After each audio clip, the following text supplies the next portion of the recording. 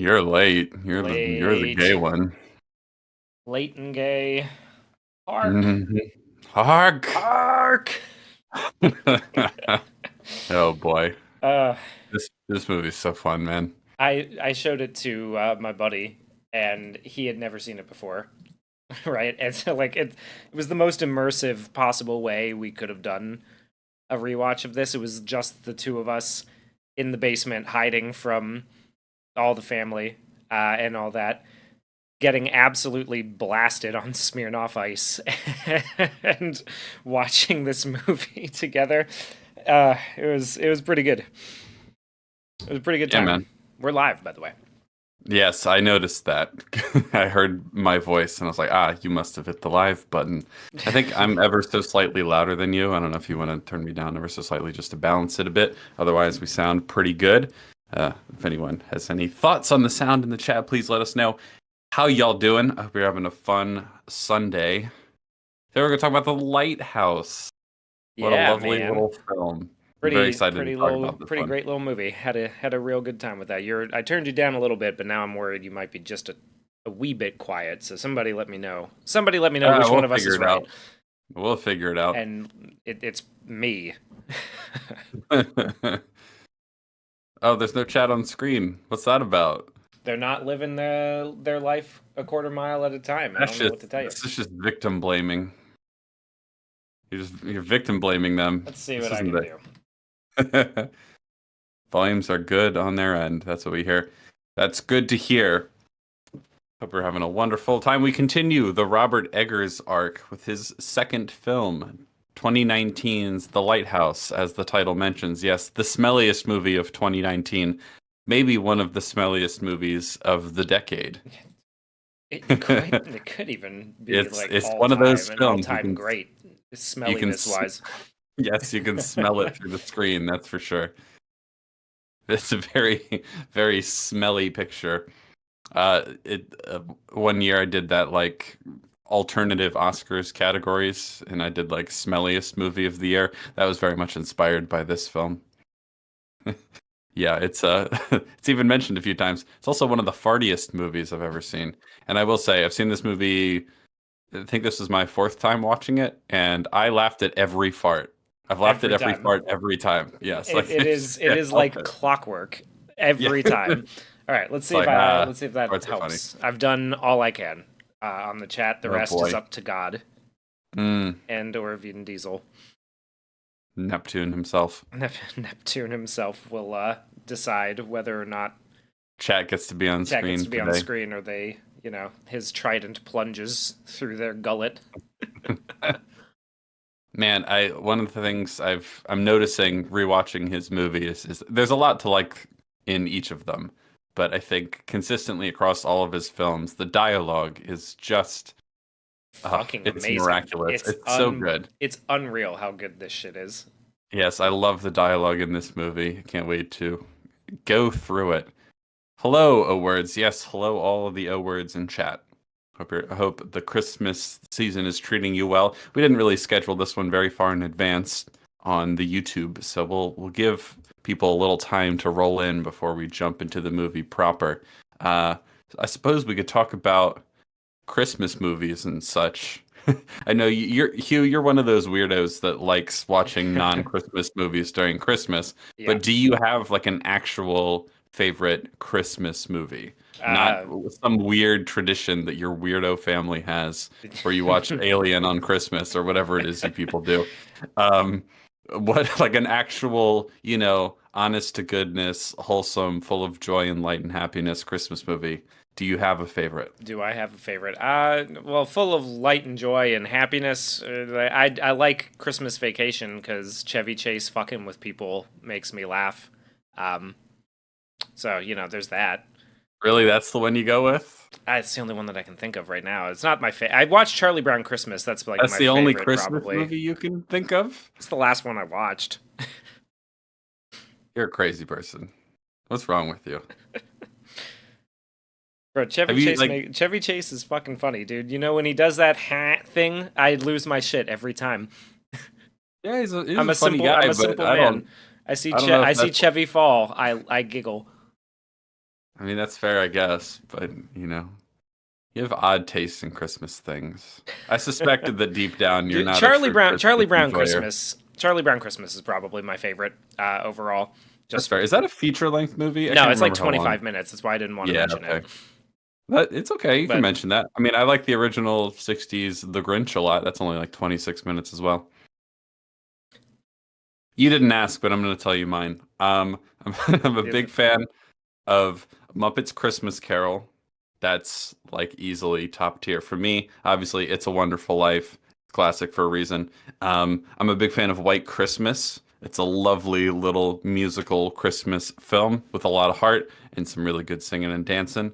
White Christmas, fucking visually stunning movie, by the way. If you haven't seen it, just Google images of it and be like, holy crap. Movies used to be really colorful and well lit. Isn't that amazing?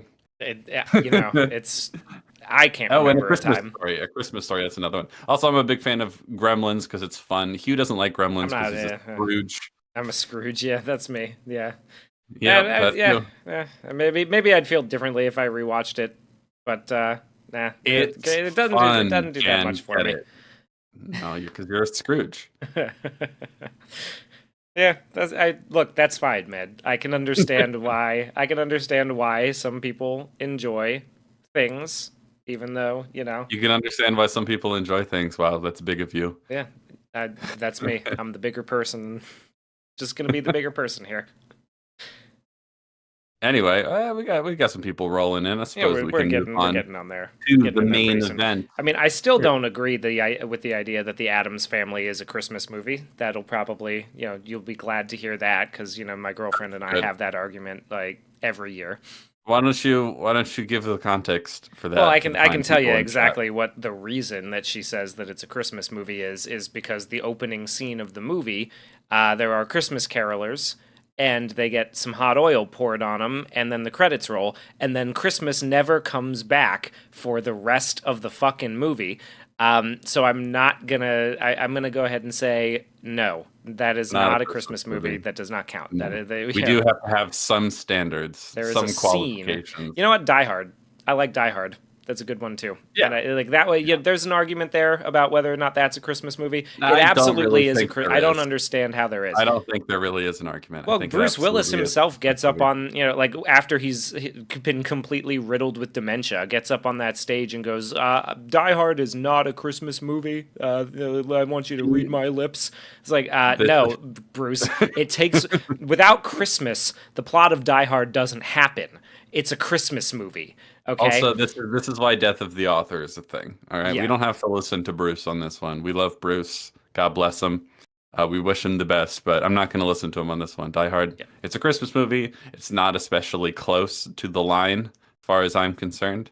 It's obviously a Christmas movie. Obviously, the Christmasness of a movie can be on a spectrum, right? Because I'm happy to call The Holdovers Christmas adjacent, even though it's really like the winter holidays as a whole. There's New Year's, there's I think that all that folds sort in, of right? stuff. That makes But sense. it's Christmas yeah. is a spectrum. But if we're going to say Christmas movie, not Christmas movie, Die Hard, obviously, it's not. It's not up for debate. I'm sorry, Bruce. I'm sorry. Yeah.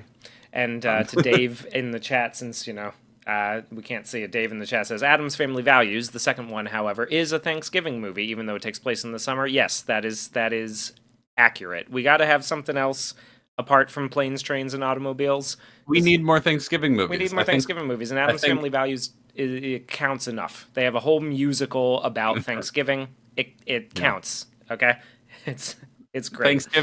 Thanksgiving is slept on. It's not appreciated enough, I would say.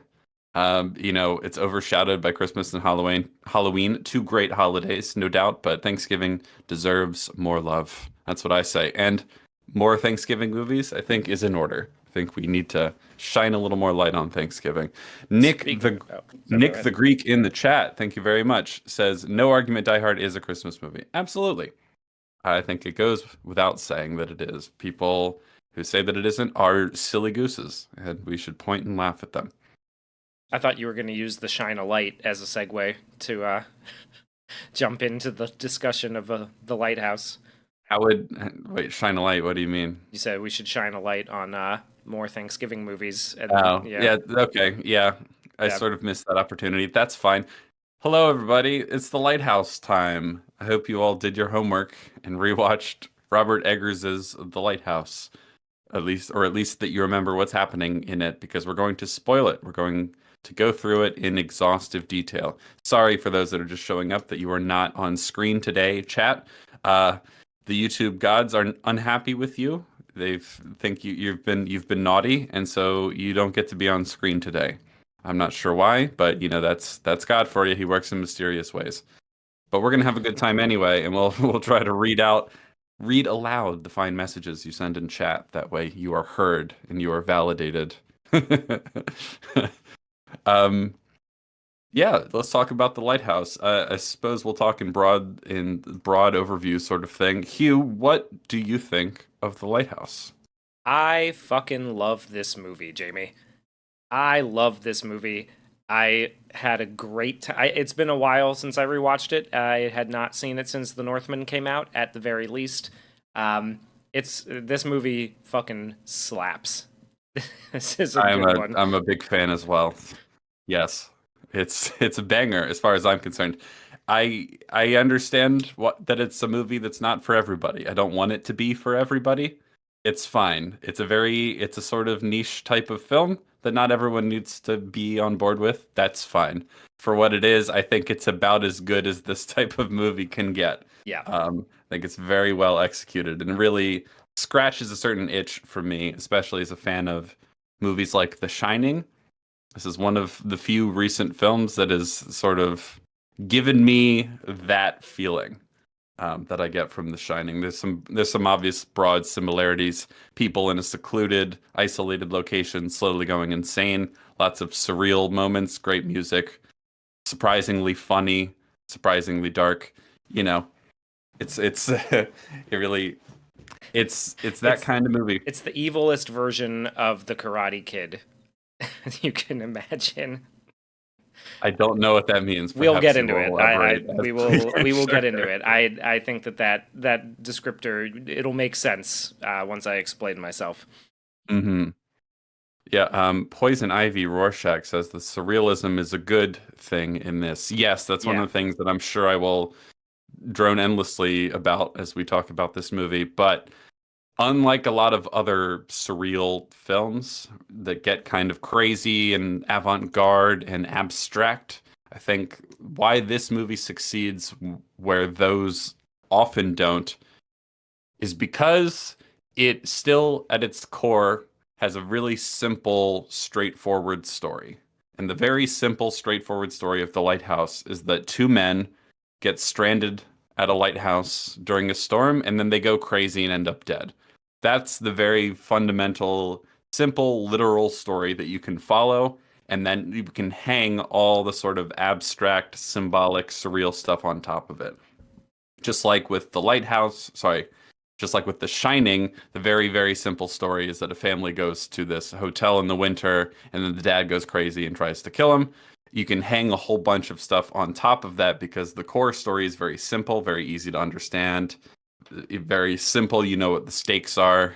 You know, Yeah. I find that a lot of movies that try to get this weird don't keep the basic story simple enough.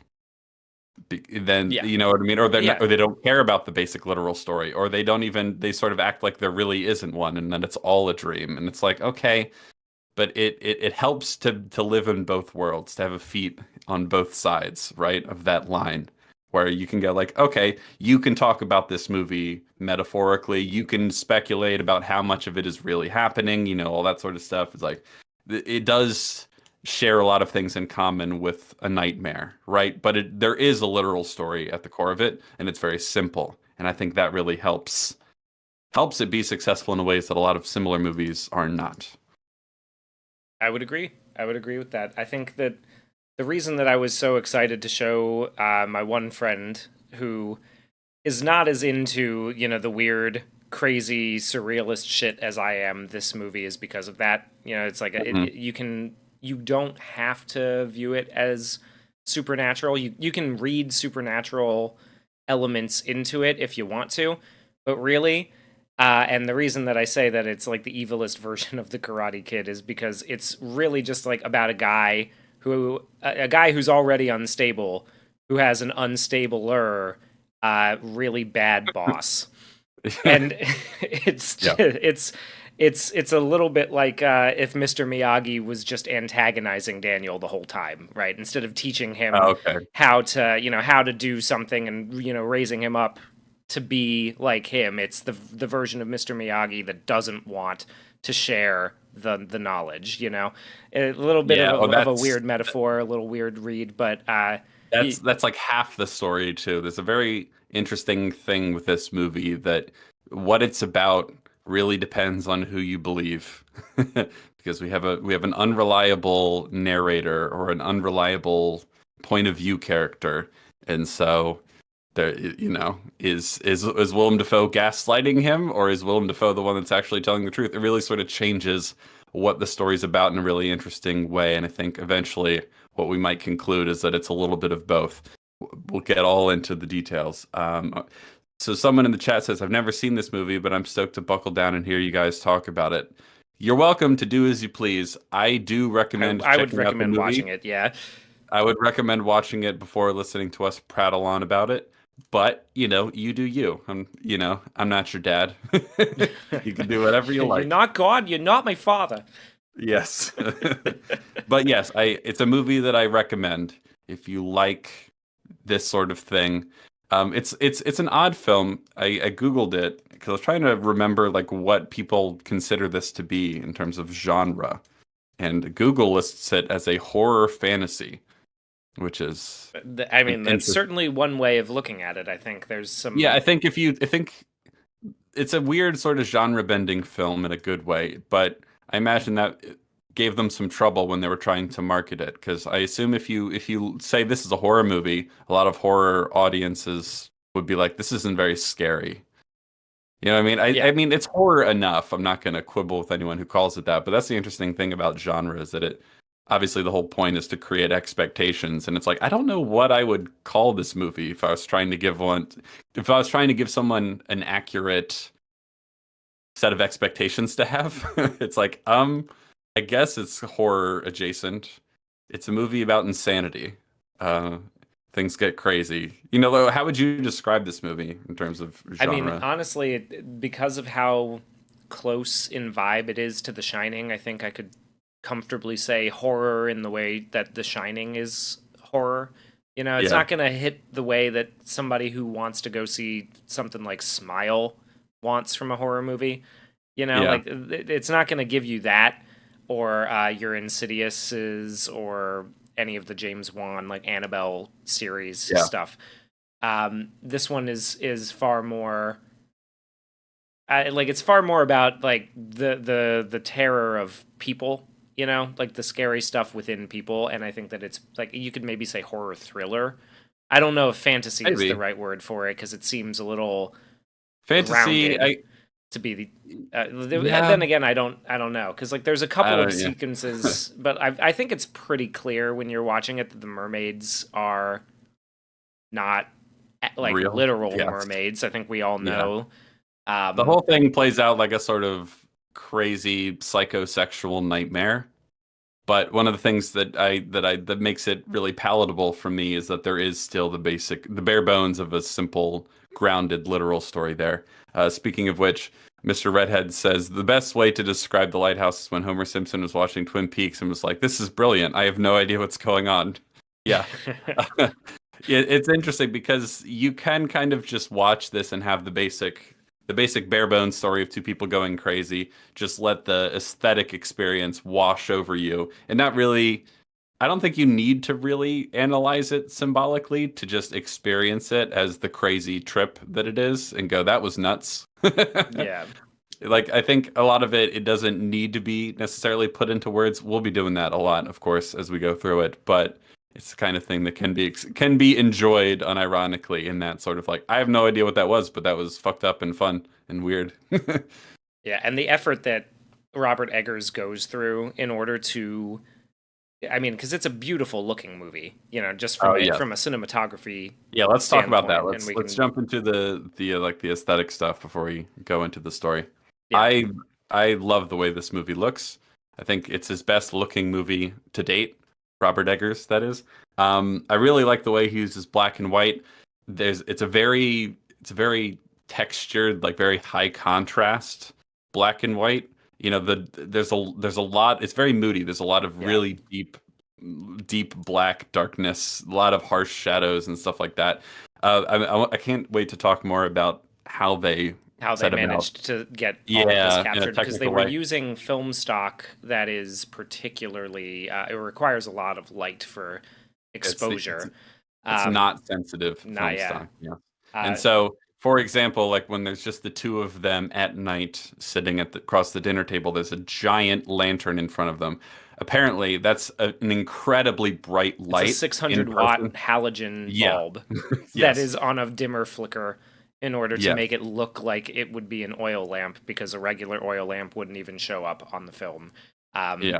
they, I was listening to Well, their but podcast with Roger Deakins. I was listening to the podcast with yes. Roger Deakins, and when they bring that up, Roger Deakins kind of goes like, "Geez, so how many glasses did you completely blow out by putting those lights inside them when you were making this movie?"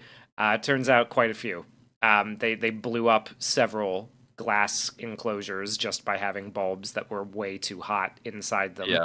Um, Well, the other fun fact is that for these scenes with the giant lantern in between them, it's the only real source of light in the scene because despite the fact that it's black and white, they are going for a very sort of naturalistic lighting design. yes. So like they don't have unmotivated sources of light, right? So there's just the light in between them, but it has to be exceptionally bright for this not sensitive film stock. And apparently, it was so bright the actors couldn't actually see the other person across the table. Yeah, Like it's that. interesting. If you Yeah, look closely enough, you'll see that their pupils are dilated to pinpricks. Essentially, yeah, they can't tiny little see. things. Crew Yeah, because they members were can't see the wearing person. sunglasses on night shoots. Because of Yeah, how, that's especially nuts. for exteriors. Yeah. Oh, it's wild, The lighthouse and it itself. So they built the looks lighthouse really itself. great.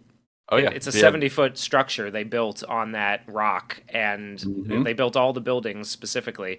And lobster fishermen would, come up to them while they were in town and would say, like, "Oh, did you build that thing? We can see that that's brighter than the actual lighthouse. We can see that thing like 20 miles out to sea." Yeah. So Yeah, they actually built the whole massive set. Oh, you can switch to the theater background now, good sir. So that way people can see some of the shots from the film. Yeah, the massive lighthouse sets for all the exteriors they actually built out on the scraggly rock. Where is this? Where did they actually film this? I can't Nova remember. Scotia. Nova Scotia. Yes, and then they obviously built the real sets on sound stages. But yeah, I love the look of this movie. There's a lot to like about it. The one of the other things in terms of the lighting, right, and like the way it was shot, they use like a red filter that like filters out all the red from the image because old film stocks weren't sensitive to red light. Old black and white film stocks weren't sensitive to red light. And so you might wonder what difference that makes because it's in black and white. Well, that basically means that everything that's red turns really dark. Yeah. And there's a lot of red in people's skin, or naturally, sort of pinky flesh tones, especially white people, that is. And when you have film stock that's not sensitive to that, it really changes the texture of the skin. And so like if you look a lot of close-ups in this movie, like they're very, very detailed and textured. There's like a real grit to the movie.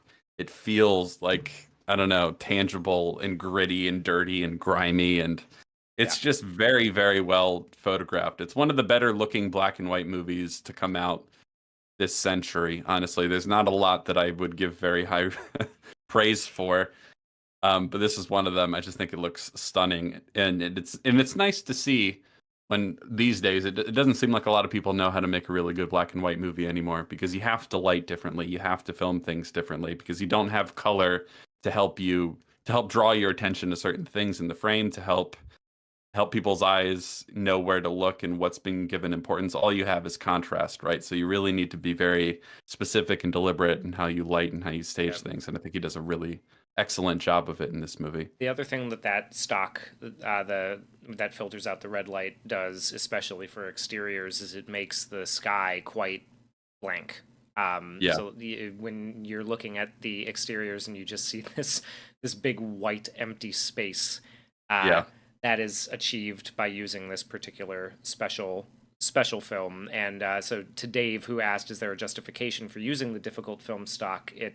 So the reason is because it does make a difference in the look. It feels more like a historic piece, a historic movie that yeah. way. The basic gist is that back in the day, film stocks were not nearly as sensitive as they are today, and so you needed a lot more light to get a proper exposure. And by using a lot more light, you create a lighting look that feels more like an old time movie Yeah. than anything you do in the modern day. Because a lot of modern day film stocks, to say nothing of digital cameras, are very sensitive. You can get like 500, uh, like ISO film stocks, but like back in the day, you had like 50, maybe 25, which means like basically you needed a lot more light to Yeah. make anything happen. So you look at a lot of old movies and they needed to blast people with light just to get a proper exposure, and that really changes, depth of field and things of that nature. So that's sort of the justification for using an older film stock as Yeah, well. and one of the other really interesting things that they did is they used, at least for some of the shots, for the opening and the shots of the ship approaching and the shots of the ship leaving and several of the exteriors, they actually used a lens that I believe was from like the 1840s. So there's a lot Really? of, yeah, I didn't know that. that's one of the first things that he brings up, is that they shot the ship approaching through the fog on a lens, at least that, with a lens from the 1840s. So there's a lot of textures that are just sort of baked into it from age and from being that old, that give it a much more unique feel. And it fits the vibe, right, of the time. Like, this is a period Yeah. piece set in that era, so he's got a lens that made in that era that he used on older film stock, and it created a lot more graininess and a little bit more depth of characterization just to the image. So it's pretty Yeah. it's pretty I, intense. It's pretty cool that they managed to, that they really, like, this is the thing that I love about him the most, right? Is that it's not even just in like the little things on the set, like on all of their buttons and silverware. If you look really closely, you'll see the watermarks of the U.S. Lighthouse Authority, because that's period accurate to yeah. the time. Like, they didn't want people stealing anything, so the buttons on their clothes and the silverware or the pens and everything are all emblazoned with that. But it's not just that attention to detail; it's behind the camera attention to detail as well. That just really sets his stuff apart, man. Like, he really knows how Yeah. to make it. He really knows how to make it, infuse it with some character that goes along with the time period he's shooting. Speaking of which, the next most obvious thing to mention, other than the black and white cinematography, is the aspect ratio. The movie has a very unusual, or very uncommon these days, aspect ratio of 1.19 to 1, almost square, even narrower than 4 by 3. This is an aspect ratio that was somewhat common back in the days of early silent films. I believe, a couple movies like Sunrise, A Song of Two Humans, and I think maybe the movie M were shot in this aspect ratio. It's very claustrophobic, which, as you can see, in addition to contributing to the feeling of it being an old-timey movie that we don't see much of these days, they feel everything feels very cramped, right? And so Yeah. it has because it's even narrower than 4 by 3, so it really gives you that feeling of being trapped in, especially if you have a movie with people in cramped quarters and there's only two people, like they're really stuck together, and the aspect ratio really helps with that. There's a fun story that Robert Eggers tells trying to convince the studio to let him shoot this.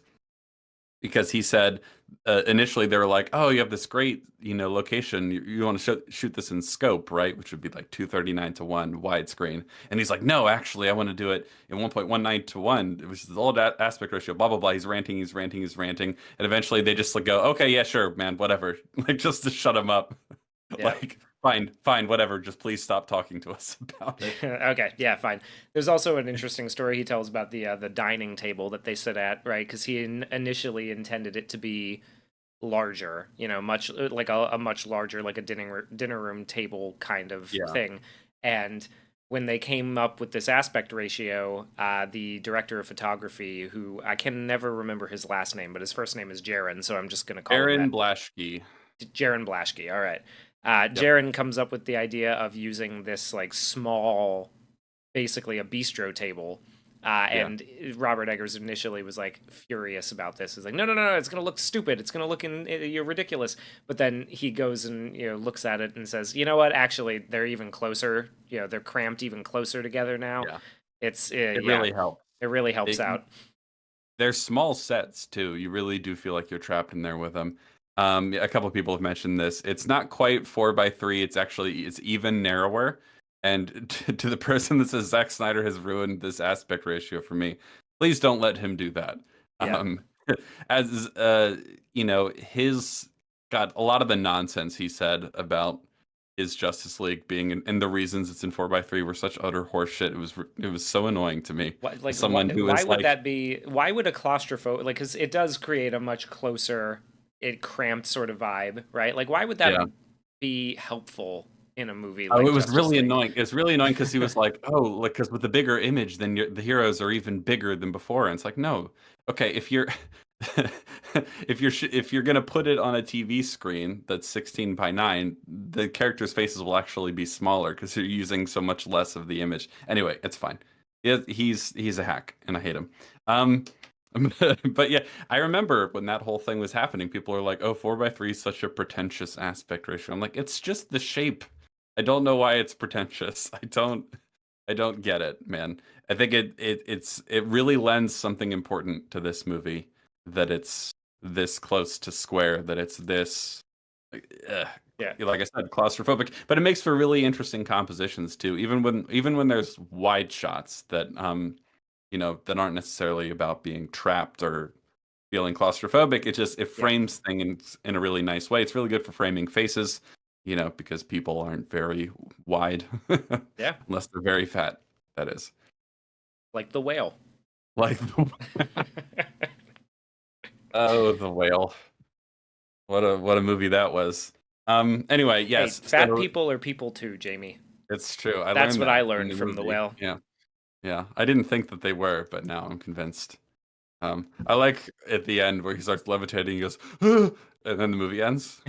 Great, brilliant, perfect comedic timing. He's Um, not levitating. He hasn't walked in so long. He's forgotten how. He's forgotten the feeling. yeah. No, I like movies in aspect ratios like this, in like 4:3, the Academy ratio. I just think I like seeing a wide range of stuff, and I think that's what I appreciate about Robert Eggers so much is because he doesn't shoot every movie like this. So far, every movie he's made has been in a different aspect ratio because unlike a lot of people, he seems to be being deliberate and thoughtful about what aspect ratio to choose for each project he does. And that's Yep. something that I really admire, and I like seeing the variety. The You nice know, thing, I'm the really nice thing uh, about it too, right, is that like you can always understand the reason why he's decided on his aspect ratio, so you know that he gave it a lot of thought and yeah, considered what it's going to do in service of his story, which is sure. something that Yeah, we harp on a lot. If you're going to do something like that, really should be all in service of, what you're trying to achieve, and I really like yeah. that he's It doing it. it it affects how people perceive it from like genre expectations and things like that. It affects tone, as well. It also, I mean, it just depends on what you're shooting in terms of like how tall the subjects are. For example, like, a lot of sort of epic adventure films are kind of in scope and widescreen, but Jurassic Park's in 185 because it's got really tall dinosaurs. You know what I mean? So you Yeah. need to think about all these sorts of things. And that's one of the things I appreciate about him is that he's gonna change it up based on whatever he thinks the story calls for. And I think, he made a really strong decision here. So we talked about the black and white. We talked about the crazy weird aspect ratio, 1.19 to 1. Another About thing I the wanted to light. talk about.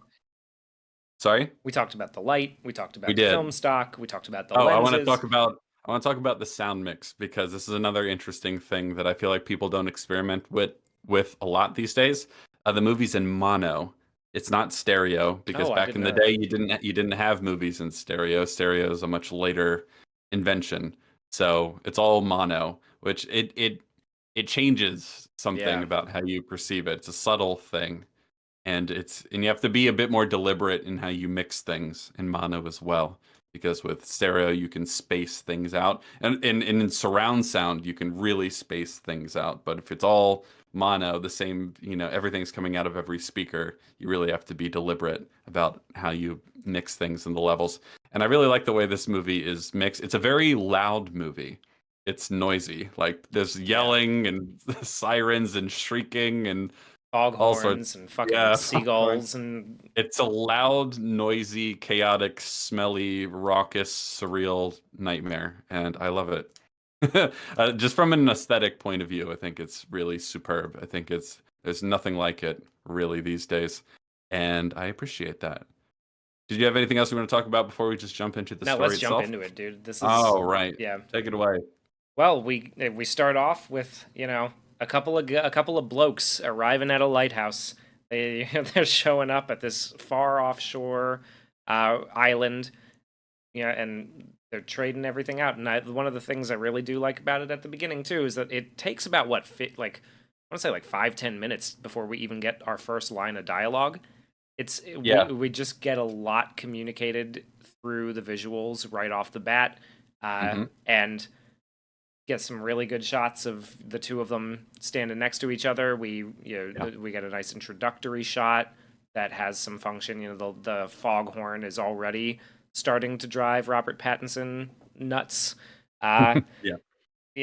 he's smoking his clay pipe, and one of the things that he talks about is that there are a lot of photos of older seamen who smoke clay pipes at this time, holding them in their mouths upside down, even when they're not lit, because of the fixation, the oral fixation on it. So there's a lot of just like Yeah. really good detail right off the bat, and then we get our first fart joke before we get a line of dialogue, and Right. I'm pretty happy with that. I like how It's a very farty movie, has been mentioned in chat a few times, and I laugh at every fart. It's great. So before we talk about some of those opening scenes, Matthew Leach says Defoe and Patterson barely spoke to each other on set, must have added to the weird atmosphere. So Robert Eggers has talked about this. He said probably the most difficult thing about filming the movie, other than working within the budget and working within the crazy elements where they were filming, like the cold and the wind and all that sort of nasty stuff. One of the hardest things about it was sort of balancing the way Willem Dafoe and Robert Pattinson liked to work respectively. yeah. Because Willem Dafoe is very much a child of the theater. He likes to rehearse things over and over and over and over and over and over and over and slowly hone them and craft them and find new things and just do it over and over and over. Whereas Robert Pattinson apparently likes to be more a bit spontaneous in the moment and give you like his first like the first couple takes. He just wants to like let it all out and not like run it into the ground by like playing it to death. You know what I mean? Yeah. Like he wants to just give you the fresh thing right off the top of his head. And so apparently he found it very hard to work to get them like to sort of find a middle ground between those two extremes, because they had long rehearsals and everything, but apparently Robert Pattinson would like hold back in rehearsals and not really give it his all and try Yeah. to save it for like when they actually filmed. And then he would And so, do a lot, like, so they would have marks because it's we got a lot of block heavy shots, a lot of blocking that's very important, and Robert Pattinson has this tendency evidently to sort of go a little bit like he'll move from point A to point B just fine in rehearsals, but then he'll move from point A to C to D to F to B in the actual take. And even though he made it in the right amount of time, like he made it to the right spot, it's just he he kind of took a more roundabout detour to try to give them a little something more to work with, and that caused some issues Yeah. between him and Defoe. You know. Yeah, they were just not on the same page, and he said Eggers said that was one of the hardest things he had to do as a director was like find a way of getting them to meet in the middle. It's really funny too to hear about how Yeah. Willem Dafoe would complain. Another thing that he mentions is that Willem Dafoe likes to complain a lot Yeah. about how poorly he's being treated, and it was kind Well, I of mean, let's talk about that for a yeah, minute. Willem Dafoe gets put through the ringer in this yes, movie, and God bless him for doing it. He's a legend. I love Willem Dafoe. He's incredible, and he really puts it all out there for this movie, he really like does. crawling around in the cold, hard ground like a dog, and like barking, and all the crazy stuff he has to do in this movie. Apparently, he would just complain endlessly about it on set. I've He worked would with just Wes Anderson. You think you? This is the worst apparently I've ever been treated, and I've worked for yes. real artists. Yeah, he would complain endlessly and then do it anyway and then be really happy afterwards. Apparently, that's just the kind of guy he is. Yeah, Which well, is funny. it's funny because he's now been in the last three Robert Oh Eggers yeah. movies. But So clearly he likes it. yeah, But he just he's likes to he likes to complain while he does it. I mean, I wouldn't necessarily call what's his name, Willem Dafoe, a prima donna for complaining about this movie. no, This no, no. movie I sounds wasn't trying to imply brutal. that. No, Like that's no. But it's just like him crawling around on the ground. He's old, he's getting up there, yeah, and then he gets buried alive while giving a monologue. It's yeah, there's but a buried lot. alive in Oreo dust, so it made it. Wait, is that what it was? Yeah, Wait, really? I didn't know that. I'm pretty sure it's Oreo dust. That's funny, and not actual dirt. Yeah, so it made it worth his while by the end. I suppose. Yeah. Anyway, um, But yeah, so Trayvon they Washington. oh yeah. Hold on, Trayvon Washington says Eggers spent 11 hours listening to digital fart noises, trying to find the perfect ones for each scene. He wound up discarding them and recording his own. Yes, that's the kind of thing that I'm just going to assume is true and parrot to everyone who will listen from now on. Yes, he's dedicated. Anyway, let's get back to the story. So we have two men who arrive at a lighthouse off the coast of New England to take over the spots of two men who are on their way out. Rotating through the shift. Somebody actually asked, like, who are the other actors? I think somebody in the chat at some point said, "Who's that third actor in the beginning at the ship?" Those are just crew members from the movie. That's funny. Much like there's the witch.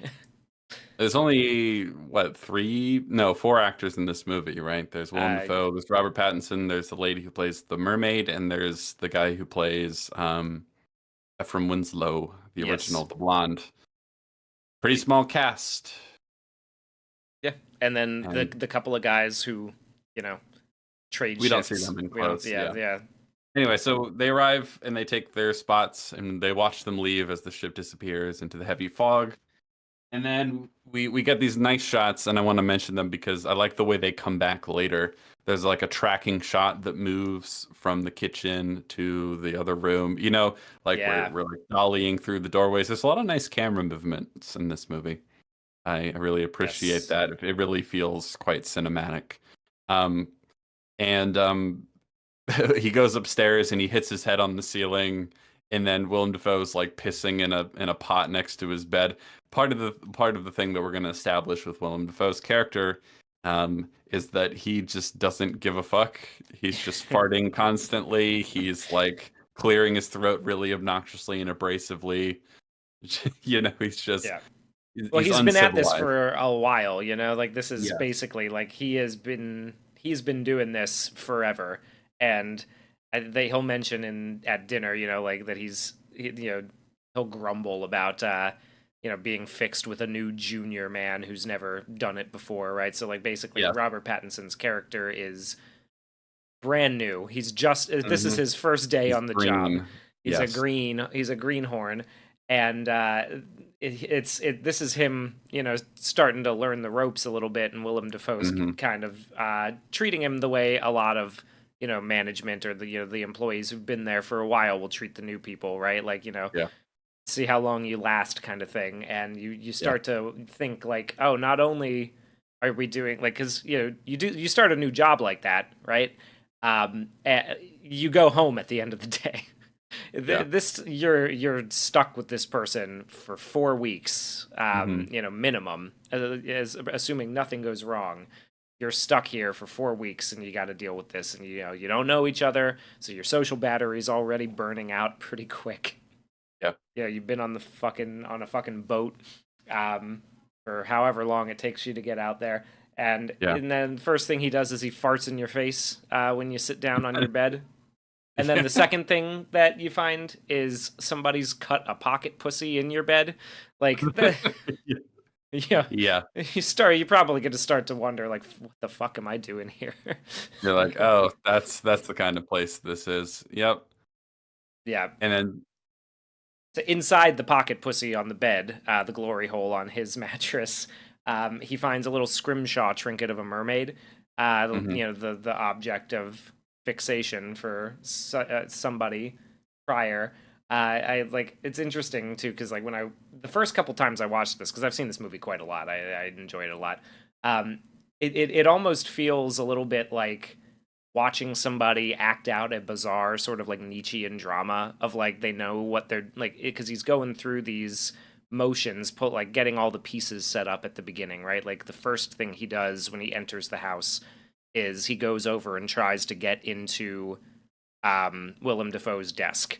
And I think I mentioned this to you at one point that it feels almost like somebody who's trapped in an endless cycle of this, seeing if maybe this time it'll be different. Maybe I can open the desk early this time. And that Yeah. and I love that little additional detail, particularly once we get down to the Promethean metaphor at the end. It it, Yeah. it really works for me. Yeah, that's one of the many interesting layers to this. But yes, it's a good point that like one of the first things he does is try and get into his desk because he'll be constantly trying to get at his notebook and also the key that he has. Yeah, well, Um, and it's interesting because that gives me a lot. Like we'll see a lot of this as we move forward, and especially in the first dinner scene. But he's got the attitude, and this is where I kind of I found a lot more humor in it this time around because he's got the attitude of like he just started the job, right? And he mhm. read the book about it. He kind of he's done his research, but he doesn't know what he's doing and he kind of just immediately sort of expects to be allowed to handle all the big boy responsibilities. Yes. Um, and I really kind of love how much that made me dislike his character this time around because I'm just Yeah. like, you don't know what the fuck you're talking about. You don't know what you're doing. Like you're stepping in on this man's territory here, like trying to Yeah. tell him what for. Um, Well, I kind of want to talk about it now because you're bringing it up, but there's several different layers to this, and like I mentioned before, like different ways of interpreting what's happening here based on who you believe. There's kind of basically there's two stories. So obviously we have these two characters. At first, we're going to think that Robert Pattinson's name is Ephraim Winslow. We'll eventually find out that that's a lie and that his real name is Thomas Howard. Is that right? yes, Tom Howard. Howard. Tom Howard. And then Willem Dafoe's character's name is Thomas Wake. Right. So we got two Thomases. I'm going to call them by their actor names because it's easier for me that way. I think they Um, referred to them in the making of the movie as old and young. We can call them that. Yeah. Old and young, old Tom, young Tom. Anyway, young. There's depending on who you believe and who you side with. There's two very different stories happening here, and I think on this watch, I was much more inclined to see this story from old Tom's point of view, Yeah, me like too. you just mentioned, because I think the very basic story, spoilers, we'll talk about all the details, but the very basic story from young Tom's point of view is that he comes here to start a new life. Now he's got a troubled past and he's got secrets he's hiding, but he's here, he's working his ass off, and meanwhile his boss is like treating him like a servant while he hoards the light. The light is the precious thing, the Yeah. wisdom, the knowledge, the treasure, All and the he's all the hoarding the that. nice the nice cushy responsibilities. Yes, He's that's mad that the older yeah. guy who's done it more is taking more of that than him. Well, yeah, but he's hoarding it from him. He's not Yes. giving it to him. He's not sharing it with him. Meanwhile, he's forcing him to do all the back-breaking work. with little to no praise or thanks. Like all the hard responsibilities he's pushing off onto him, while seemingly he just hangs out in the lighthouse and jerks off or whatever he does. Yeah. It's not clear while he's busting his ass, and then meanwhile he's gaslighting him. He's telling him that like, oh, you're not working hard enough. Are you stupid? Are you a dullard? You could have fooled me. And he's berating him constantly, telling him he's worthless or whatever, that and he's threatening to dock his wages, and he's being a cruel tyrant, Yeah. right? And then eventually the cruelty drives him to the point of wanting to get revenge, right? And finally get to experience what he's been keeping from him the whole time. There's a sort of like revolution against a cruel tyrant sort of angle to it. That's more or less the basic story from young Tom's point of view. But then throughout the movie, old Tom is like contradicting him, like, no, you haven't been working, you haven't done these things.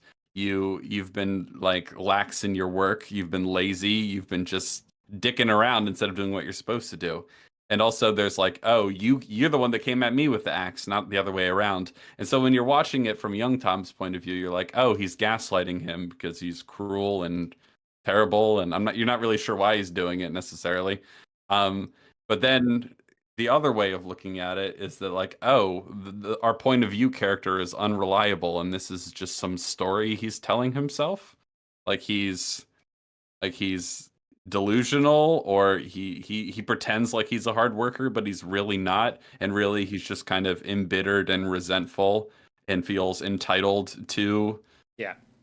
be the position and the authority and the treasure that Willem Dafoe's character has, and he like resents it so much that he ends up going crazy and killing him.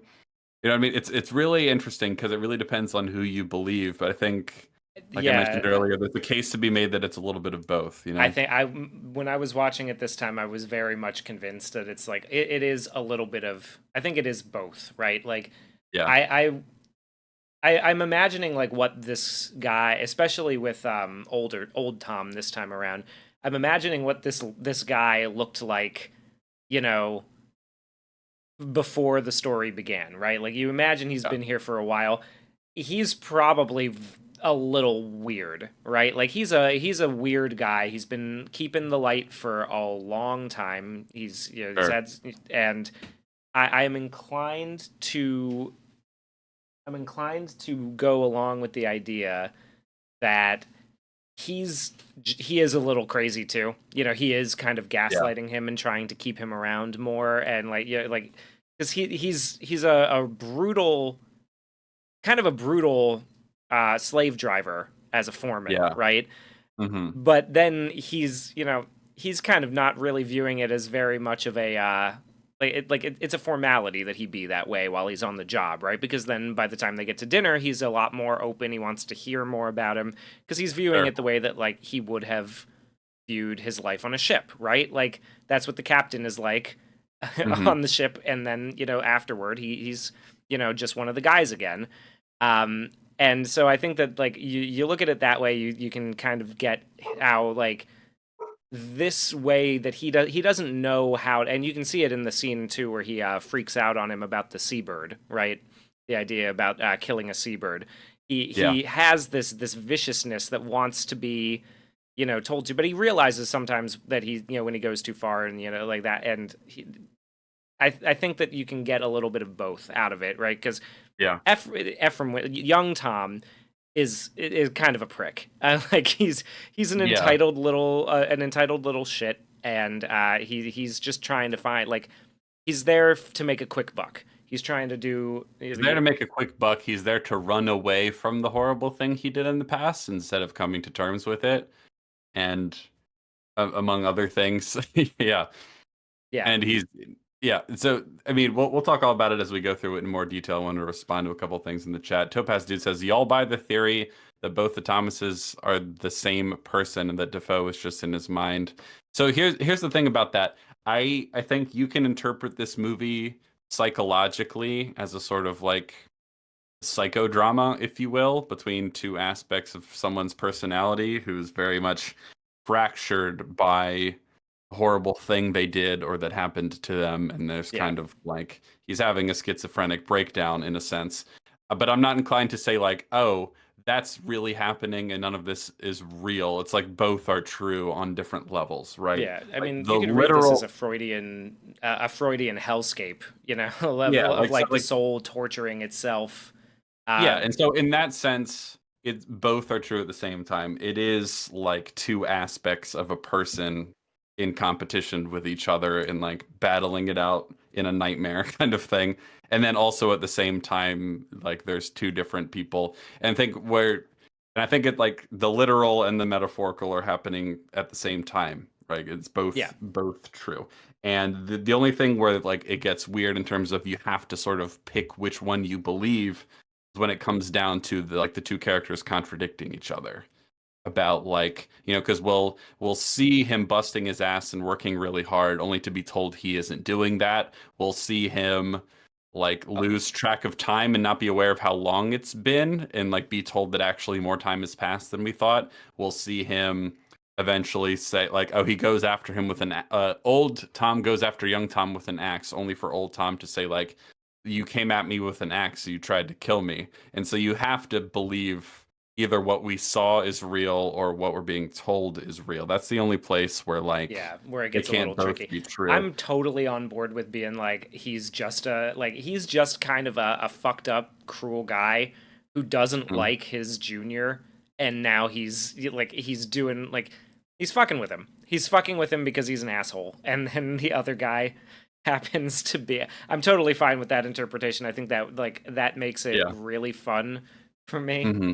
to watch it this time around because I was like, yeah, you know what? I think I'm just gonna stick with that one for the moment. But next time I It- watch it, I might be like, maybe it's a little different this time. Maybe it's actually the other way. Like, there's a lot of yeah. different ways, things you can get out of it, and all of them work, which is like it's that makes it really.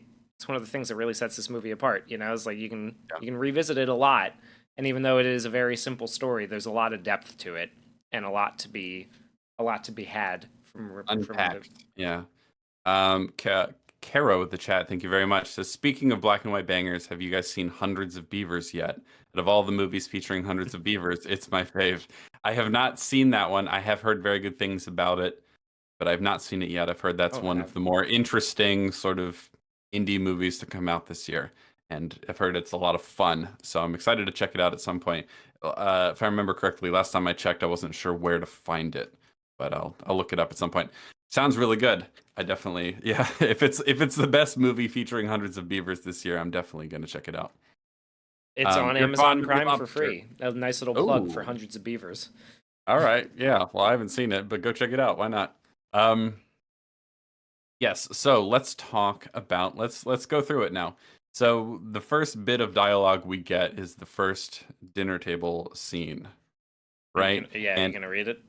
yeah, I'm I'm gonna resist the urge to read every bit of dialogue in the whole movie because it's so good. But there are definitely a few monologues and choice things that we need to get word for word because fascinating stuff. So this little prayer, this little grace that he says before they start eating comes up like three times throughout the movie. So it's important.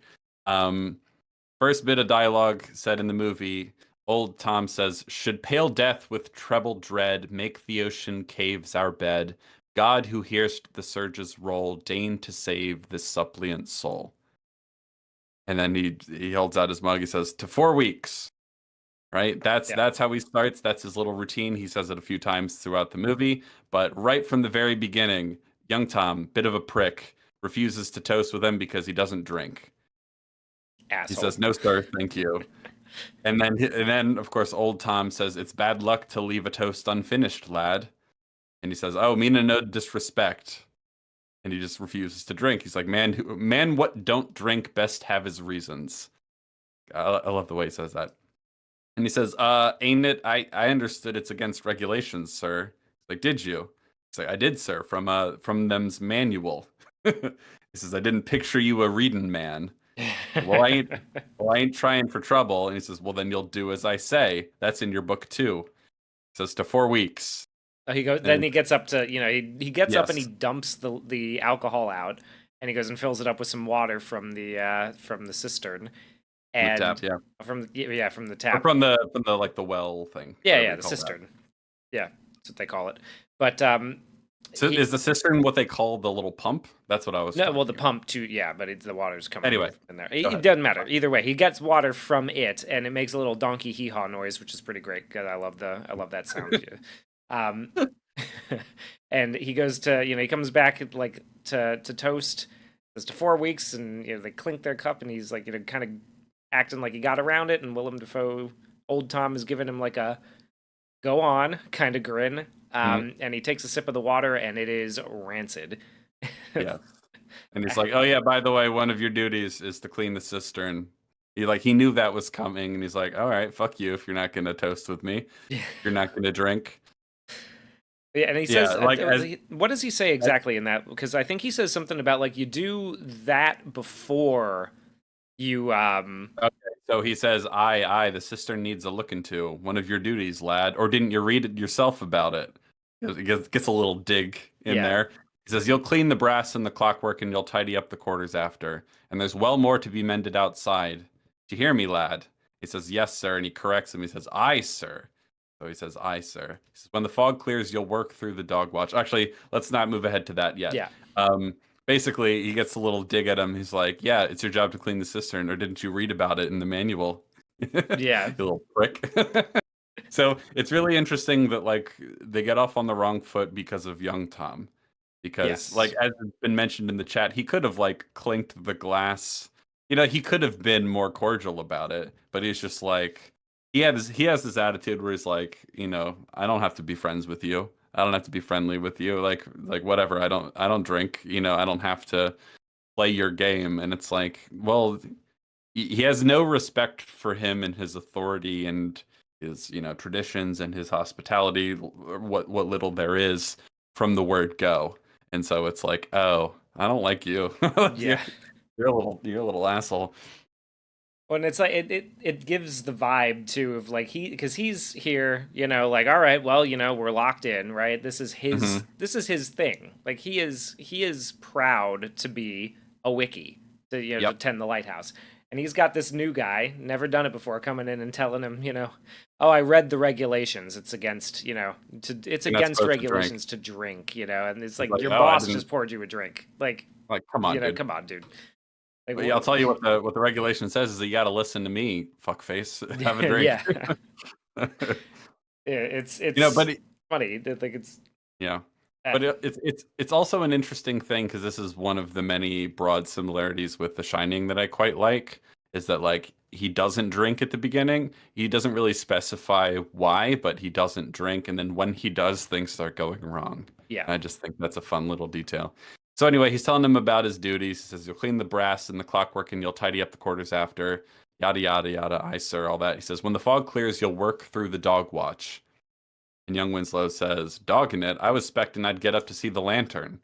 So there it is, right again Yeah, from the beginning. He's like, right "Oh, from the what about beginning. the fun part, seeing the light, tending to the light?" And he's like, "I tend the light." And he says, "Well, the rules is alternating shifts." And he's like, "It's the mid watch that's to dread, lad. My watch, night to morning. Some new junior man I'm fixed with. See to your duties. The light is mine." So right away, he's coming in with expectations. He's never done this before. He read the manual. He's like, oh, okay, you don't drink on the job and you alternate in shifts. And this he does it his own way, essentially. He says like, no, you drink when I when I toast. Obviously, you do what I say, and I handle the light. You handle everything else. Not everything else, but just about essentially. And so he's possessive of the light. He's like, no, that's my job. Now, if you're watching the movie from young Thomas's perspective, you're like, oh, he's like hoarding the cushy job because he's a prick. And He's he's an he's asshole. going against the regulations, like Yeah, he's not doing it proper like. yeah, he's not doing it proper. Like, and if you're watching it from old Thomas's point of view, it's like this little fuck face comes in. He's like, when do I get to tend the light? It's like, no, you haven't earned that yet. Yeah. Like this little greenhorn coming in like, when do I get to do the light? It's like, no, you don't get to do the light, it's mine. Yeah. Yeah. Either one, you can kind of get to, right? Cuz like he is sort of, but Old Tom here is given me this time around anyway. Old Tom here is giving me a little more of a, you know, little. I'm a little more on his side with this one because I'm just like, yeah, no, Yeah. fuck you. You think you're gonna get up there? What first day on the job? You think you Hmm. get to go in there and do the thing? No, you got to learn how to. You got to learn how to Yeah. keep the foghorn going, and you got to keep shit prepared. I'm old. It's like this. Like I'm old. This is the part that I can do. Yeah. Yeah. Yeah. That's another aspect of it too, for sure. Okay, so then we basically see him doing work around. He's shoveling stuff. He carries a big bag of what you assume is lye or something to that effect that he pours into the cistern to like kill whatever sort of Just gross, rebalance it and kill yeah, everything off. whatever horrible shit bacteria is in the cistern, right? And then at one point he goes upstairs. There's water leaking through. Oh yeah, he wakes up one morning and there's like a light. There's water leaking through, and so old Tom is like, the shingles. You'll have to tend to them as well. I think that had that. So It the might first, happen before. the Yeah. first thing that he does after he does dumps the lye, or I think the first thing we see before he dumps the lye in is actually him shoveling coal or wood chips or whatever it is into the foghorn mechanism. Yeah. All of that mechanism, by the way, is real. They found an older dude who collected that stuff, the Oh steam hell yeah, engine dude. stuff, and they just they built some extra sets with it, but a lot of it is around it, but most of that is real and real I love the operating. sound of the sort of foghorn in this movie. Yeah, It plays a lot, obviously. It comes in over and over and over again, but it's a really cool sound. and it kind of goes off in his ear. He's got the lighthouse keeper's manual, right next to him, and he's kind of looking at it, and the horn goes off in his ear. And then we get one of my favorite shots of the whole movie, because he's really pissed off. He's laboring and toiling away in this like sort of basement-looking building, right? Now, granted, it's not the same building. This is, a different shack a little bit further down the island, but it's there's a furnace going and he's shoveling dirt and it's dark and grimy, and then we get this dolly shot that kind of is edited together to make it look like we're going from one end of the building over to where the lighthouse is, and then they pulley the camera up through the lighthouse all Yeah. the way up to where Willem Dafoe, where Old Tom is sitting naked, buck ass naked, watching the light and drinking with it. Yeah. And it's I mean the And he toasts and he shift. says, "To ye, my beauty," Yeah, or yeah, "Me yes, to beauty," I ye think he me says. beauty, to ye, Yeah. and I mean, but one of my favorite shots in the whole movie is like we're literally going from hell to heaven, and Yeah. seeing the way that they're like the way that the two different ways they're interacting with the job, right? In Yeah, the dichotomy between them. Yeah.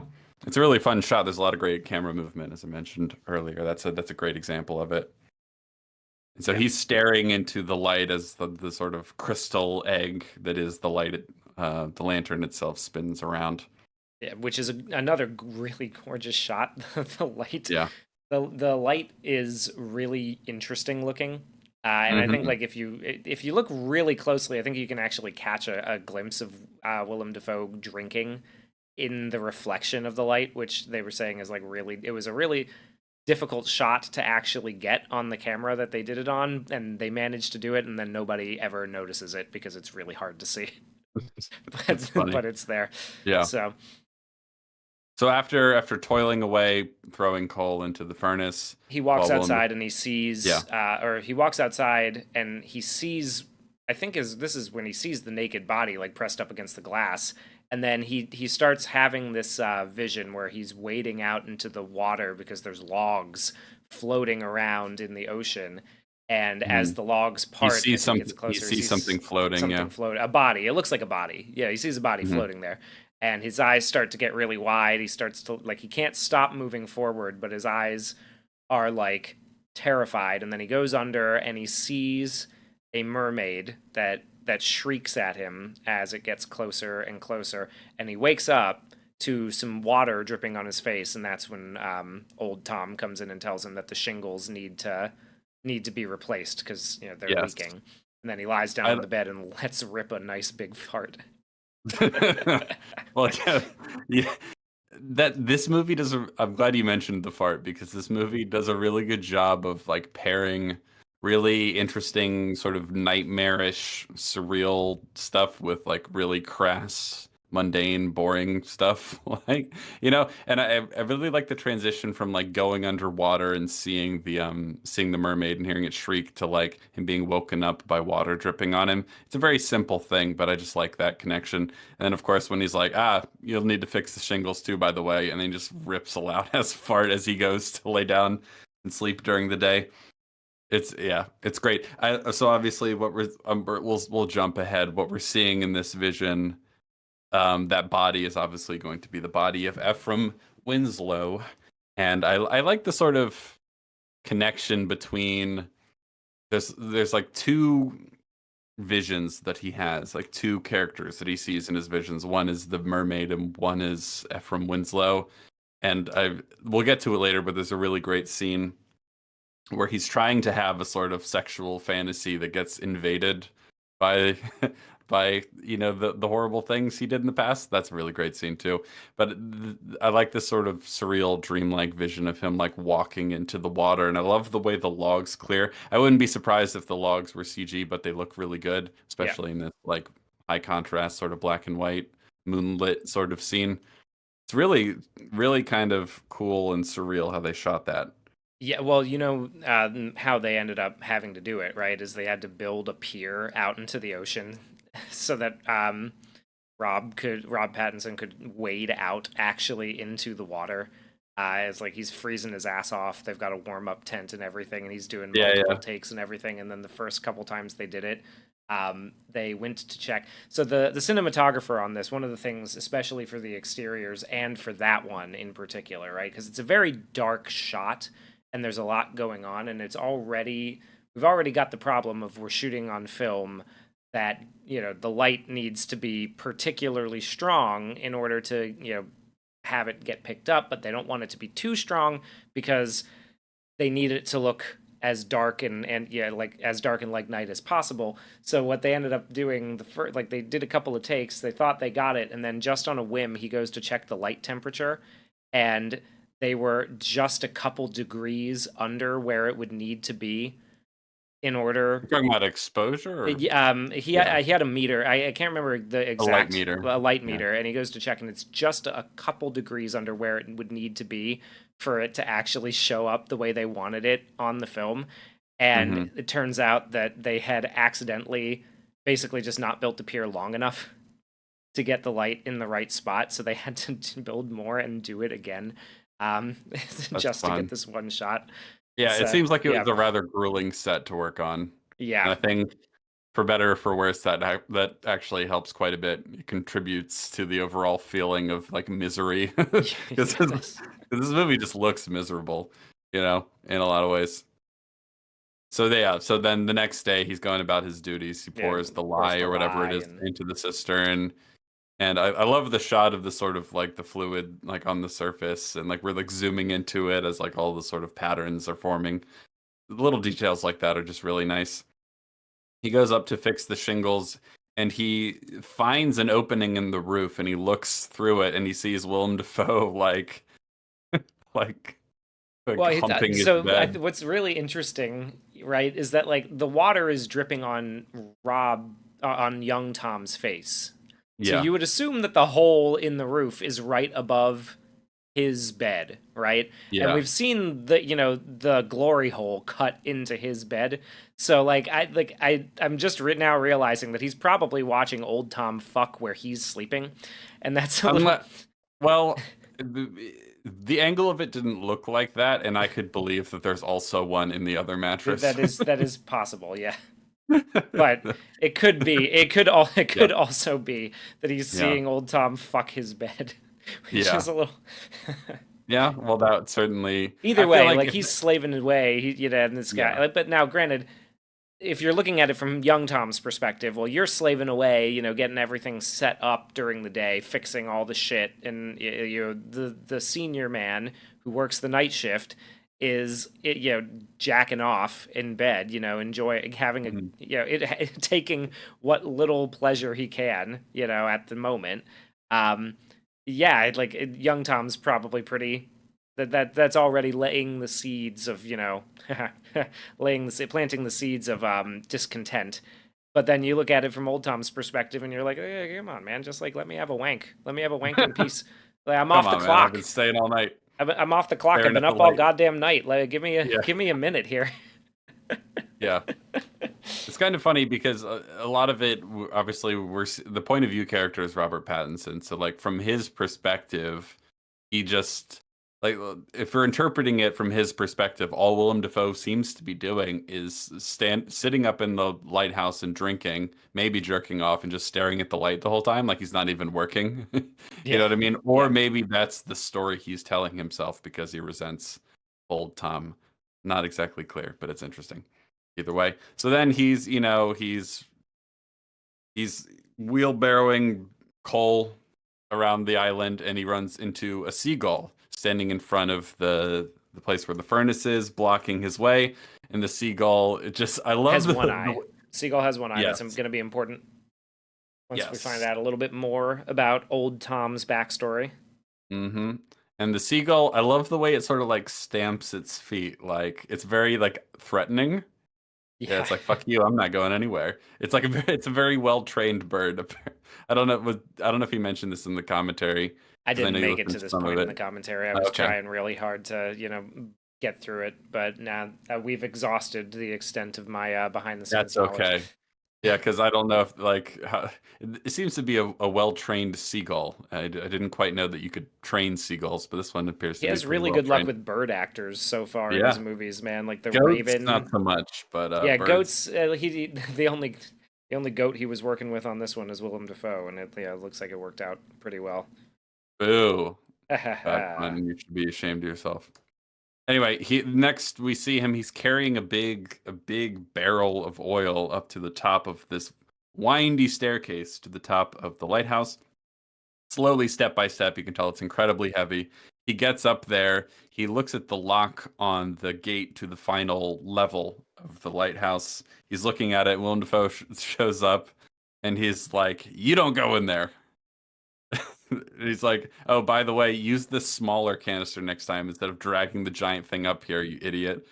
It's like it'll save you a lot of trouble. Now take the big one back down. Where you found it, Yeah, unless you're fixing to burn the whole light down. Yeah, but yeah. the other thing that he does in that scene too is like he throws the smaller canister at him, right, and then says, "Catch your breath," and he sits there and he kind of like relaxes for a bit, but then immediately afterward he goes, "I said, catch your breath." It's just Hmm. like, oh, like you mean immediately? Yeah. Okay, like that's which that's one of those ones where I'm just like, oh, so you are kind of an asshole. You are being a dick Yeah. a little about it a little bit, right? But like, Yeah. He's he like, is, no, I mean, take a big deep breath right now. I want to see you do it. yeah, like take a big deep breath and then get that shit out of here. Um, Yeah. Also, just real quick, because I was trying to look up whether or not the seagull is trained, but there is apparently on villains.fandom.com there is an article about the seagull from the lighthouse. That Okay. it is it says it serves as the secondary antagonist of the film, and that Um, his hobby I don't know is about that. harassing Ephraim Winslow during his job. I mean, that's fair. He does seem to enjoy it. You can there's a devilishness to Yeah. to his expression. You can tell he enjoys tormenting him. Crimes: assault, harassment, and malefic, possibly Racketeering, money laundering. racketeering, money laundering. Yeah. Powers: flight and dark magic, possibly. This is kind of an interesting article. That's funny. Well, I suppose by killing him, that has a magical effect on what happens Yeah, next. does he curse him? Is he cursed the whole time? Like, Well, it's just bad luck to kill a seabird. bad Anyway, luck to kill a so seabird. he's like, then see to the rest of your duties. You're behind already, and then he unlocks the door. Old Thomas, that is. He unlocks the door and he goes up into the top level, and he's looking up there and he says, like, you're too slow. Are you a dullard? He goes, no, sir. And he says, fooled me. I love Got that. him. It just slams the gate in his face Got when he him says, good. Got him with So the what are you, one-liner. retarded? Yes, it's great. Are you And retarded then or something? No. Are you really retarded? No, I'm not. Wow, that's really cool, man. I thought you were really retarded. wait, what's that from I again? think it's from Garden State. That's Natalie Portman. Right. Yeah. Yes. Oh my god. So then it's dinner time again, and Willem Dafoe opens, old Tom, I should say, opens with the same toast. Should pale death with troubled dread make the ocean caves our bed? God who hearst the surges roll, deign to save the suppliant soul. So let's talk about what that means a little bit, right? Yeah. So obviously, one of the things that I've noticed so far about all of Robert Eggers's movies is that one of the things he seems to like most about telling stories in the past is telling stories about people who are much closer to death and whose lives are much more precarious than ours in the modern day. That seems to be an obvious fixation for him, right? He's And just, so he romanticizes people, life at sea, right? Like that's his thing. Sailing yeah, back then, like sailing was that's a fucking hard job, man. Like that, like, yes, you're taking your life in your hands every time you go out. I mean, even today, it's pretty. I don't it know if can be. you ever read The Perfect Storm, but or watched it. Did you ever see that movie? Yes, long time ago. The book is a really fascinating exploration of like just how dangerous fishing or like sailing on the open ocean, even with modern technology, can be. Yep. And Hmm. like you read this and then you imagine like the people who went out on wooden ships, with nothing but the stars essentially and compass, nothing but the Yeah. stars and compasses to navigate, right? Like it's a really dangerous and difficult thing, you know. Yeah. So And so yeah, there's an obvious like fixation with people who are like much who are living on the edge, whose life is much more precarious even than it is in our life today. And so it's an interesting little prayer that he says that like basically in essence, should the sea decide to just kill us, of like may God save those who are like may God deign to save the suppliant soul, right? Like yeah. the suppliant. I just want to get it exactly right, just in case I don't want to mess it up. A person making a humble plea to someone in power or authority. So like the soul who calls upon God's grace in humility and all that stuff, may they be saved because the ocean is gonna kill.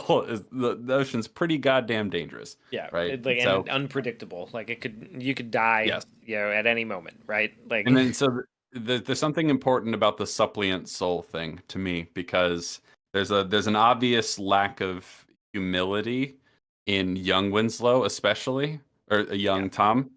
And so like if you think about the light, one of the things that I sort of struggled with the first time I watched this movie, I still really enjoyed it, but just in trying to understand it, because usually symbolically light is good. You know what I Yes. mean? And then when he finally sees the light at the end of this movie, I won't spoil it just yet because we'll get to it in more detail. But it doesn't quite go well for him. And I think a big part of that is that he is not a suppliant soul in any real Oh, sense of the word. absolutely. I think You know what I mean? there's a there. I mean, the Promethean metaphor is pretty strong with that, and like in this aspect as well, right? That like it's not really about like when he finally gets to it at the end, like he's not getting there in the right way, and there's Yeah. a strong focus in older mythologies and medievalist stories or medieval stories like this where it's like yeah, you can arrive at this moment, at this power, but if you don't humble yourself, if you're not doing it in the right way, it's For the right going to, reasons. like, for Yeah. the right reasons, it's going to cause harm. Gonna destroy you. Yeah, well, Yeah. yeah, and that's something that it's very present in like Old Testament stories a lot, right? Like that Oh yeah, happens sure. way more in older older literature. Um, Sure. And one of the reasons I wanted to highlight this prayer because this is something that gets repeated more than anything else in the whole movie, this little prayer. And yeah. I think it's really interesting in terms of how it affects young Tom's overall story because he's very much he doesn't listen to he never says it along with him. He tries to say it later and he can't remember it, and he's kind of whatever's the back half of it. But the back half of it is the actual humility part, Yeah.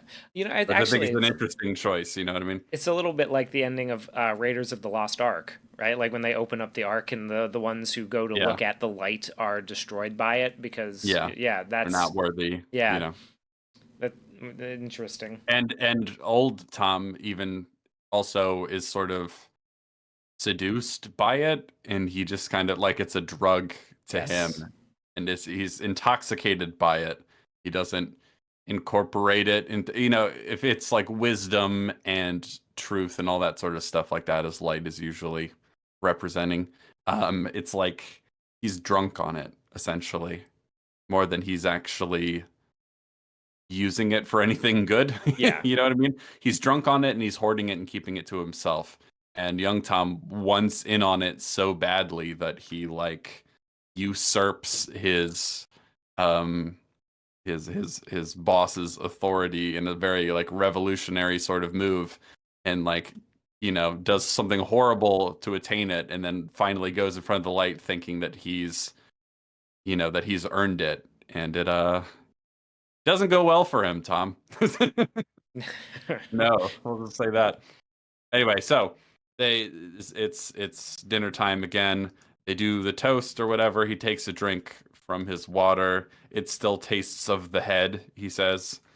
And he's trying to get him to lighten up, old Tom is. He's trying to Yeah. get young Tom to lighten up. He says, I love the way he says it. He says, "Ah, find some chirkin, ye lad. Now is the time for gab and chatter. Ye best be enjoying it. Come a fortnight, and the brace of us'll be wanting to be ever silent as the tomb."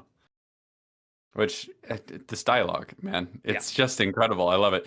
Someone asked earlier, I believe it was Topaz Dude, asked if we liked the dialogue in this better or The Witch. It's tough It's because they're tough. both, They're really good, but but I'm I gonna say this one. I'm gonna say but this there's one. some monologues that really feel earned in this that are just so much goddamn fun. I just love the way things are said in this movie. Um, so he says, "I ain't much for talking." He says, reckon you're the first?" He says, "No, sir, I don't." He says, "You ain't." I just Yeah. love that. That's one I wish would come back. Like later on, he's gonna be dangling outside of the lighthouse, and he's like, "Stop flailing about!" And he says, "I'm not." And he goes, "Yar." Yar. Yeah, it's great. Yeah, I love his sort of pirateness. Oh, it's kind of funny. Willem Dafoe has talked about this, that they tried a whole bunch of different accents for his character, old Tom here, Oh, and really? yeah, they tried a whole bunch of dialects and accents, and because of course it's Robert Eggers, he did a ton of research into what they might have talked like at the time. They tried a whole bunch of things, and they find that it just didn't play right. Like what they were, the historically accurate version just wasn't quite working, and so they kind of defaulted to an old-timey movie pirate voice, which is hysterical to me because A, it works really well. It's really good. Yeah. It's really good, and I think there's something to be said for that, for having the dedication to figure out exactly what they would have talked like, and then audition it, see how it goes, and then go, I was it's wrong. just Yeah. it's not quite working, and being willing to let go, because his attention to detail is very strong in every aspect, but clearly he has enough, we'll call it humility, to be like, you know what, it's not working. The pirate voice sounds better. It just plays better for this. I think maybe we can get away with it because it's a bit more surreal, and because, it sounds more real than the real thing does to a modern audience. You know what I mean? Yeah. And I Yeah. think that's a really That interesting. is a really interesting. Yeah. Everybody who's playing the capital O drinking game of taking a shot every time we say something is interesting is rolling on the ground right now. God, yeah, I use that word a lot. That's for sure. More Daka says the Defoe didn't get a nomination is a testament to how much people in Hollywood must hate him. It's wild. This movie was really snubbed when it came Yeah. time to You know, awards like I season. know it was a good year. It was 2019 a was a good pretty year. good year, right? This is also the year Uncut Gems got nothing. So like, Yeah. I think if I remember correctly, all this got was a nomination for best cinematography that it didn't win, which is fine. yeah. It was a great year. There's a lot of good stuff, but it's like, oh, come on, these are some absolutely stellar performances. No love for Willem Dafoe in this movie. He's really putting it all out there. I feel like, I feel like he earned Yeah. it. I feel like it was easily one of the best performances of the year. But then again, no one wants to be the person who thinks they're entitled to Oscars because that's cringe. But, it would have been nice because he's to get some recognition for it. Yeah. um Then, so after he tries to get a young Tom to loosen up, and he's like, I just don't like to talk. And he's being kind of a prick. Like, come on, just talk to the guy. He like has this attitude. He's gonna come here. He's gonna make a bunch of money. It's gonna be easy. He can start a new life. We'll talk about it later. But he's not here because he really likes the job or really wants to be here. He's just looking for a way to make some good money so he can go live on his own somewhere else, right? Yeah. And so he comes here with this attitude of like, I'm not gonna play your game, you smelly old man. you know, it's like, well, come on, just like talk to him, man. Like it's a really rude thing to do. You're being a little Yeah. prick. Well, and like, it's interesting because we'll damn it. We'll talk about how like so he's in it really, we'll find out later, for the money, right? He read about Sure. it somewhere hmm and was like, "Oh, this article says you can make this much money by doing this," you know? But then he gets there and he's confronted with the reality of what it looks like, right? Which is the Yeah. reality of what it looks like is this, you know? And he doesn't hmm want to do it. He doesn't want any part of it. He's just here because he read that he could get a nice paycheck, right? Yeah. I can't And wait for the 4 weeks to be up. yeah, and that is already placing him in an antagonistic role, like to where old Tom is just like, no, look, like this is what I do. I'm here. I'm here. You're here. This is what we're gonna be. This is how we're gonna work it. This is how the job is. This is what I've been doing for forever. Drink and talk with me. This is time. It's hmm time. This is the time where we have to get to know each other. Yeah. And he's Well, just like it's an refusing. interesting thing because he is being a hard ass on him. Yeah. He's been a hard ass a few times already, but like it's the kind of thing that you could learn to appreciate if you actually sought to like bond with him. Yeah. You know what I mean? Like imagine you're working somewhere new and you have a job who's kind of a hard ass, but he like makes jokes at your expense, like, "Oh, like you're moving too slow. Are you retarded?" It's like, "No, I'm not retarded." "Oh, well, you could have fooled me." Like that's funny. Yeah. Like you If you have, can a, you if you can have more of admit a sense of that's kind of humor about funny. yourself, Exactly. you might. Yeah. Is a little more humble, Yeah. a little more willing to just like, he's a crazy old man, but But you and could like you the other could thing too learn is like, something from him. just imagine, right? Like, you told somebody, either like somebody told you to, go fill up the light with oil, and the hmm first thing you did is like you grabbed this gigantic drum that's like really fucking heavy and you hauled it all the way up the thing, and then like I'm picturing myself right in this situation, and then like I do that, and then I look and see that there's like a small little hand canister of oil that I could have filled up at Yeah. the bottom. I'm gonna look at myself in the mirror and go, am I retarded? Like, why did I think that this is how this Yeah. was done? Yeah. Like this doesn't make any. Now that I'm like this doesn't make any fucking sense. And I've been in that position a lot where I've Yeah. done that. So you Well, get haven't a we little all? bit of the sense of pride, that he Sure. has about himself through that interaction, and then you see more of it as it moves He's a bit on. humorless as Yeah. well. Yeah. Mordaka says, didn't Patterson and Defoe grow to hate each other? As far as I understand, they didn't hate each other, but they had very different acting styles, as you mentioned, and there were some frustrations and butting of heads. But as far as I know, they don't hate each other. Yeah. I haven't heard anything of that sort. Maybe they do, and they've just, put a diplomatic face on it in the press. But it doesn't seem like they hated each other. They just seem like their way of working did not mesh well together. Yes. Mordaka also says, then again, you can interpret it as him pushing to drink, which you will later criticize him for. Yeah, like, I mean, obviously, like, but also he's just trying to talk to him. At this point in the movie, he's just like, come on, man. Like you're not going to want to talk in a couple weeks. Like, this is the fun part. This is the part where we actually talk and joke around. Like, if you're already miserable, this is going to be way worse. You know what I mean? Yeah. Which is a fair point.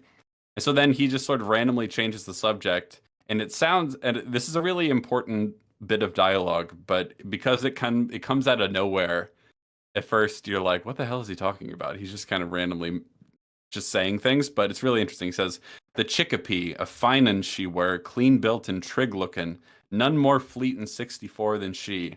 We were on the brakes, a mutiny it were. And why, ask ye, why? What's the terrible part of a sailor's life, ask ye, lad? 'Tis when the work stops, when you're twixt wind and water. Doldrums, doldrums, eviler than the devil. Boredom makes men to villains, and the water goes quick, lad, vanished. And the only medicine is drink. Keeps them sailors happy, keeps them agreeable, keeps them calm, keeps them. And then young Tom chimes in. He says, stupid. He says, curse me if there ain't an old tar spirit somewheres in ye, lad. And then conversation moves on. But I quite like this little story because Yeah. he's trying to talk to him, and he tells the story of, you know, a mutiny that happened on a ship that he either was on or he's heard about, unclear.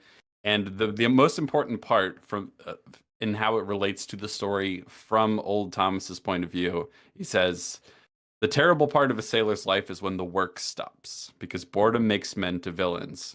And so there's one way of looking at this story. If we take young Tom to be an unreliable point of view character, Yes.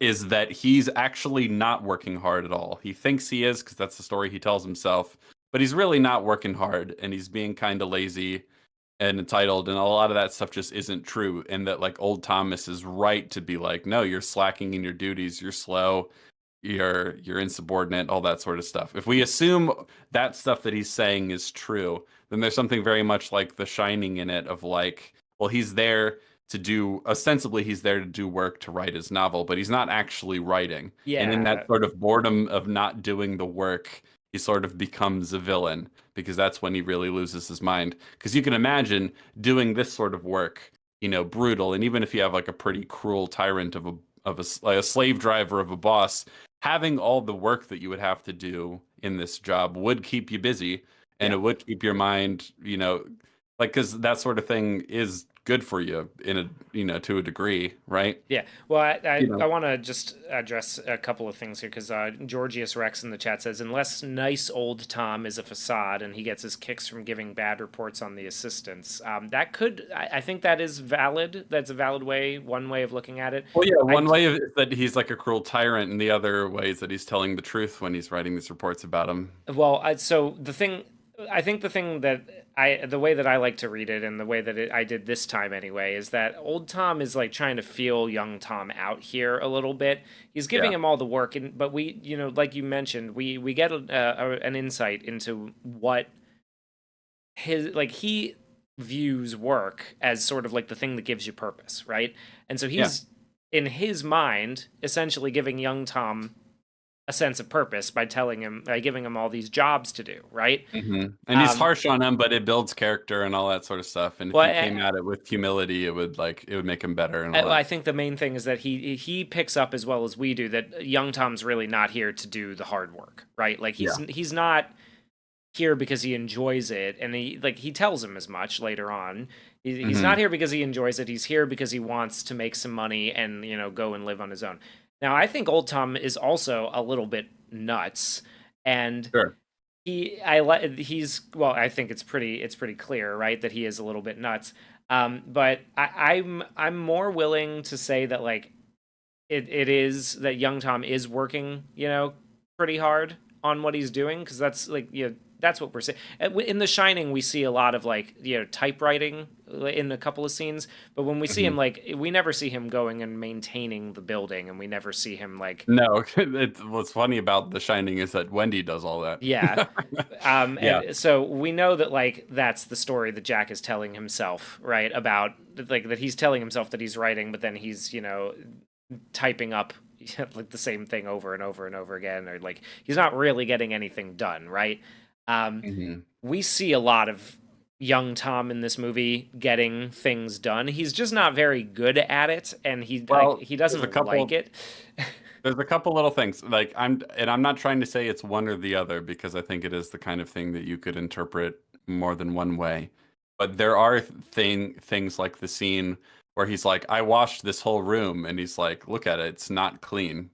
It's like, well, what do you mean? Like, I washed it. And it's like, no, you didn't. Don't contradict me. Yeah. You know what I mean? So, like, And then there's scenes that happen where we see it happen, and then we hear Willem Dafoe describe it another way. Now, obviously, you can interpret that as Willem Dafoe being a little nuts, or he's exaggerating, or whatever, you know. But you can interpret. I think this movie is quite surreal enough that you can assume it's possible that some things that we're seeing aren't exactly how they're happening. That's true. Yeah, and but I like you can also interpret it as like maybe this is just a good reason for you to sort of like be nicer or like just be more agreeable with your boss because like Yeah. the thing is like if you interpret it as well young Tom is doing all the shit jobs, right? And not Hmm. getting all the trade and whatever and then but he just doesn't like him. Like Yeah. he's been kind of a prick to him and kind of Hmm. from the start and he's cantankerous and vengeful in his own way to the point where he is willing to sabotage the rest of his career because he just doesn't like him. And like Yeah. that you can understand why he doesn't like him. It's kind of a shit Hmm. thing to do either way, but he doesn't Yeah. like him. So, of course that's what he's going to do. He's in a position of authority. That's his thing. It's Yeah. his A couple of people have mentioned that privilege. like I'd be pretty pissed if someone fucked my bed. I'm about 99% sure it Nah, wasn't young it's Tom's bed. well, we only see one bed pussy, so Where the fuck is No, the angle of it is I'm telling you, I'm like 99% sure it's in his own bed. I think he would have claimed that bed if he's like, no, I called the one with the pocket pussy. uh, Yeah. Anyway, so he tells a story about boredom making men to villains and all that sort of stuff. And he sort of gets him to open up a little bit when he says the like, oh, the drink keeps him stupid. And he's like, I knew there was some tar spirit in you. I knew you had jokes. Yeah, exactly. And so then the conversation turns to what made your last keeper leave, right? And so then the story that old Thomas tells is that his previous keeper, he died. He went mad, he did, raving about sirens, merfolk, bad omens, and the like. In the end, weren't no more sense left in him than a hen's tooth. He believed that there was some enchantment in the light. He notioned that Saint Elmo had cast his very fire into it. Salvation, said he. So, interesting thing about this, obviously, is that some of the things he mentions that the previous wiki, going crazy over. Obviously, there's sirens, merfolk, and bad omens. It's funny because young Thomas has obviously experienced a lot of these omens already. So there's that obvious connection. There's also a little bit of the like, you've always been the caretaker here Yeah. thing happening where you can imagine a sort of Promethean reincarnation, like as we've already mentioned slightly here, that Yes. like this is something that's kind of it's going to happen and has already happened in a sort of And the way that he says it too really kind of reinforces that, right? Because he has that like salvation, says he, and he has this like almost hopeful look in his eyes, Mhm. like he's gonna pick up on it this Yeah. time. Or and you can read that in a couple of different ways, right? Like you can read it as like as that Promethean reincarnation, like going through like the Nietzschean hellscape of reliving your life in exactly the way that you have always lived Making the it, same mistakes over and over and being Yeah. tortured endlessly, all that sort of You fun can read it fun in stuff. that way, or you can also read it as like this is what old Tom thinks, right? This last little bit of the Mhm. light has, some enchantment in it and salvation in it, right? Like old Tom thinks Yeah. that way and he's looking to see what he's going to say to see if like maybe like it's okay to open up about this, right? Like maybe Mhm. if he asks more about that, we can talk about it, right? But what Mhm. he scoffs and says tall tales and starts rolling himself a cigarette, Yeah, so he doesn't, yeah, which shuts him off believe. from it. Mhm. Yeah. Like, all right, well then I won't share it with you. And when immediately he goes to the I seen you sparring with a gull.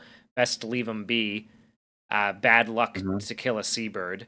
And he says more tall tales, and that causes him to Bad luck to snap. kill a That seabird. freaks out and slaps him across the head. Yeah. He slaps him, and then obviously young Tom jolts up like, "Are we about to fight? What's happening?" He goes, "Pay me no mind, lad. None. Fix up, fix us up some coffee. Long night ahead. Drop a coffee will do us good." It's like, The is it? scene after he says that, where he's like, young Tom is standing over him, kind of confused and looking down, and he's just bowing his head over the dinner table in the in the shadow of the Hmm. light.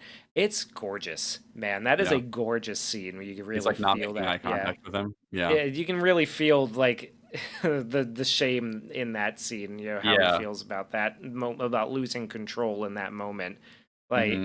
that's some good fucking that's acting right there. That's acting, baby. So then it's nighttime. He's reading a book, probably the owner's manual or something. He's lying in bed, and then the seagull comes to like peck at his window and be like, "Fuck you, trying to sleep, little bitch. Fuck you," because that's what the gull's like.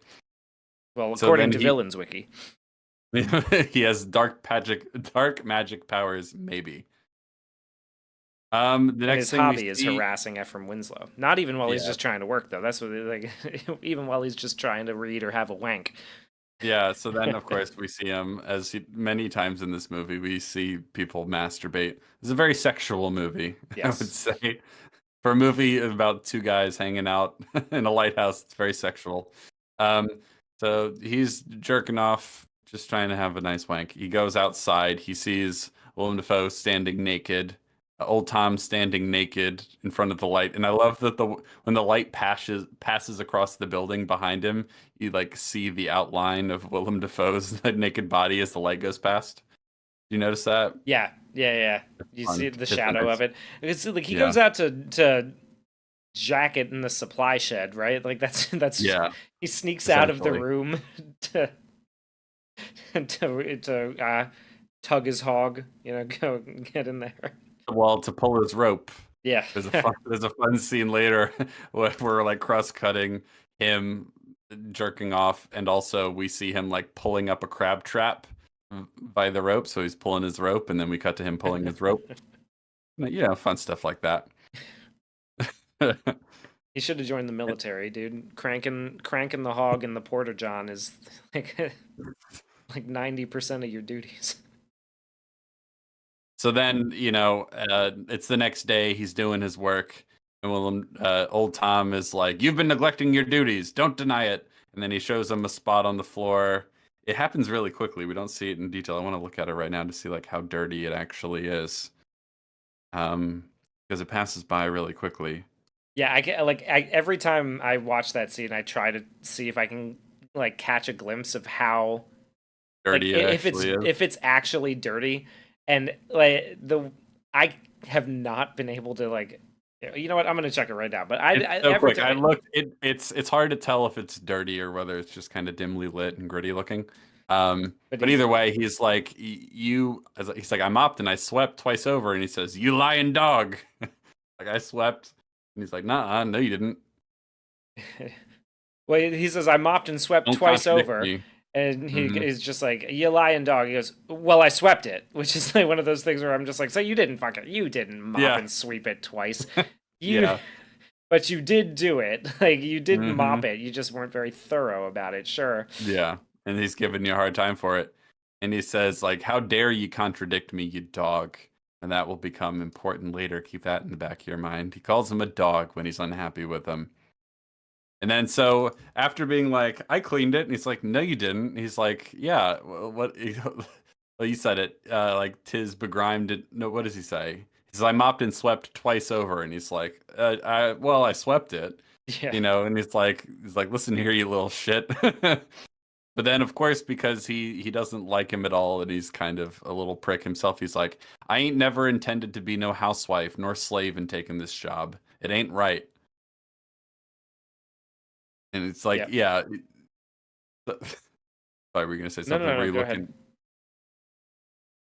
He says the Queen of England's own fancy housekeeper couldn't have even done no better than what I done. It's like, yeah, right. Like, come on, dude. Like, Yeah, come like off come it. on, man. Yeah, This is right. one when he's like he does say the thing too in this scene where he goes, "These lodgings is more ramshackle than any shanty boys hovel I've ever been in."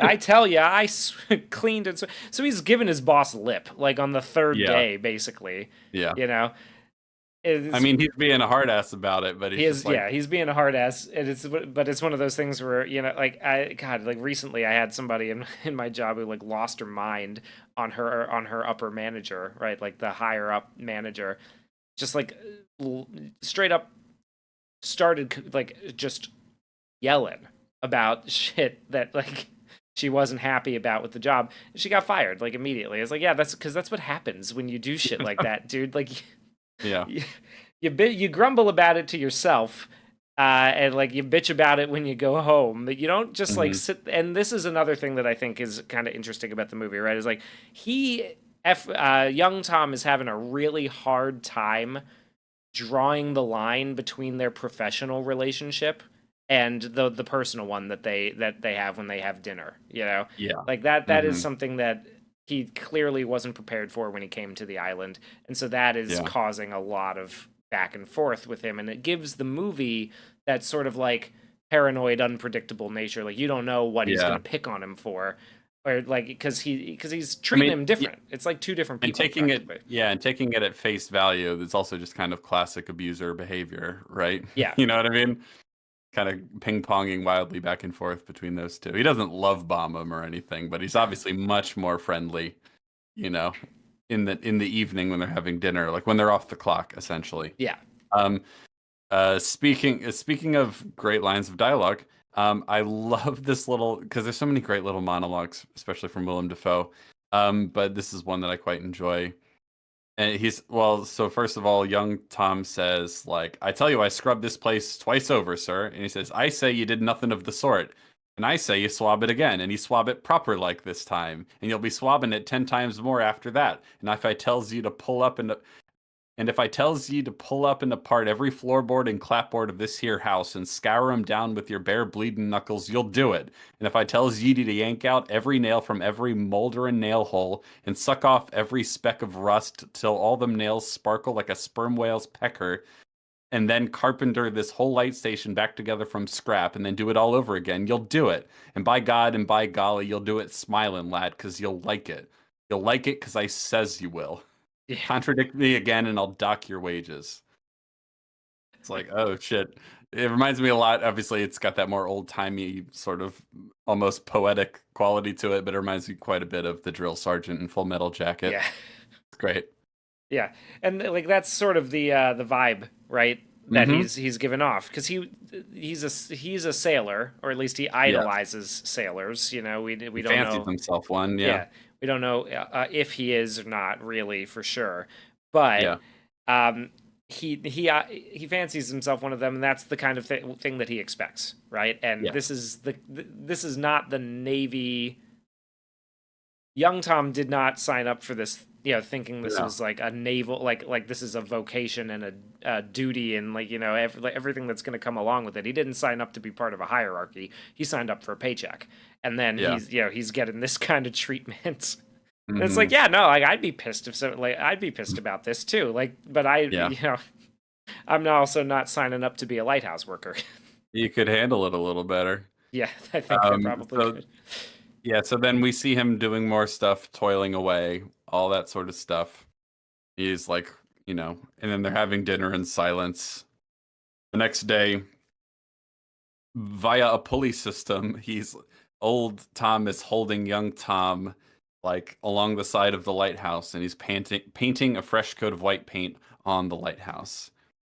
And it's like, keep him steady, lad, all that sort of stuff. Got give them sailors a proper day mark. And he's like, they're not gonna see this in the goddamn storm. I love how Robert Pattinson's accent switches up a lot in Yeah, this movie. It's yeah, kind of like, it's not the most consistent thing ever, but it's well, it's not fun super consistent, but I think the reason behind that is because he's trying to impersonate Ephraim Winslow in some way. a little bit. I Yeah, think maybe. I think he's trying to Or hide put his on a actual new, accent and yeah, like put on exactly. something new. You Putting know? putting he's wearing this persona, right? Yeah, and when he gets So really frustrated, um, it comes out it comes out. Yeah, like the Boston sort of. And he's like, keep your temper now, lad. 'Tis fine work, and you're making high marks in me logbook. Them's them's gospel. gospel. Yeah. I'll drop you down a few feet. And he drops him, and he's like, easy, Jesus Christ. He's like, never been in better hands. And then he drops him again without warning him this time. And then he yelled, I love this scene. It's so great. He's like, quit your flailing. He says, I ain't. Yar. Keep still. And then of course it breaks and he falls and like knocks his head on the ground and gets knocked unconscious. Oh, that scene's so funny. I loved like the old man like holding him up from the top, like you've never been in better hands, and then it breaks instantly. Yeah. Ah, And like so this is one funny. of those ones where I'm like, yeah, no, like I'm with Young Tom on that. Like fuck that. Yeah. Fuck that shit. You come down here and do it. Quit your flailing. I ain't. And then of course, oh yeah, and then he wakes up and the gull is like standing right on top of him, and he has to like shoo it away. But yeah, and it starts basically like going at his leg, like because it really doesn't like him. It's like Mm-hmm. because the birds are here to peck his liver out. Yes. That's why they exist. Yeah. And this particular bird, not fond of him. So it's dinner time, and old Tom says, "Thank ye, lad." And this time, young Tom corrects him. He says, "Winslow, Ephraim Winslow. These last 2 weeks, I'd like it if you called me by my name." And he says, "Listen to ye giving orders, lad." And he says, "Winslow." He says, all right, suits me just fine. Ephraim Winslow. So up until now, they haven't exchanged names at all, and it's been what, like a week or at least several days. It's kind of Yeah, wild. I think he says last 2 weeks, so it's been 2 weeks now, right?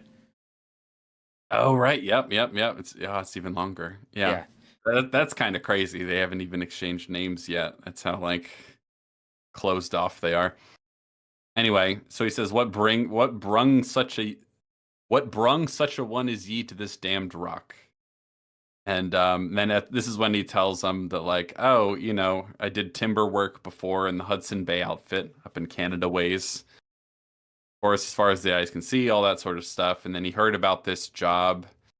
He didn't like the lie that he maintains is that he just got tired of all the trees. That they're working really hard up there, and the money isn't all that great.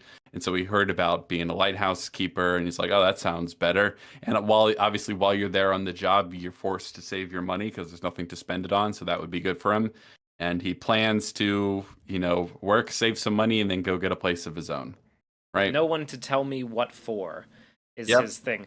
And Yep. like he says, since I left dad, I done every kind of work that what can pay a man, And Hmm. he asks, old Tom asks him, "Oh, drifter, huh?"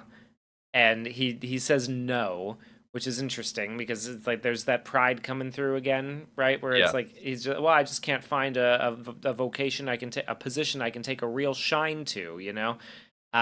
The classic excuse of every unemployed motherfucker on the planet. Oh, I Hmm. just can't find a job where people treat me fair and where that I like and all that That I'm passionate about. Yeah. that I'm passionate about. Yeah, so he's got that. We're getting more of what his motivation. We get a lot more what his motivations are. We already obviously we've already spoiled it. It's a lie that he's saying that he just didn't like. He just got sick of trees, so he decided to come down Yeah. here.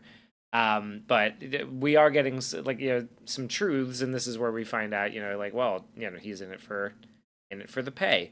And Yeah. is And this where there's also Willem where old Tom tells him why he's in on it or in for it? Or I think that might come later actually.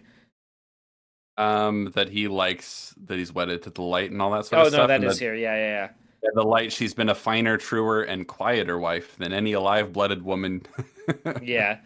Which is a funny line. And he says, "Is you ever married?" He says, "13 Christmases at sea, little ones at home. She never forgave it. 'Tis for the better." It's like, oh, yikes. Yeah, That's not that's good. That's not good at all, no. dude. Yeah. But then getting towards the end of the conversation, there's a little hint at the fact that this is a lie, where he says, "Can't find a post I can take a real shine to, so I keep moving along, and I ain't the kind to look back at what's behind him, see." And he says, "On the run." He says, "Now look here, ain't nothing wrong with a man starting fresh, starting new, just looking to earn a living. Just like any man. Just want to settle down quiet like with some earnings." And he talks about how he's in it for the money, but he Yeah, he gets annoyed when he's like, "Ah, you're on the run." He's like, "No, no, I am not." I mean, he is. he is. He is on the run. We will find Yeah, out. He is on the of course. run. Um, for a And I love that pretty he big says, reason. like, "Sometime soon I'll raise my own roof somewheres up country with no one to tell me what for, and that's all." And I love the way he disparages this. He says, "Same old boring story, huh?" It's like, "Well, you asked." Yeah.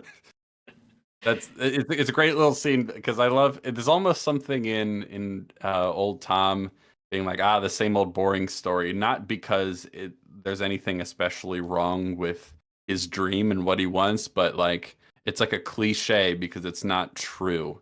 Yeah. You know what I mean? 'Cause it's like he intuits that like, it's boring, same old crap.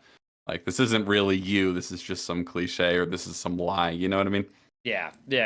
Well, yeah, like I said, every unemployed motherfucker's excuse is, like, oh, I just can't find anything I can take a shine to. So I say I want to go and settle down somewhere with all I need is some money. I just need to get enough money to go and do, whatever I want to do. Or Like, no one will tell me what to do because that seems to be his real problem is that he doesn't like being told what to do. yeah. You know, And you know what? he I sympathize with that. If I yeah, but there's obviously something in this sort of like obviously old Tom is a little bit of a tyrant, especially the longer this goes on and the less he likes him. But also he just has no ability to sort of like submit in humility to authority in the yes. slightest. He's completely unwilling to do it, and that bites him in the ass, you could Yeah. say. One of the next scenes we see, they're just hanging out, and young Tom asks him, "Hey, why is it bad luck to kill a gull?" And he says, "In 'em's the souls of sailors, what met their maker." So interesting bit about. Remember that the gull is missing an eye. That will be Yeah, the Gull important is later. missing so the important things we know about the Gull, who is the chief antagonist of the movie, right? Like, of course, or The secondary the antagonist. secondary antagonist of the movie. He has one eye, and he's the soul of a dead sailor. Yes. That is important. Mm-hmm.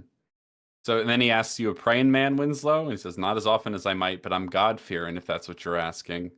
Um, I don't believe Okay, you.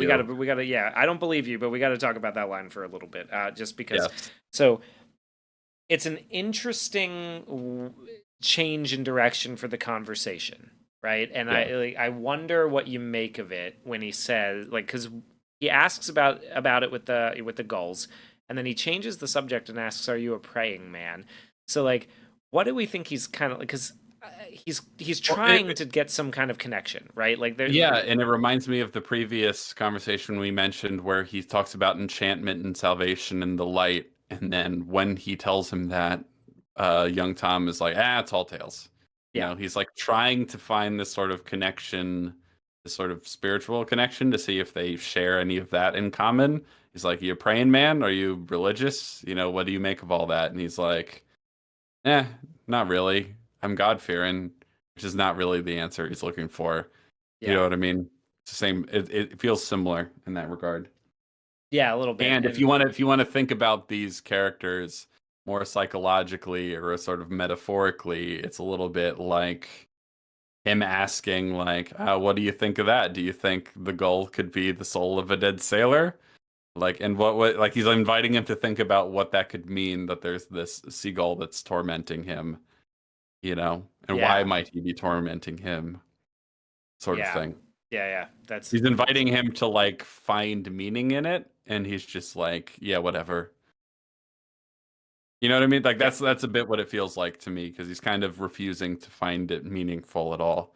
Like later, not long later, he'll kill the gull after being told that the souls of sailors are in them, and which makes me think he doesn't really believe it, or his hatred and annoyance at it, or even like his self-loathing, whatever it is kind of overriding Yeah. whatever meaning he might read into that. Well, I think I'm definitely with you on that, and I think that the thing that this line tells me the most is that the young Tom is the kind of person who things can't be sacred. Like Oh yeah, that's yeah, that's sort of what it's getting at for me, is that like allow he can't allow mystery, which is and faith can't allow for that, because he's a very self-dependent person who essentially wants to be like the king, right? Like that's his dream. yeah, It's like he wants his own roof, and he wants to be able to have nobody to tell him what for. So he like trouble submitting to authority all the way down even to God in a way, yeah, and to the yeah. mystical. No, I think that's absolutely right. Because I mean, Yeah, if there's some sort of supernatural thing happening here, where there's the ghost of a dead sailor that's tormenting him, and it might be for a reason, he just refuses to deal with that or address that or submit to it as something, a meaning that is greater than the one he's trying to make for himself. Where he's like, I'm going to start a new life, and no one's going to tell me what to do, and everything's going to be great, and I'll never have to think about that evil thing I did. You know what I mean? Like, that's yeah, kind of, he's just refusing to engage with any sort of meaning above him, whether it be like the authority of his boss or, God or the divine order, whatever, however you want to think about it. Yeah. And so like when he's like, God fear, and if that's what you're asking, it's like, I don't believe you. I don't believe you because you don't act like it is the big thing here. You know what I mean? yeah. I don't like he says I don't pray, and he's like, I'm God fearing just seems like his sort of generic stock way of saying like I believe in God if that's what you mean. Like I'm a Christian, of course, like you, because everyone is like Yeah, if that's like that's as far as it goes for him. Just the stock exactly. answer. Yeah. Yeah. And then what? After that conversation, we see more work. He's cleaning out stuff. He's Cleaning out the painting. foghorn. He's, He yeah. goes, yeah, he goes to the sink to get some water, and it's very black and sludgy and gross. And he's like, "What the fuck is that?" He goes out to the cistern and finds a dead gull in it, kind of like it's in a tar pit looking thing. It's all gross and decaying and dead, and it's like, oh, so their whole water supply is tainted now. Great. First, he's kind of like he's looking for his tobacco. He's having a tough night, sleeping. 'Cause Mhm. this is the part where we start to get into the. So before any of like we see him cleaning out the foghorn and we see him doing some general chores, but before he finds the dead bird in the cistern, he he's been clearly fucking the bed, with the trinket next to him on the pillow. Yeah, Uh, and then he's going for his after sex smoke, and he can't find his cigarettes, yeah. and he realizes that he's left them in the lighthouse, like in the tower. And so he goes to the tower to get his pack, his Mhm. tobacco pack, and then he looks up and some goop, like because old Tom is up in the light, and some goop drips down through Yeah. the grates, and then some What more kind of goop. goop, Hugh? Well, Jamie, my first thought, jizz. There's a Yeah. there's a nice Uh, big load, and boy, are excuse they me. backed up. It's pronounced jism in Jism, this movie. sorry, yes, in this movie. But then he looks up also and he sees the tentacle Yes, writhing exactly. around He the sees that. Well, octopus because the tentacle. first time it drips down, like it just looks like it just looks like a load, right? But Yes. then the second time it drips down, it's like it doesn't it's we're talking like hentai levels of gross here. Like this is It's a very we've gross movie. yeah, we've Yes. crossed over into like scary Super. levels. Yeah. Like you should be doing this way more often if that's what's coming out of your body. Kind of shit. Yeah. So he looks up and he sees like an octopus tentacle slithering around on the ground, and like based And on we hard cut stories of away. Like, yeah, like this is another dream vision type deal. yeah, Or it's blurring a line, we could say. blurring the line, sure. And based on the stories that I've heard from sets about where Willem Dafoe, got naked, like that tentacle might just be his penis. Apparently, it's quite an off-putting sight to behold. Are you trying to tell us that Willem Dafoe has got a big penis? Is that That's what what you're I've saying? heard. Who have I, you heard this from? hold on, let me look it up. There's a story. I've Yes, okay, here it is. Willem Dafoe's penis was so large that after the filming of the 2009 psychological thriller Antichrist, the director had to cut the scene of Dafoe's actual penis and reshoot it with a body double because, quote, it was so large that everyone in the room was confused.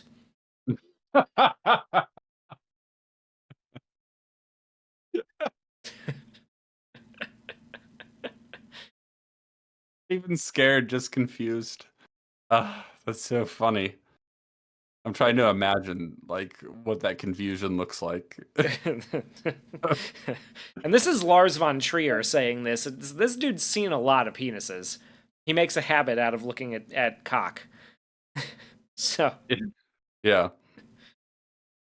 Yeah. Kevo asks, "Hey Kev, this isn't related to Lighthouse, but do streams benefit from having more people send messages? I know that's how Twitch would sort of work. The more people talking, the better kind of deal." I don't know. No I don't idea. know. I'm sure in general any sort of engagement helps with the algorithm. So, but don't feel obligated to. If you'd like to Yeah. just listen. Yeah, if you're just here to Uh, lurk, just this hang puts out. Spider-Man in a new light. Yeah, it puts a lot of his performances in a new light, I would say. uh, yeah. Imagine needing a body double because your penis is too big. Too That's big that wild. people are like, oh man. I'm Wow. confused. The word confused is the funniest part of that for me. So yeah, he sees that, and then we get to. Oh wait, before we move on, I realized that I missed a super chat earlier. My bad. Uh, Andrew Valdez, thank you very much. Says this movie has one of my absolute favorite scenes of all time. The ending scene is the absolute pinnacle of Cthulhu horror to me. The absolute unknown of that scream and what he saw is perfect. Yeah, I think it really does tap into. I was thinking about it again when I was watching this movie. Especially with the mystical sort of quality of the light itself. It reminded me a lot of I just had intimations of the color out of space. Oh Um, because there's like the talking about this like crazy color of this alien thing that's infecting everything, and it's like the sort of horror of the indescribable yeah, is something that obviously what's his name? H.P. Lovecraft. Lovecraft, yes, was big on, and there's something of that in this, especially with the light, because we see the sort of egg glass lens around the light, but like a little chamber to it opens, and he gets to look directly into it, but we don't actually see what he sees, right? In that ending shot, we'll talk all about it in detail. But yes, I agree. It's a fantastic ending scene with like the scream and the way it just starts. It's incredible. And the way like the aperture of the camera slowly opens up. Oh man, Yeah. it's so good. It's so good, dude. Thank you for that super chat. We'll talk all about that in detail. It's a really great ending. I'm really excited to get to it. So after the tentacle, that's when we get the cistern, the bird in the cistern. Yes. And And so there's a dead bird in the cistern, and he's like, "Oh god damn it, that's going to be a pain to clean and decontaminate." And then the one-eyed gull lands on top of the cistern and starts squawking at him, and in his frustration decides to grab it by the neck and beat it to death in it's a one really, long unbroken shot. really brutal shot. I Yeah. fucking love it. God, I Yeah. remember the first time I watched it, like the whole theater was like uncomfortably laughing, right? Because Yes. it's like, oh, oh, Oh, it just keeps oh, going, huh? oh. Oh, and then there's an okay, so yes, he beats the gull to death, grabs him by the neck, and it goes on and on for a little while too. And it's like, man, he's got a lot of rage in him, this guy. I wonder what that's all about. And so then we cut away, and there's this great shot where we see him sort of standing at the cistern with the dead gull next to him, and there's a whole bunch of gulls, floating about in the air, and we pan over just to the blank wall of the lighthouse, only for the camera to go zoop and get like pulleyed You get up pulleyed the all the way entire up to the length. top. Yeah. Yes, it goes all the way up, slowly but surely to the very top of the lighthouse, and we see what do they call those? The little wind The thing. weathercock. The yes, it's not cock shaped, this one, but there's the little, what's it actually called? There's another word for it. What can I I've only ever heard it called a weathercock. Weather vane. Weather vane. Weather Oh, vane. okay. That's the one. Yes. And we see it turn. The wind has changed. It turns the way that it turns too is just like it's so fucking cool that it like because it spins around for a little bit like before Mhm. it officially changes.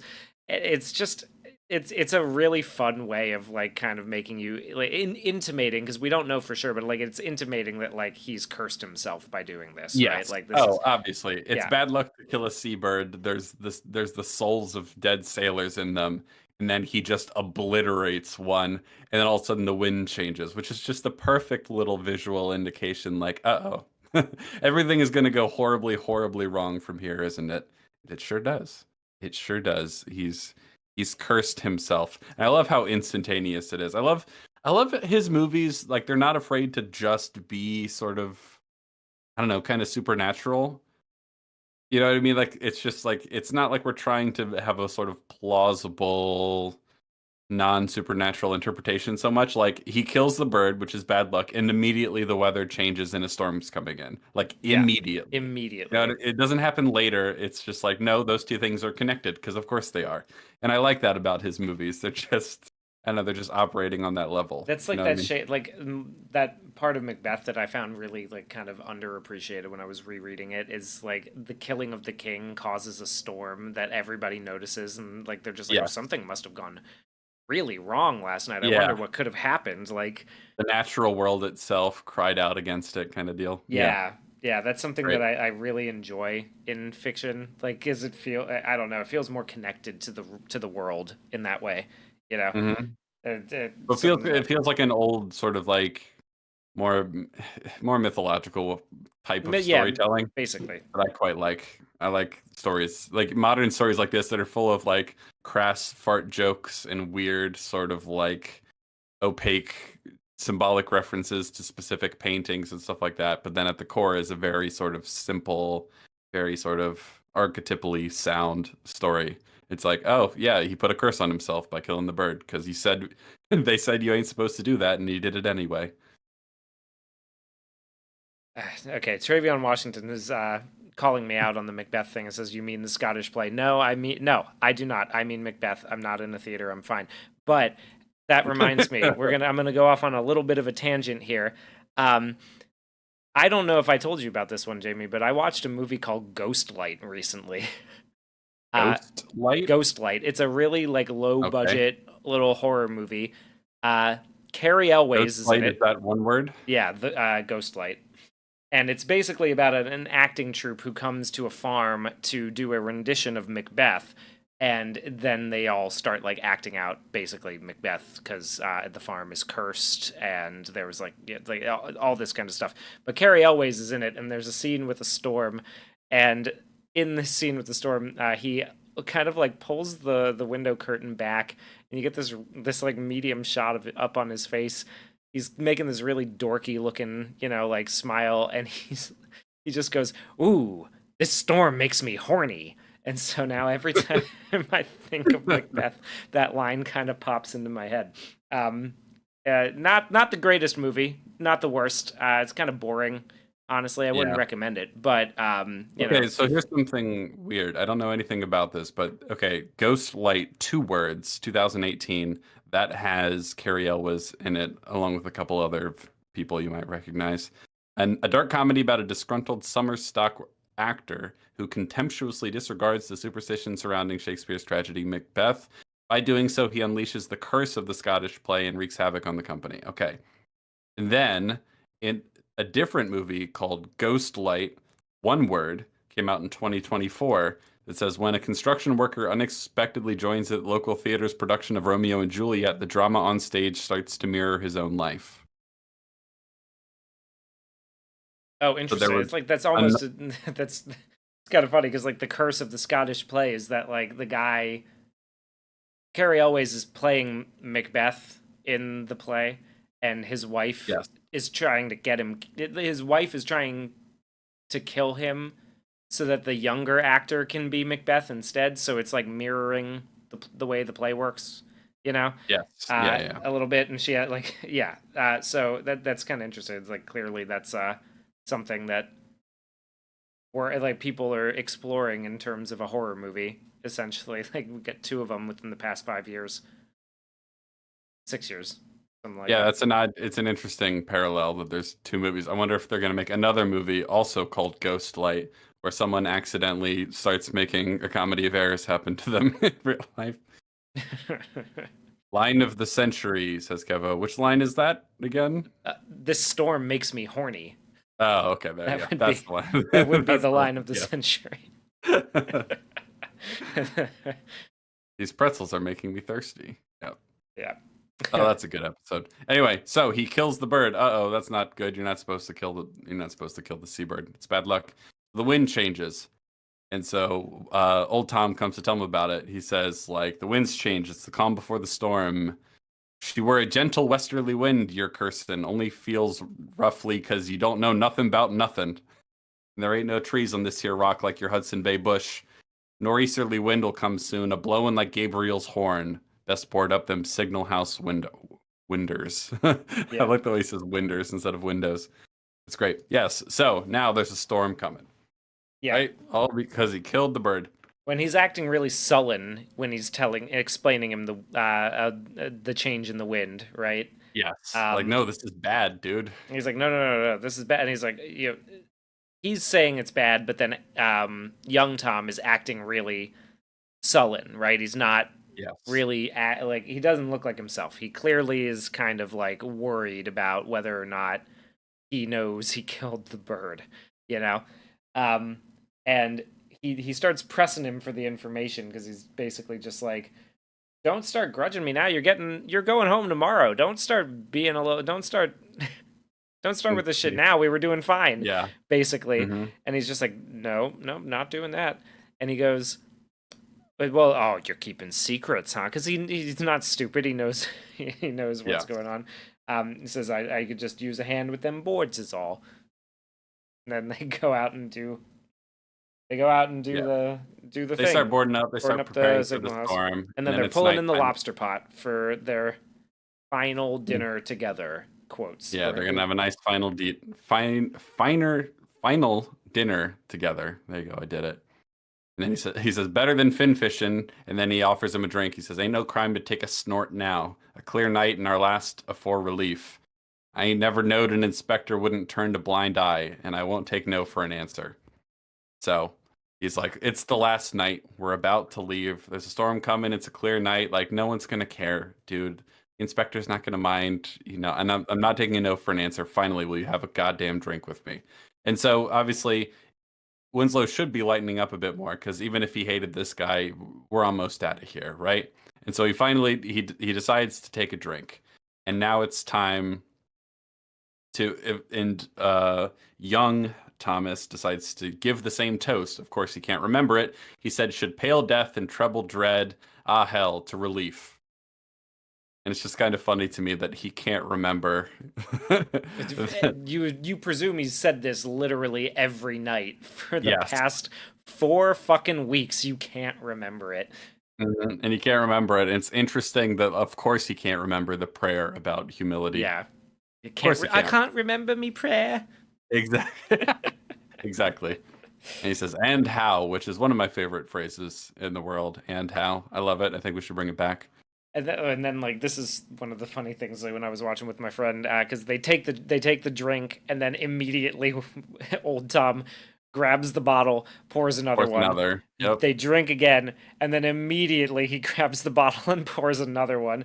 And I was just like, this is like looking a little too familiar right now. Yeah, they take 3 very stiff drinks very quickly. It's not really clear what they're drinking at this point. It's probably like something moonshine, like Yeah, you know what I moonshine mean? or rum or Some some sort of kind. homemade booze. I know they're gonna drink lamp oil later, but we'll get to that. God, yeah, pounding back turpentine or kerosene or whatever. Whatever. Yeah, Monkey then pump. they're getting We gotta drunk start saying and that more often too. they're getting drunk. They're singing a song about how we're homeward bound and all that sort of stuff, and they're like slamming their fists on the table. They're having a raucous, riotous old time. It's great. And yeah, and telling stories. Mhm. He's telling him about why he limps, and they've swapped pipes, which I also really like in this scene. Yeah. Not really pipe, like he's traded a cigarette for a pipe, basically. Mhm. And they're just, they're two bros hanging in a lighthouse, 5 feet apart because they're not gay. Yeah, they got a big old case of the not gays coming up later, but Oh yeah. so he's telling a story of like a girl he used to know and all that sort of stuff. In Salem, big port Mhm. city. So sailor stuff, you never. Yeah. This is so interesting because like you never know if he just like read it in a book somewhere, or Yeah, because later, but I would make a point of mentioning after they start to go a lot crazier. Willem Dafoe will tell a different story of how he broke his leg or how he hurt his leg. Yeah. And so it's kind of unclear whether this is the truth or the later story is the truth. There's a little bit of the like the scars and the Dark Knight in this, Yeah. you know. But And he also, young Tom asks old Tom, sort of like, because they're talking about the nurse he knew in a hospital in Salem after he broke his leg, right? mhm. And he asks him, do you feel shame when you lie with a woman? Which is an interesting line A to, very odd question. yeah, strange thing to throw out there. And he says, "I ain't ashamed of nothing." So like what is okay, what does that line mean to you? Why does he ask that? Now that I'm not 100, I don't know actually why that comes out. Is he? I don't get a lot of like closeted homosexual energy from him, really. Well, not really. There's a little something in like when they're like hammered drunk later in the movie, but that doesn't seem like it's actually like they're actually gay. They're just like lonely. Yeah, You know what I mean? they're lonely and Um, they don't. They're lonely and they don't know how to yeah, how to it handle seems it. like in a moment of drunkenness, he just kind of lets out that like he feels a sort of weird shame around sex, Yeah. and he asks him if he feels the same way. He's like, no. And he's like, oh, okay, never mind then. Yeah, Like, me neither. what are you? What are you? Some kind of faggot? Yeah, I don't know why he asked that exactly, but it's an interesting little detail. Yeah. And so he says, you know what? I might even miss you, Ephraim Winslow. You're fastly a true blue wiki in the making, you is. Thought one night you was bound to split me skull in twain, but you're a good un. Why, you'd be working the lamp in no time. And then he But gets, then, yeah, that but is then, not the best thing to say in that situation. well, it's interesting because it's the nicest thing he's ever said to him. Yeah. And if Ephraim handled it better, you might be like, oh, like thank you for saying that. He's showing you a little bit of like, I know I've been hard on you, but you'll make a good wiki. You'll be working the light. But then he can't just take that compliment or that praise. He's like, oh yeah, well, why haven't I? He doesn't quite say it like that, but he asks, why haven't I? He's like, what? He says the light. He says, I'm the keeper of this station, lad. Some other station you can tend the light. Yeah. But he can't leave that alone. He's obsessed with it. He says, the manual says, he says, my log is the only book on this rock. I'm the keeper of the light, lad. I never let no man touch her. Don't concern yourself with the beacon, lad. Mine. It's like, oh, okay. Very Yeah. possessive of it. And of course, he calls it her. Like, he's enraptured with it. He's enamored with the light. It's his actual wife. And of course, obviously, it's Yeah. the light of a lighthouse. It's not quite an actual replacement for a love of a woman. I think that's probably not good, old Tom, that you're in love with the light, but he's Yeah. very possessive of it. This is like, you start to see some of the like, and one of the things where you start to see like how he exists outside of this situation, right, is like he's been here for a while and he's just sort of obsessed and he has Hmm. things his own way, and like some new guy comes along to do the work, and he's just like he's a salty old dog. He's stuck in his Hmm. ways. He doesn't want. And he doesn't have a lot in his Yeah, he life. doesn't have You can much. tell. 13 Yeah. Christmases at Sea is, what he has. This is what, brings him joy. And here's It's somebody only coming joy. along. It's his only joy in life. Yes, and Yeah. yes, the My Precious comparison. That's another good one. Yeah. Yeah. The Gollum comparison. This is, and so here comes some kid who's like, no. The book says that we do it this way. And he's not fucking around with that because he's just like, I don't fucking care. It's mine. It's mine. Yeah. You don't get to touch it. And so Hmm. that's, I love it. I fucking love it, man. I Yeah. love the conflict that we're about to set up here.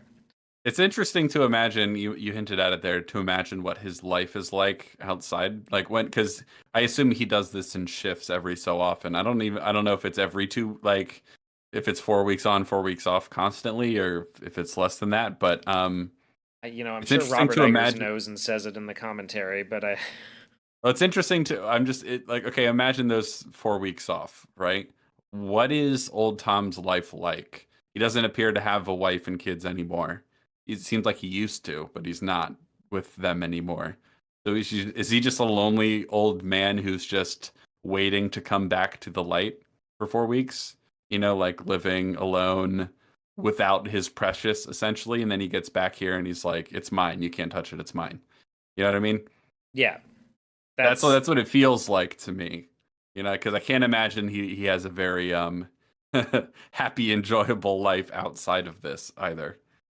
You get no, the no. feeling Like that. probably when he's back home on shore, Hmm. he's just sitting around waiting for you know waiting to Yeah, come back. It's a little like almost a little bit like you know one of those veterans who can't get enough of being in being on duty kind of thing. yeah. Probably views it quite like that.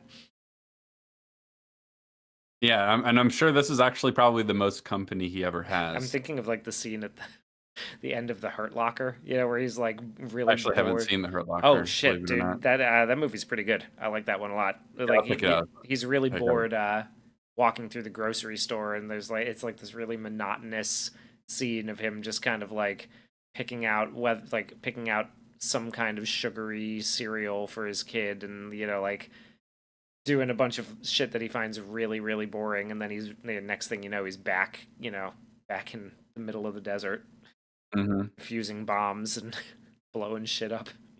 There's also, because it's fresh on the mind, there's also you really got to see White Christmas. I think, there's the musicalness of it, but I think there's a really interesting story kind of at the core of it, because they start off in the army, and the whole core arc of the story revolves around their former general when they were in the army and something that they do for him.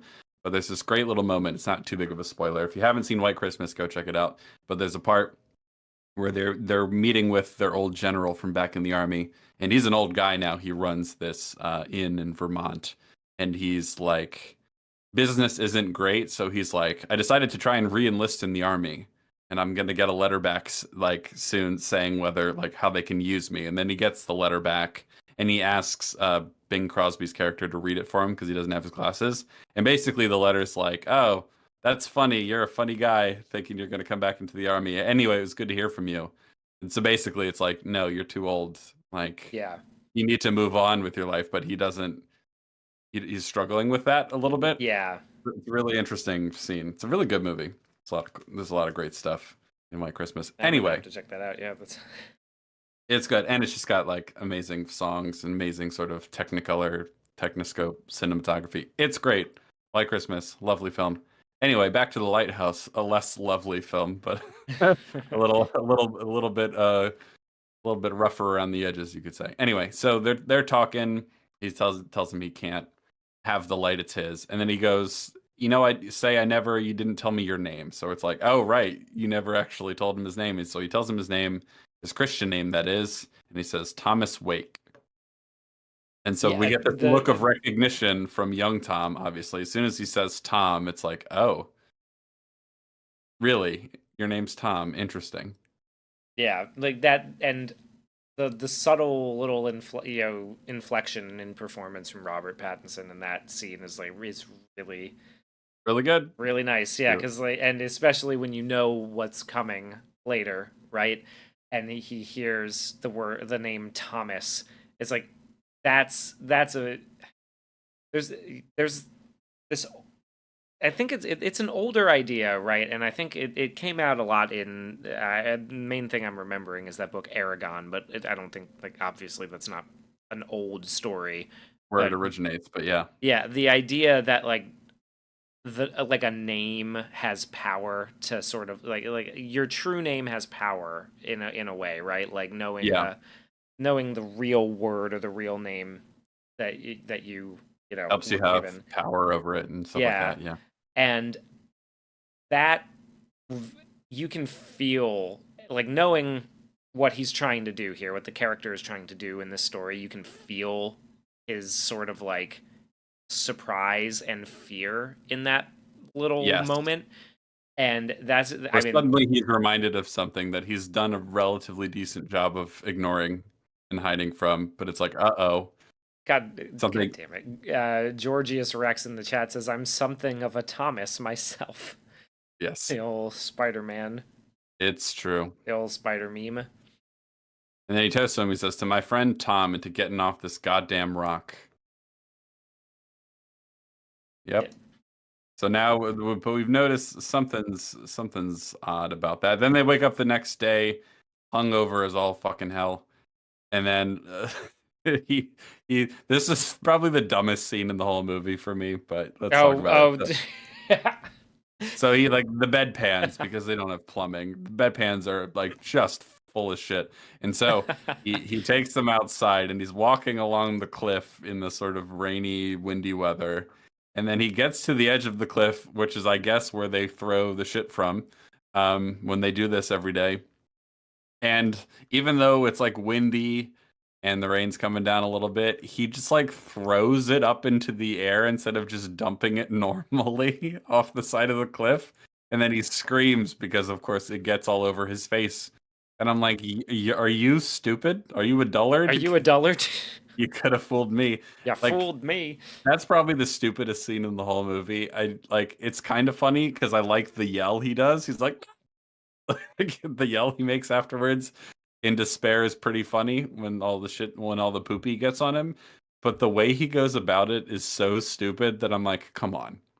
It was Like, funny when we were watching it. Like my friend kind of looks at it and goes, "Just dump it off that part of the cliff, or that yes, part of the cliff, or yeah, that part of the cliff. it Just dump makes it on the no, rock. Like, like who just like cares? It's raining. It's gonna wash I know away." you're hungover and you're tired, but just like bend down and dump it. Like, why are you?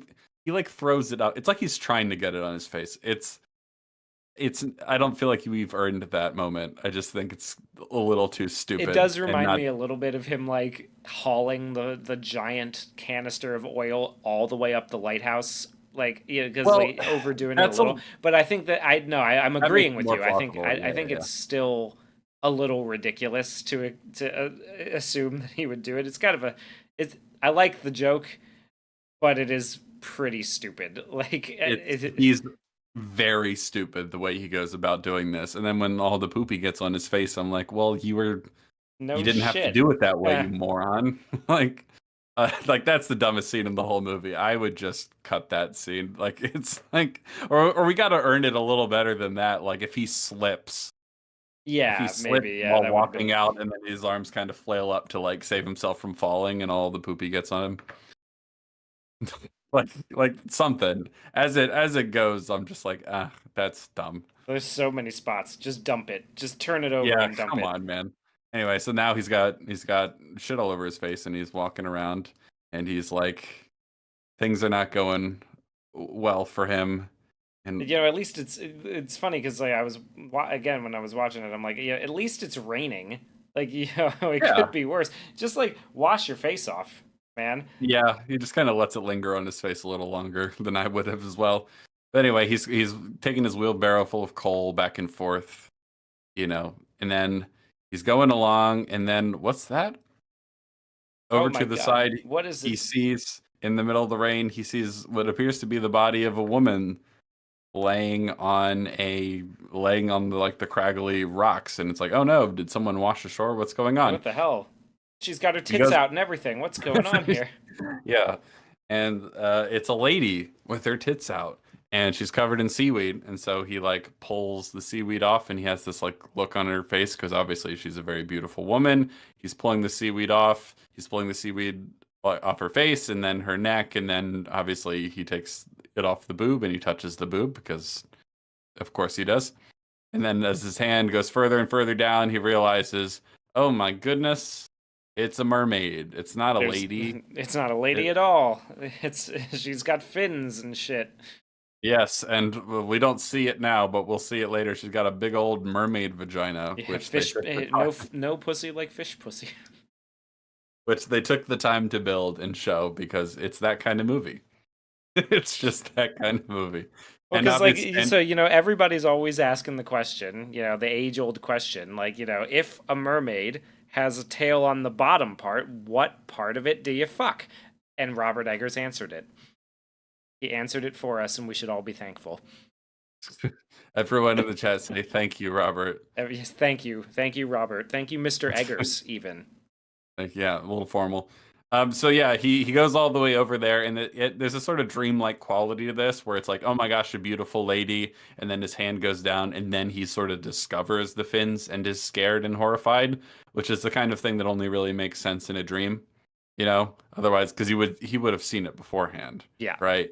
But like, I'm pretty sure it's like not a mermaid, or it's kind of obscured in a way when he first goes over there. And then when you go back, there's the full tail flopping about, and she's cackling and laughing in his face and all that sort of stuff. Classic sort of like sexual frustration dream. We've all been Yeah. there. And then he comes running away, and he runs right back up to the camera, and then he screams, and we don't hear his scream. We only hear the foghorn. That's a great detail. I love that. There's a lot of great sound design in this movie, and like weird, sort of surreal, slightly avant-garde use of music and editing and all that sort of fun stuff.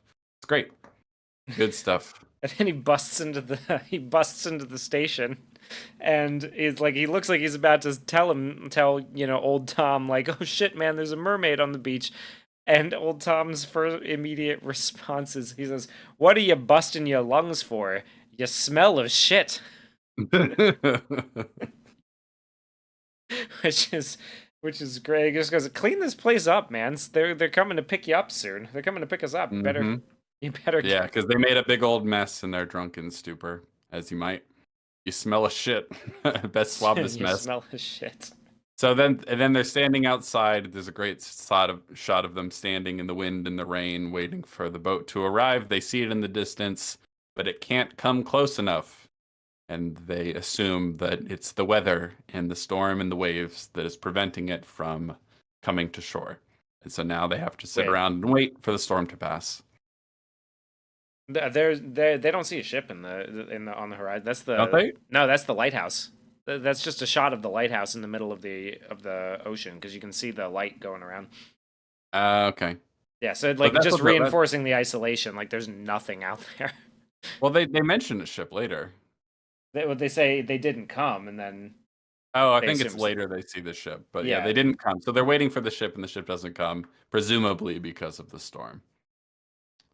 And then so it's like, okay. So from this point, we're just assuming like, okay, they're here for 2 weeks, and then now the storm is preventing them from getting picked up. Now they're locked in here essentially until the storm passes. And I love these scenes of the North Atlantic in a storm that they shoot, like of the waves crashing around and the lightning over it looks great. It looks amazing. Yeah, and it's like, I think he's doing that slightly slower frame rate thing. It gives it a slightly more surreal look to it. So now they're locked in, and one of the first things that they're told that we find out is that the damp has gotten to the provisions. That's one thing that old Thomas says over and over. And so they have to go and check on. So they have buried provisions in the case of this sort of thing, right? Yes. Yeah. Well, sort of. Yeah. This is really like, so he says the damp has got to the provisions, and he comes into him because young Tom is running the foghorn, and by now he's learned to stuff cotton in his ears while he's doing this. But he's also drinking while he's doing it. He's got a bottle of whiskey next to him, or whatever it is they're drinking, and he pulls that out, and he thinks about having a drink. At least we see him think about having a drink, and then he puts it back, and that's when old Tom comes and tells him that all their food stuff has gone to rot. Yep. And so they have to go out and dig up a box of something, or they need to ration. And he says, well, it's only been 1 day. And he goes, no. He says, devil's tail. And he says, look, maybe the tender did come. We just missed her is all. I can take the dory out. And then old Tom says, weeks, Winslow, weeks. And it's, what? Like, what do you mean, what? Weeks. Weeks. We slept in. He goes, we slept in dead drunk. It's been weeks since we missed her, Winslow, and I've been asking you to ration for weeks now, too, but you've kept barking at me like a mad dog, saying that you can take the dory out. And okay, so there's a lot that's happened in a very short amount of time, because things start to spiral out of control very quickly, because of course we've reached the halfway point, and that's when stories tend to do that. So obviously now we're stuck here for an indeterminate period of time, and also the storm is ruining like the salted fish and everything that they had that they thought they could rely on for a while should this sort of thing happen, but the damp's gotten into it and ruined it, so now they have to ration. And also we're learning that more time has passed than Winslow, that young Tom is aware of. Maybe. Maybe. Maybe. Yeah, so it's like a lot of things are turned upside down very quickly here. So what do you make of this? Because okay, if we're going with the theory that old Tom is just sort of losing his mind a little bit, and he's an old guy and he doesn't like Winslow, and so maybe he's gaslighting him in some of the other scenes where he's telling him he didn't do something he did do. This like it doesn't feel like a deliberate lie. So either he's crazy, one of the two is crazy. So I guess which one do you think it is? I think, okay, personally, I would say I think it's a little Hmm. bit of both because I think old Tom is realizing that like they might be stuck here for a while, right? Like even if it's been longer than just a day, right? He's realizing they might be stuck there for a while, and I think that scares him more than he wants to admit, right? Because it is not a good situation, you know. Yeah. He may like the job, but he doesn't want to be stuck out here, you know, Hmm. for months, marooned on an island with a guy he doesn't really like or trust, right? Yeah. So I think he's panicking a little bit. And then at the same time, Winslow, after the seal has been broken on the drinking, he's having a really difficult time putting that genie back in the bottle, and he's really like kind of letting it loose a little bit. I mean, like we see he's not wearing his coat in the furnace room anymore, right? Like he's kind of stripped down to the undershirt and the suspenders. He's started like this is not where he was, and he's not living at the regulation level anymore. So I have no problems believing that there is more time that's been passed, but I also have no problems believing that old Tom might be panicking and like going a little bit overboard on in this situation, because I think old Tom also is a bit of an alcoholic, right? And so like he's like, "Oh fuck." Well, at this point, they're both kind of Well, alcoholics. Winslow, yeah, Winslow's off the wagon at this point, and so you don't know Yes. how much he's been drinking and Well, how. here's the other thing. This is like when the whole like how much time have we been here? How much time has passed? Like unreliable narrator sort of thing really starts going crazy. Yeah. And so it's hard for me not to connect that to Winslow going off the wagon. No, I think you're right. I think you're right about that. I just think that Tom is. I think old Tom is starting to panic a little bit about Hmm. being stuck here, Especially like, especially see, since this he is is why going off the wagon. So like, yeah, I mean, clearly it's designed to be interpreted either way. I am more inclined to believe that actually a bunch of time has passed. Like, because I don't see like because you have to assume one or other of the characters is crazy, like crazy enough to be mistaken for how long they've been here, right? And if we take old Thomas's side, then it's like, oh, going off the wagon has really thrown young Thomas for a loop. You know what I mean? Like he's starting to spiral a bit and he's losing track of time yeah, but they're as they're both just. spiraling at the same time, right? Because like old Tom it has not So do you think had an the in-between amount of time has passed? That's what I'm probably. asking. I'm gonna say probably because like they both like old Tom is being kept in check by Winslow not drinking, right? Like he's limiting himself because there's not somebody else to drink with as much. Like he's drinking on his own, but Yes. Winslow hasn't been drinking throughout the whole movie, so he's keeping it lower. Once it's unleashed and they're both kind of going for it and they've Hmm. found that kindred spirit, they're both starting to lose it and lose it bad, right? So I'm gonna say, like, I would say it's probably more of an in between time, um, just So because, you like, think, yeah, okay, so you think it's more likely than not that when old Tom is telling him, this is not the first time you've told me about taking the dory out, and I've told you about rationing and you haven't been doing that. Do you think that's true? yeah, probably, I would say yes. Yeah, I'm inclined to think that too. That this is not the first time they've had that conversation actually, and that young Thomas is losing track of time here. Yeah, That seems the most likely version to me in terms of from like the character motivation point of view. Yeah. because I like now. There's a couple of comments here too. Because like I'm inclined also to agree with Topaz dude here that like I'm not sure young Tom is crazy enough yet. I'm not sure it's like gotten far enough that he would confuse several weeks for a day. Because like I mean, granted, I don't can't be sure because we don't we skipped time before, so Yeah. but it Well, just see, so it's the more important question I think for me is whether you think he has lost track of any time at all. Is this the first time they've had this conversation? Yes or no? I think it is. I don't think it's been. However, I don't think it maybe has been as many weeks as like like it might be an in-betweeny sort of thing. But I think it makes the most sense if this is actually if that old Tom is telling the truth and that this is not the first time they've had this conversation. yeah, I could see. I think I mean, it can go either way, obviously, but I that seems more applicable to me because I think there's a big thing happening here is that like once he falls off the wagon, he goes off hard. You know what I mean? yeah, Like he's like part of the reason he hasn't been drinking up to now is because he's like a like a real hardcore alcoholic. yeah. You know what I mean? The other thing though Whereas is that I think that the heavier the drinking gets, I think the more old Tom has this sort of like manipulative manipulative kind of cruelty that starts coming out of him.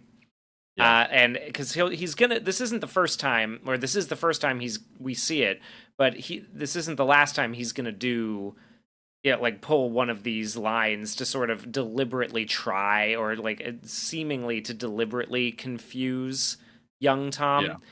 Um, so I think that it's like I think he's trying to freak him out at least a little bit because we know like, and one of the other things we've established, right, is that he's kind of a liar. He likes to tell tall tales, you know. They're both liars. Yeah, Yeah. they're both liars, but like that is sort of an indicator that this may not like they may have had some of this conversation before, but he could also be doing this to try to freak him out, to sort of like Yeah, yeah. it's see, okay, so if this I don't believe that he would do this like if this is the first time they've ever had this conversation, he's just full on 100% gaslighting him.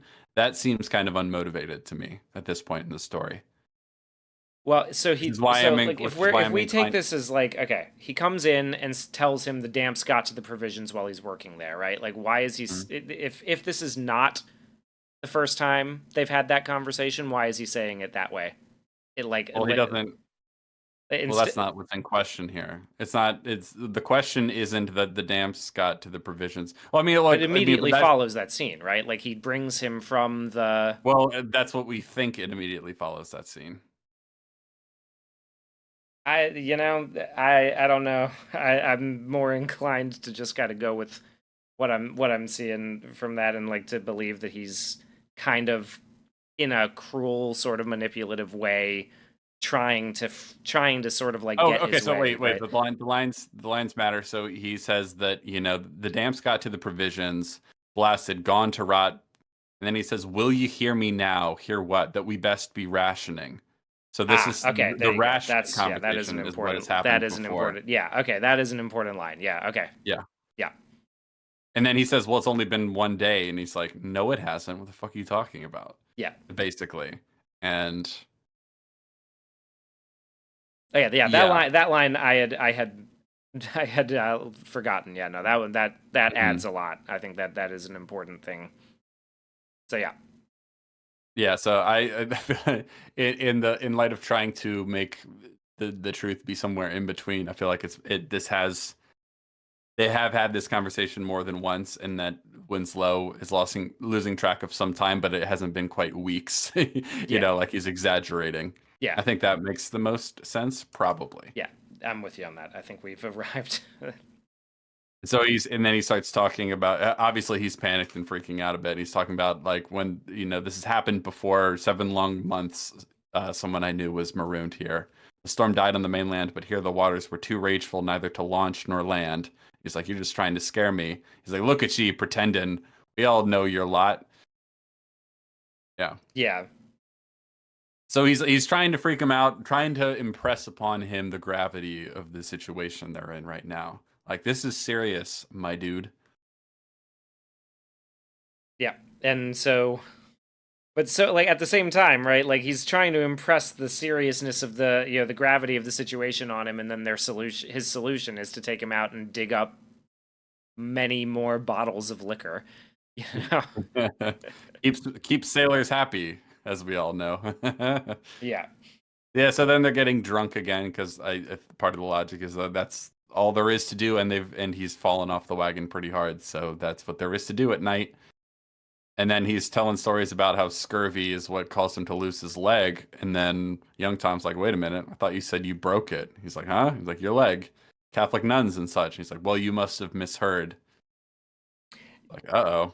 Yeah. What's happening here? That's not good.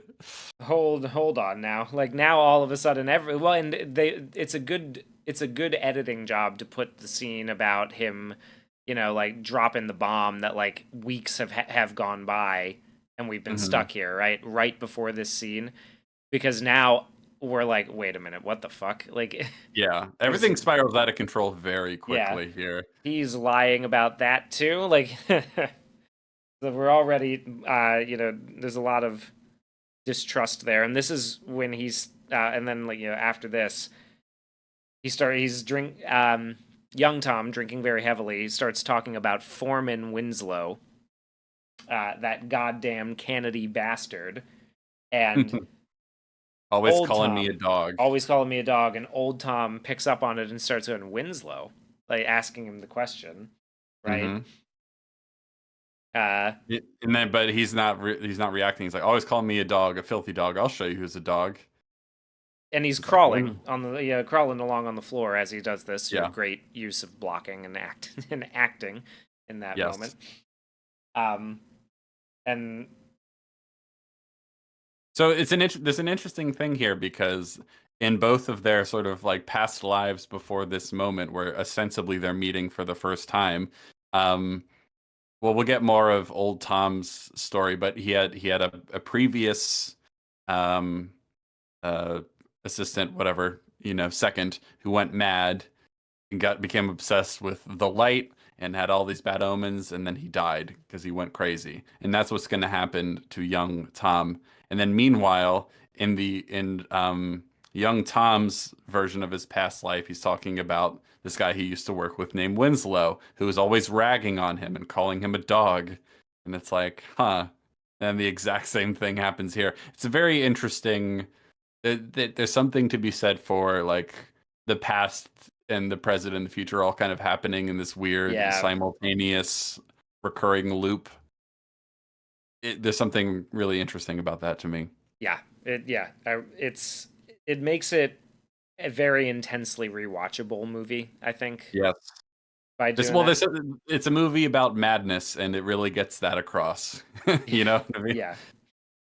There's some great lines about like, "That's the trouble with you, Winslow. Trouble with you is eating grass without no teeth."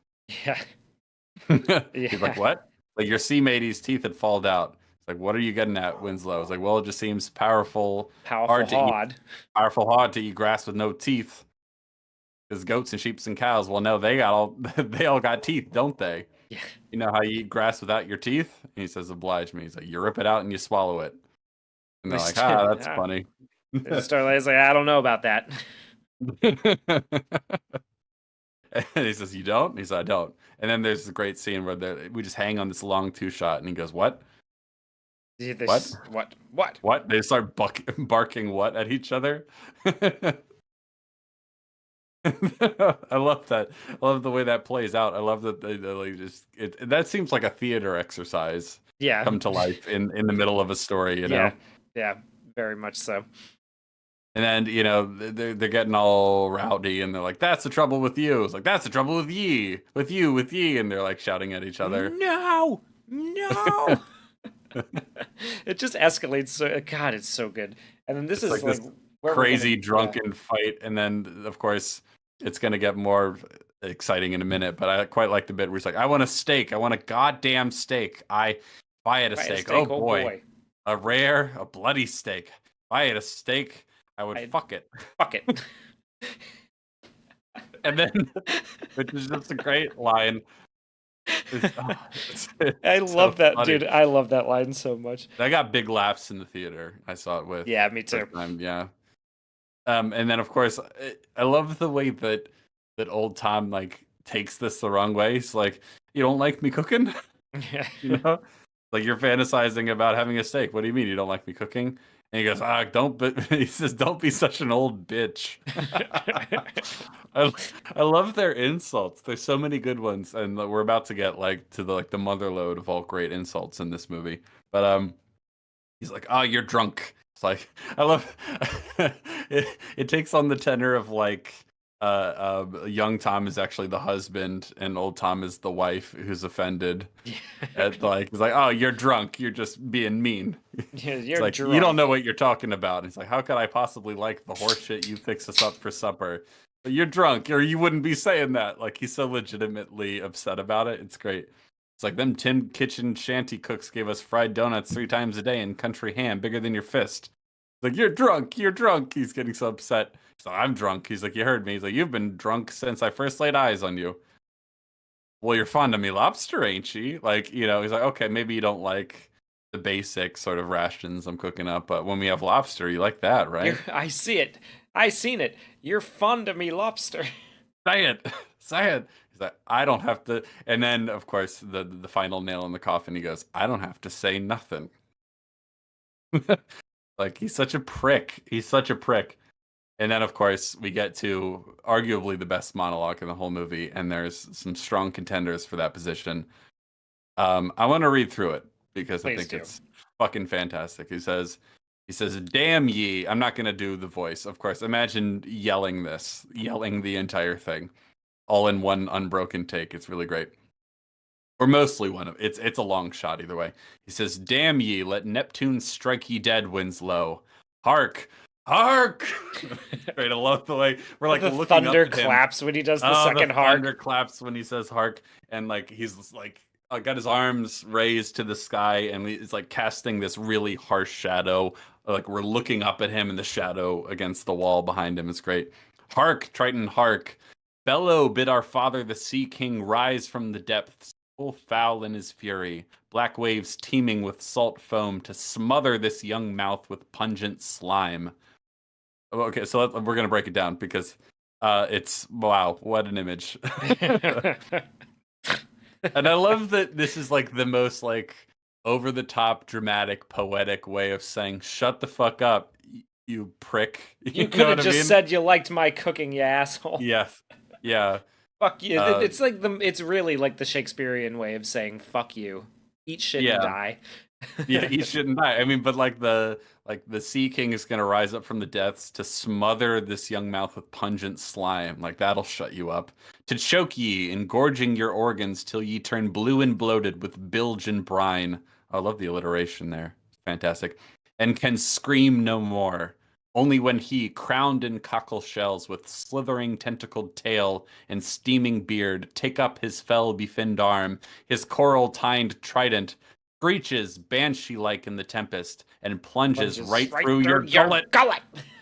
bursting ye, a bulging bladder no more, but a blasted bloody film now, a nothing for the harpies and the souls of dead sailors to peck and claw and feed upon, only to be lapped up and swallowed by the infinite waters of the dread emperor himself. Okay, there's a lot there, but it gets even better in a minute. Yeah. But I love the imagery. I love that he mentions the trident because of course it reminds me of Aquaman, where he's like, "Yeah, your mother's trident." um, and I love the like he like like stabbing him and causing him to burst of all the you know like Yeah, all like his guts like spilled out into the ocean to be eaten by all the animals and all that sort of stuff. That's a really fun image. And then he says, "Forgotten to any man, to any time, forgotten to any god or devil, forgotten even to the sea, for any stuff or part of Winslow, even any scantling of your soul is Winslow no more, but is now itself the sea." And before we get to talking about that, it's the perfect. We get this great, like impassioned, unbroken monologue, and then we cap it off with a little joke because isn't that he's great? He saying, says, "All right, have it your way. I like you cooking." it's so it's incredible. It's what movies were made for.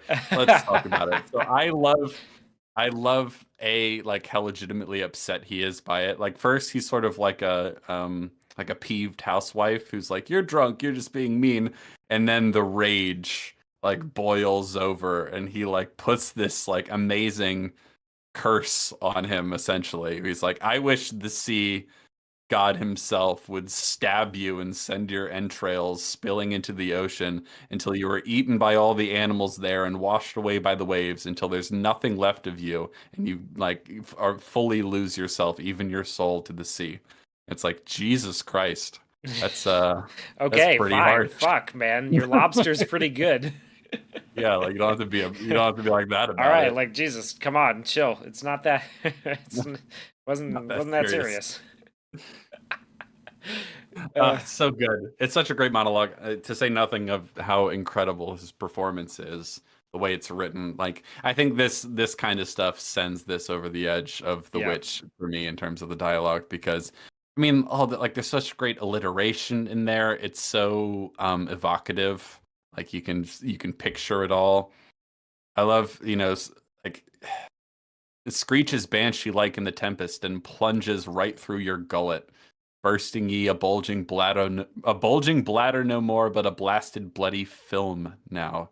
Like that's great. Yeah. That's really good. There's little like inside alliterations in the lines and all that sort of stuff. Great. It's get yeah, it's evocative of like the Iliad and the Odyssey too. So it's Hmm. just beautiful.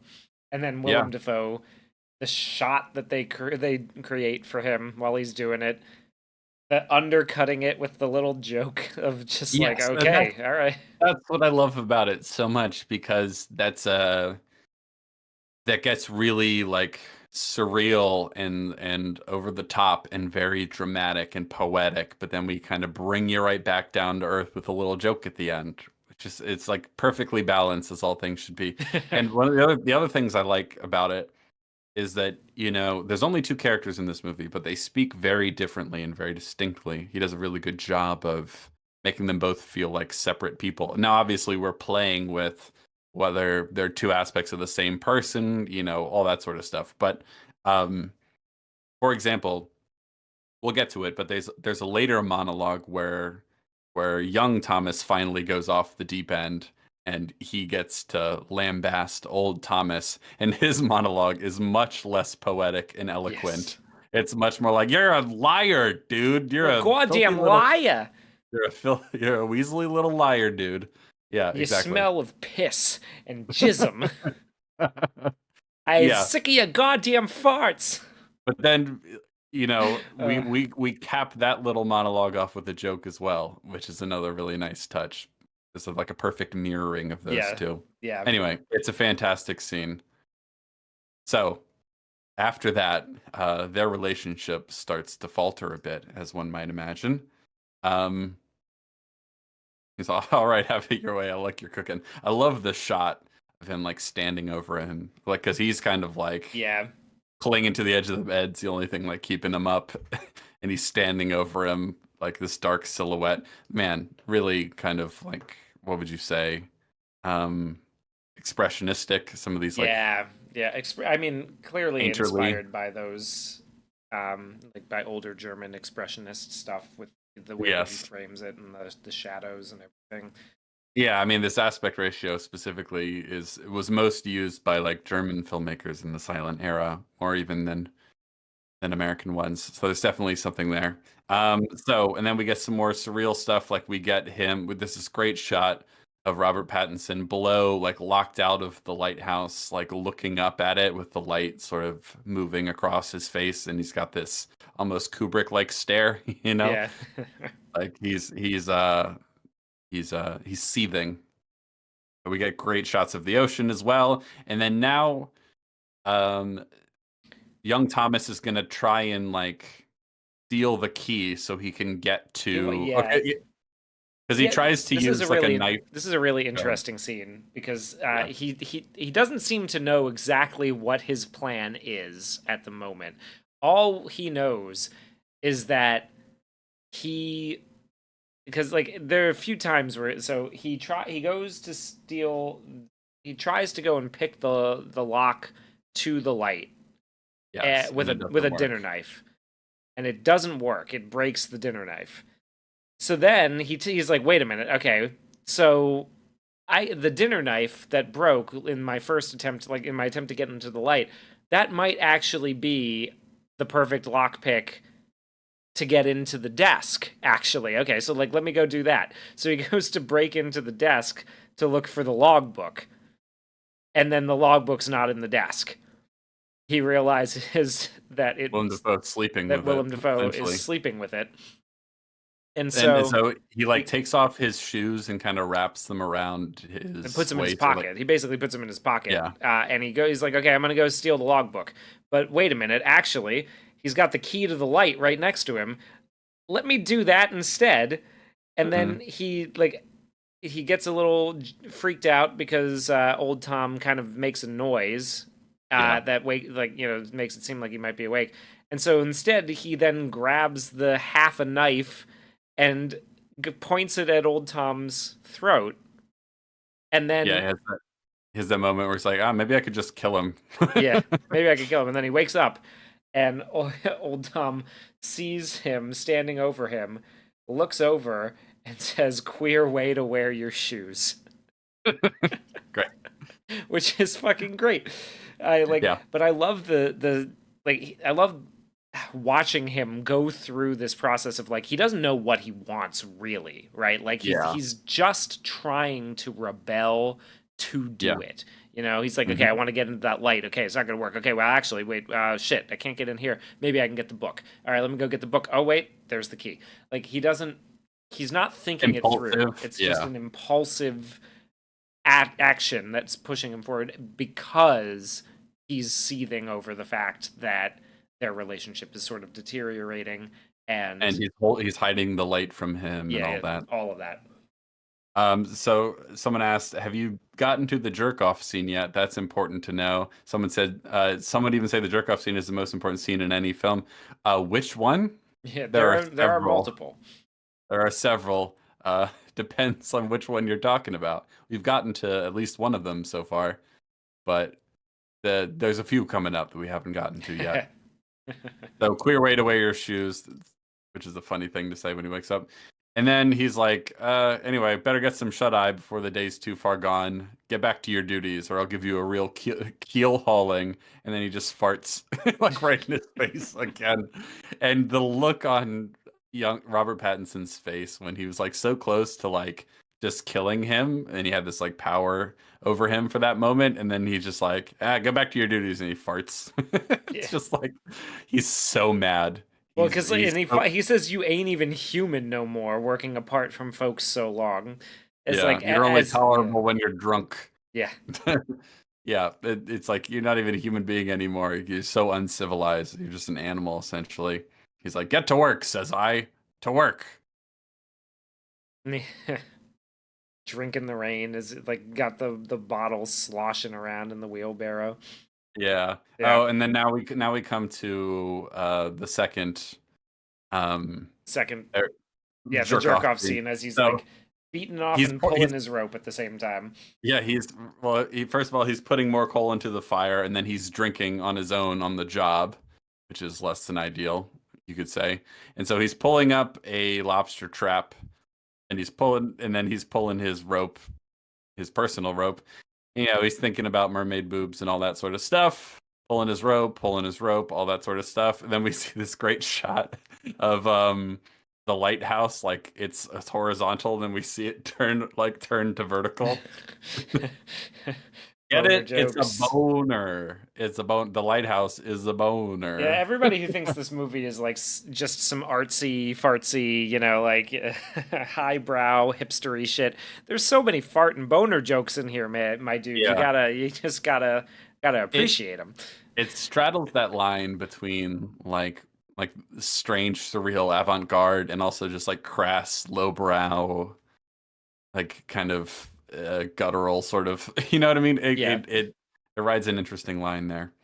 It's funny and also surreal and strange and kind of opaque in terms of what it means. Anyways, he's trying to jerk off to the mermaid, and then what pops into his head? a But a the guy, back of the back of a yes, guy.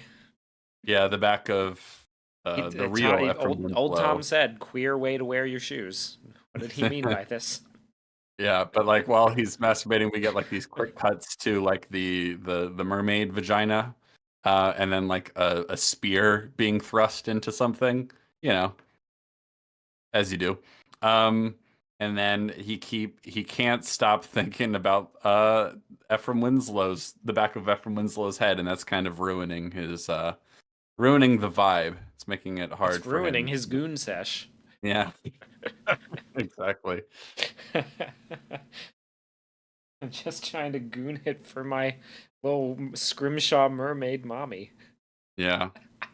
It's a really interesting, like, surreal sequence because it's combining all of these things together and like it's using like very quick, sort of rapid fire, sort of like impressionistic editing. It's really good. Yeah, I It's mean, really like he's well, trying to escape reality on more ways than one, yes. and it's not his grip on that is starting to loosen. Yes. Not on his cock. That's staying nice and tight, nice and firm. And But then he sort of collapses, in this little shack where like water's just pouring through constantly, and he's just laying there. And he throws the little, was it scrimshaw? Is that what it was? yeah, Yeah, little he throws the little statue of the mermaid and it cracks. And then he grabs a knife and tries to stab it with a knife because he's pissed off at, his goon sesh being ruined. And the post nut clarity has started to hit him. At well, no, that he point, didn't. He didn't at this point. He no, got interrupted. So he didn't get it, and that's why he's mad. And now it's nighttime again, and he's in like a chugging competition with old Thomas. That'll go well. And now they're singing a little oh well, he sea finds shanty. the head, the one eyed head in the lobster pot, right before Oh, they start right. chugging, Yes, which there's is a human head. It's brief, so you can't really tell who it is, but it's someone's, like, the dead head of a person with an eye missing. Presumably the former second assistant to the keeper, to the wiki, old Thomas. And then it's nighttime and they're drinking heavily, and then they start dancing around, singing around the table. They're singing a very aggressive rendition of a sea shanty that we'll hear in the end credits. I really like that choice, yes. that it's the same song. They're dancing around and like knocking tables out of the way, and then like the tempo goes up. And I love this scene so much. It's so funny to watch him do his little Irish jig, and he's like, "Dance, Winslow, dance!" And then and then we get that meme that's been used quite a bit on the internet of like they like people like cutting other songs to Robert Pattinson dancing in this scene. It's quite fun. And he starts singing what is apparently, I mean, he sings it so belligerently that you can't really tell, but apparently it's a relatively common like uh lumberjack song. Yeah. Yeah, and he's just like but he's saying it so incoherently, like he's a rabid dog essentially, and it like things get like are building up, the dancing and the chaos and the shouting, and then we hard cut to them slow dancing together. Yeah. I mean, I can give you the lyrics to the lumberjack song because I do think it's kind of interesting, but like it's Oh, sure, yeah, go for it if you have yeah. them. Come all you boys who wish to hear how we got up to the woods last year. Into the sleigh we jacked our boots. Our teamster pointed to the big blue spruce. Timmy ran. Hold on, I gotta Well, I'm watching it as it goes through, so let me because it starts to get into like vocalizing and essentially like scatting, so I've got to get to the. Okay, Timmy ran tinta fala dua da. I'm glad we Rant and waited roar for that. and drunk on the way. Timmy ran tinta fala dua da. So I'm glad we waited for that. That yeah, was worth it. what did he mean by this? I think we should break that down real quick. Yes. Yeah. So we're like hard cutting between a lot of like, like the aggressive, raucous drunkenness to like the sad sort of slow dancing, the tender moment they're sharing where they're clearly very lonely, and old Thomas is singing a little lullaby to him essentially, and then they pull away and then they look like they might kiss, and they push each other away and they're like, let's fight instead, which is really funny. That got a lot of laughs in the theater. Yeah. He like puts up like old fashioned boxing style. He like puts his fists up. It's great. And they start fighting. They start As you wrestling a do. little bit, There's just wrestling. boys being boys. Yeah. You love to see it. Dancing to Hollywood Undead and getting and fighting after we almost kissed, And then they're like laying on top of each other, like in the aftermath of that, which is great. So then we're coming upon a scene where we're coming upon the moment when young Thomas finally admits that he is not Ephraim Winslow. But there's a really interesting thing that happens here where he goes like, he goes, Thomas, and he goes, and he says, it's Thomas, I'm Thomas. He says, I'm Thomas, you're Ephraim. He says, I lied. They will all be scuppered, which is great, by the way. We should all be saying that more often. He says, I'm Thomas. And he's like, Tommy Winslow? And he's like, no, Tom Howard. He says, well, what's Winslow? And he says, it's nothing.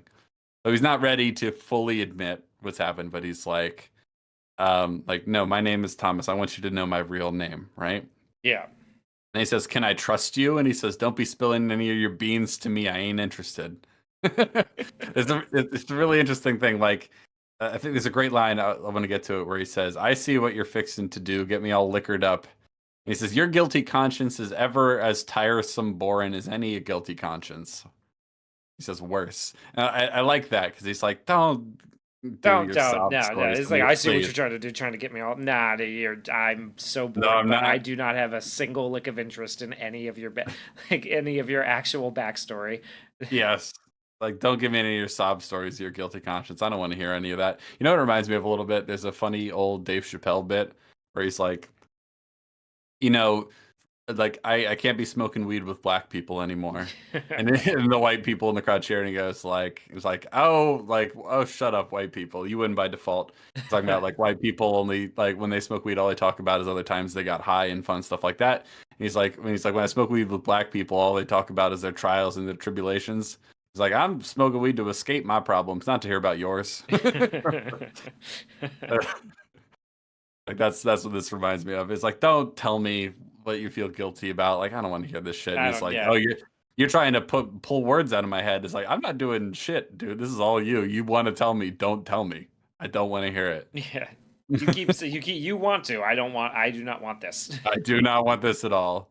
He said, shut up your own rag box, which is great. Another great line. He says, I trust you. I trust you. And he says, you trust me? He's like, no, I don't. I don't trust you at all. And they kind of laugh for a minute. And then it's right back to like him wanting to pour his heart out to him. Yeah. Because he's drunk and obviously it's weighing on him and he just needs to get it out, right? And basically what he admits to, we won't go through the whole line, all the lines unless you had a specific thing you wanted to mention The here. only thing that I really want to mention is that he admits to. We're just gonna go through the story real quick. I think that would be the best. So he says, all right, we'll go. And I had him handy and helpless, alone. I don't have it pulled up. Too far downstream. Yeah, you read it. I had him handy and helpless, alone, too far downstream, and I wanted to do him in. I admit I did. See in the back of his head, one swipe of the can't hooked be all. But he's like, but I didn't. I did not. I did not. Yeah, he has a little bit of what's his name? God, what's the room guy's name? Oh, Tommy Yeah, there's a Wiseau. little bit of Tommy Wiseau, and he's like, I did not I hit did him. I not. did not. There's a little bit of that there. He says, the day was long as hell on that drive. I was lead tired, I admit it, but I saw him slipping. I saw him slipping, not me. That's an interesting thing, too, is that there's like, he's like, no, it wasn't me that fell, it was him. It's like, why Why would would you you say say it that? like that? Yeah. Anyway, we saw the jam coming. I stood there and he slipped. He shouted up and I just stood there. Tom, you dog. I just stood there is all. Just stood and watched him get swallowed by them logs. And all I could think when he was done was, I could use me a smoke. That's it. So I packed up his kit and fixins as if they was my own. And Ephraim Winslow, well, now he got a spiffy clean slate. And Thomas Howard, well, he don't. No prospects. How else am I going to find respectable work? And then he looks up and he says, Tom, and somehow in all of this, old Tom has disappeared. And we get this eerie voiceover that goes, why'd you spill your beans, Tommy? And then we go off into a surreal direction from there. So the basic story is he had a coworker. We got a little bit of this earlier who treated him like old Tom A treats foreman. young He had a Tom. boss who treated him the same way. Called him a dog all the time. He didn't like him. He wanted to kill him. He didn't kill him, but there's a moment where he fell into the water and was about to be swallowed up by a bunch of logs all floating in the water, that he wouldn't be able to like find his way out from and would drown, and he did nothing to help him because he didn't like him. Yeah, so the only thing that I really wanted to like dig into on this is that I don't think I believe that he didn't have a little something extra than he admits to doing, to do with it. I feel Yeah. like Well, it would be I can totally believe that yeah, he did something a bit more than that, because it wouldn't be surprised because he minimizes it throughout the movie, and I can even imagine even in this moment when he's trying to like come clean, he still sort of minimizes it. The other thing that's kind of strange about it is that like, no, it wasn't me that slipped, it was him. yeah. There's this weird sort of confusion happening between who's who, like, because both, like we've talked about it before, both their backstories are kind of, they parallel quite strongly this situation they're currently in. And there's a lot of confusion, like they have the same name, right? And they have contradictory accounts of things. And so like, what does it mean if what actually happened is that he slipped and fell there? You know what I mean? Like Yeah. that's why is there a confusion about whose identity we're talking about here? It's a very odd way of putting it. I'm Oh, not sure and what to make of it, he but there's stole the something there. identity too, right? So like, Oh, for sure. Yeah. yeah. So there's a little something with that as well. Hmm. Um, yeah, I Yeah. just And so like, because like, and it also sort of implies that, you know, because what sort of prospects does he have coming out of this as Ephraim Winslow, except through literal identity theft? yeah. You know what I Well, and mean? how Like bad by was was yeah, how and how bad really bad was was Tom Howard's slate? That yeah, he needed to exactly. steal. Like what did he do? And so that sort of lends a bit more credence to the idea that like we should never really be trusting this guy at Yeah, all, and that there's actually something a lot darker lurking in him than just this poor guy who's being cruelly treated by his boss. You know what I mean? yeah. Like there's a real embittered darkness in there, and there's a great line to that effect that kind of summarizes it for me later, but we'll save that. So he steals he steals the identity of the guy he let die and or killed himself, and then he finally tells this to old Thomas, and old Thomas disappears, and we hear his disembodied voice whispering, "Why'd you spill your beans?" So there's a few moments in this movie where like he does something and then things start to get immeasurably worse very quickly. The obvious one is the gull, right? He kills the Yeah. seabird and that puts a curse on him. But this is another one of those moments because they're kind of stuck in limbo, waiting for waiting for the storm to pass, and they're getting on each other's nerves and they're fighting and there's stuff like that. But there's a kind of stasis in this part until this moment. And then after because like once he spills his beans, like their relationship immediately takes a turn. Like it gets homicidal very quickly here, which is really interesting.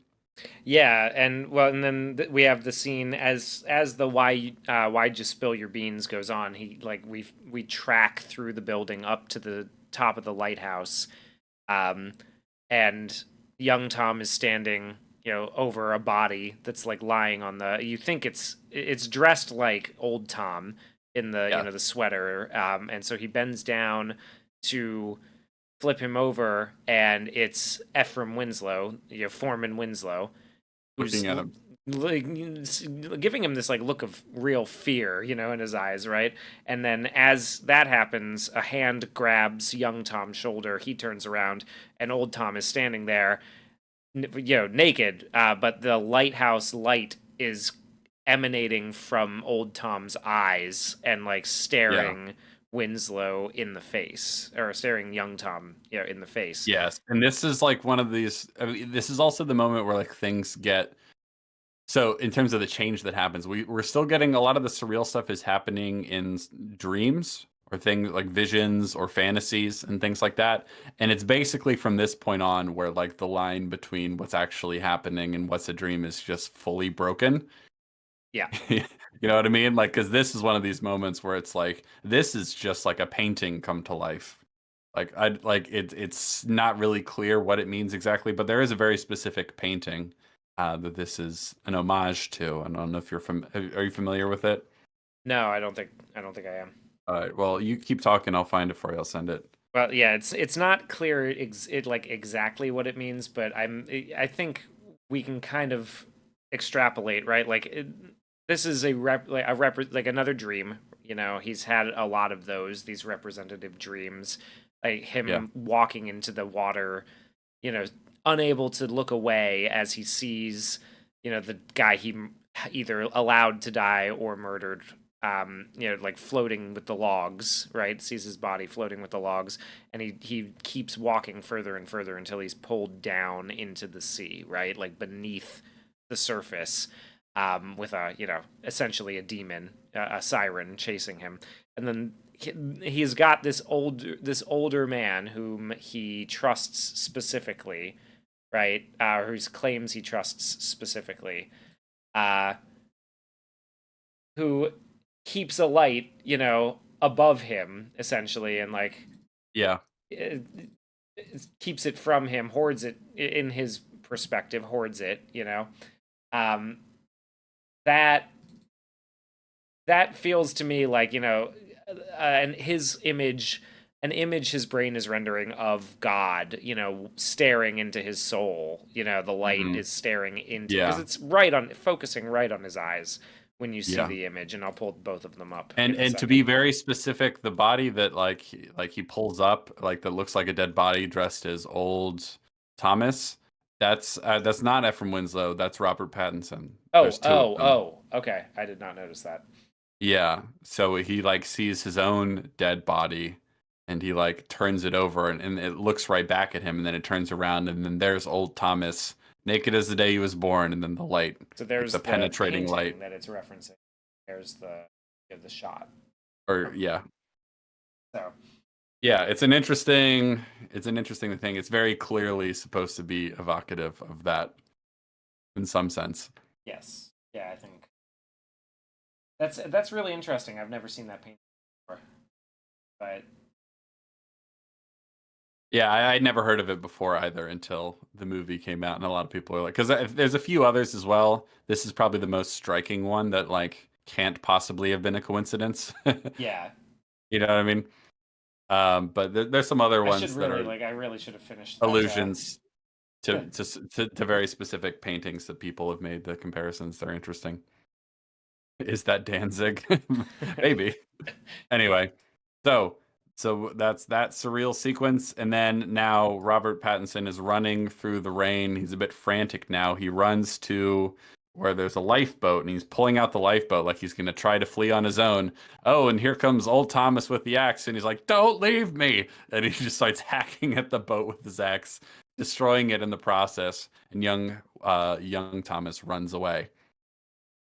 Uh-oh, things are not going well. Then we get I love the shots of them running Yeah, Like, the those are running really across the great. rock in the rain and all that sort of stuff. And I love the way that like with his limp, he's hobbling with the axe. It's very much Very evocative. evocative of The Shining. Yes, Yeah. it's great. I love it. I love the way these scenes are shot. Daddy, Daddy I'm boy, coming. I'm coming, Dad. Yeah, it's great. So he chases him. He chases him back into the house. Um, and he says, "You crazy son of a bitch! You smashed up the lifeboat." And he says, "You're abandoning your post." And I love so he like he's chasing him. He throws the axe down into the table where it stays, and then young Thomas runs into the other room, and then old Thomas kind of walks after him, and we parallel the exact same dolly shot between those two rooms from the very beginning of the movie, which is a nice detail. I like that sort of thing. Um, says, "What are you gonna do? Send for the lighthouse establishment?" He's like, "Certain," says I. "I'll report ye. I'll bring up the inspector up. I'll report you and see what I know what you've done." He's like, "Who's reporting who? Ephraim Winslow or Thomas Howard?" He says, "I know what you've done. You killed your second, your one-eyed junior man. I found him in the lobster pot. Said he went mad. You made him mad with that charm, that scrimshaw trinket, but I broke it. See, now I'm free. I'm free from your designs." And he does this weird little Like like monkey, like yeah, he's like clapping his hands together. "I've got it all figured out. Except what's the secret? What's the secret mischief you're keeping up there?" And then he points to the light. So it's an interesting thing here where yeah, he's like, "Okay, I discovered the remains of the guy you said went mad. Clearly you killed him, obviously, because I don't like you." And it's like you clearly made him go mad with this charm. Like you sent him mad with this like mermaid charm, but don't worry, I broke it. Now I'm free of your spell. And it's like, okay, sure you are, dude. That's what's going on here. Absolutely. yeah, He's like, "I've got it all figured out except what's up there." And he's like, "Jesus, Mary, and Joseph, Tommy. Last night you made a confession would make a saint swear. I don't have nothing to confess, but you spilling your beans. Look what it's done to you. It's made you mad." That's another interesting thing too, because similarly to how like the light is usually a good thing, but in this it like kind of destroys people who are yeah. unworthy. Obviously, coming clean ought to be a good thing on its face, but as soon as he comes clean about it, it's like something unravels that was like kind of barely being held together. It's like he mentions it, but he's not really to really, you know, make up for it or face it head on. Well, And yeah, so and I it was think that, almost that like like he's he was barely surviving by ignoring it, and then now that he's admitted to it, it's like, well, you're not ready for like the cleansing fire of the truth here, buddy. You know what I mean? yeah, exactly. Yeah, yeah. When he's, this is another thing that makes me think that like we're not getting the full story of the bean spillage Yeah. here, Yeah. because he's not admitting the whole thing. Like this is something that I think, and maybe that's what the painting that painting is sort of trying to represent a little bit, is that like there's something Yeah. that's seeing the truth, and he like, because we cut immediately from that to him running away, right? Yeah. So like, And so that's a good point that like the truth kind of like blasts him in the face essentially, and he's not ready to face it. So what is it that he like killed himself or that he hates himself or something? Because like the body he finds there is him. that I think that's meant to be like the soul, right? That's got to be Yeah. his, like Sure. his conscience or his That soul. he's kind of all he's done this to himself. Yeah, like yeah, Yeah. and because that's a pretty common theme throughout, like Sure. that kind of Yeah. fiction, right? Mm-hmm. So that would be my read on that. Spilling your beans. Look what it's done to you. It's made you mad. And I knew you. And he says, and I knew you was mad when you smashed up the lifeboat just now, a chasing me with an axe, trying to kill old Tom. Yeah, and like this part, like this is where I'm kind of just like, yeah, no, I say like I don't think that this is like one of those situations. Personally, I'm not. I don't think this is one of those situations where it's like, oh, he actually did it with the axe, and then like he's the unreliable narrator in this Yeah, situation. this feels I it makes more sense to me that old Tom is lying Yeah, here. he's just kind of like this is the point where I'm like, oh, he's like fucking with him. Like Yeah. he's got a cruel streak too, and he's Yes. enjoying this. Like he's Hmm. enjoying realizing how crazy he can make him sound. You know? Yeah. And he says, "Don't you trust me, Tommy? Better hand me the dinner knife you pocketed. You ain't safe with it." He hands it. He says, "That's a good lad. Them's government property, deducted from your pay." And then he walks away. Yeah, it's a really interesting scene. It's like you can see him. There's a cruelty there, obviously, but there's also like a you've gone mad, you're gone crazy. You're about to abandon me here. I can't let you do that. And then because you're clearly losing your grip on things, I'm also going to blame the running around with an axe and destroying the lifeboat on you too, Yeah, while it's I like can get away with it. because Yeah. he says then he's just like, you're so mad you know not up from down, and how long have we Mm-hmm. been on this rock? 5 weeks, 2 days. Where are we? Help me to recollect. Who are Who you are you again, again, Tommy? Tommy? It's like, oh, he's really fucking with him now. I'm You're probably probably a wandering figment through a of. grove of tag alders, knee He deep in says, snow. I'm probably a figment of your imagination. This rock is a figment of your imagination too. You're probably wandering through a grove of tag alders up north in Canada, Canada, like a frostbitten maniac talking to yourself, knee deep in snow. And Yeah, then, he's deliberately trying to drive him crazier because yeah, yeah. Oh God. Ugh. kind of as a way of like avoiding, like, because he can just pin anything on him now is kind of like what he's. He wants to try to Yeah. like regain control of him a little bit because he doesn't trust him. So he's like, if he thinks that like I'm losing my mind, I better trust Tommy. He knows up from down. I'll listen to him. It's kind of like a little bit of what's happening there. But then also there's just that cruelty where it's like, and then it goes farther because then he's like, maybe I'm not even real. Yeah. It's like, oh, okay. Now Who? I do Kevo's you like Neil Breen would say, "Who am I? What am I?" now Yeah. do you remember? Because I never remember to pay attention enough when I'm watching this to see, does old Tom tell young Tom that the old second had one eye? No, he doesn't. Okay, yeah, because like the one-eyed junior man thing comes out of nowhere here. Really, I was like, Yeah, oh, wait, he didn't. We don't know that he had a one-eyed junior. So like, yeah, so he's inventing a story basically, based yeah, on the bird that he killed. yeah. Like, And I mean, if you think about what that's doing too psychologically, it's like, oh, that's not my fault. yeah, You know what I mean? Like you killed him and then turned him into a bird, and then he was tormenting me. That's really on you if you think about yeah, it. yeah, There's a lot of blame shifting happening in this movie. Where it's like, I'm not facing up to my actual responsibility and sins and culpability in any of this. It was you. You're the crazy one. So, uh, and then as if things could not get any worse, he goes, "We're out of drink," and now they're taking like lamp oil and mixing it with what, like honey or some sort yeah. They of. mix it with honey Yeah, and that turn sounds like, disgusting. I can't imagine even smelling that, let alone actually drinking it. That's crazy. yeah, I don't know. I feel like I would just be sober at that point. I just can't yeah. imagine. Can't. This is like some real alcoholic type. You don't say. Yes. We've gone like to the point of like drinking gas, like siphoning gasoline just to drink it. Yeah. Yeah. No. So this is like something about they're watering down kerosene because it does have alcohol in it, and then they put honey in for taste a little bit. Well, yeah, you gotta have something, I guess. Yeah. And then they're like sitting on the floor at the very bottom of the tower that goes up to the lighthouse, and they're just like pounding their chests like apes and screaming, making all sorts of noise. When he yell like takes the first shot of it and just screams monkey pump.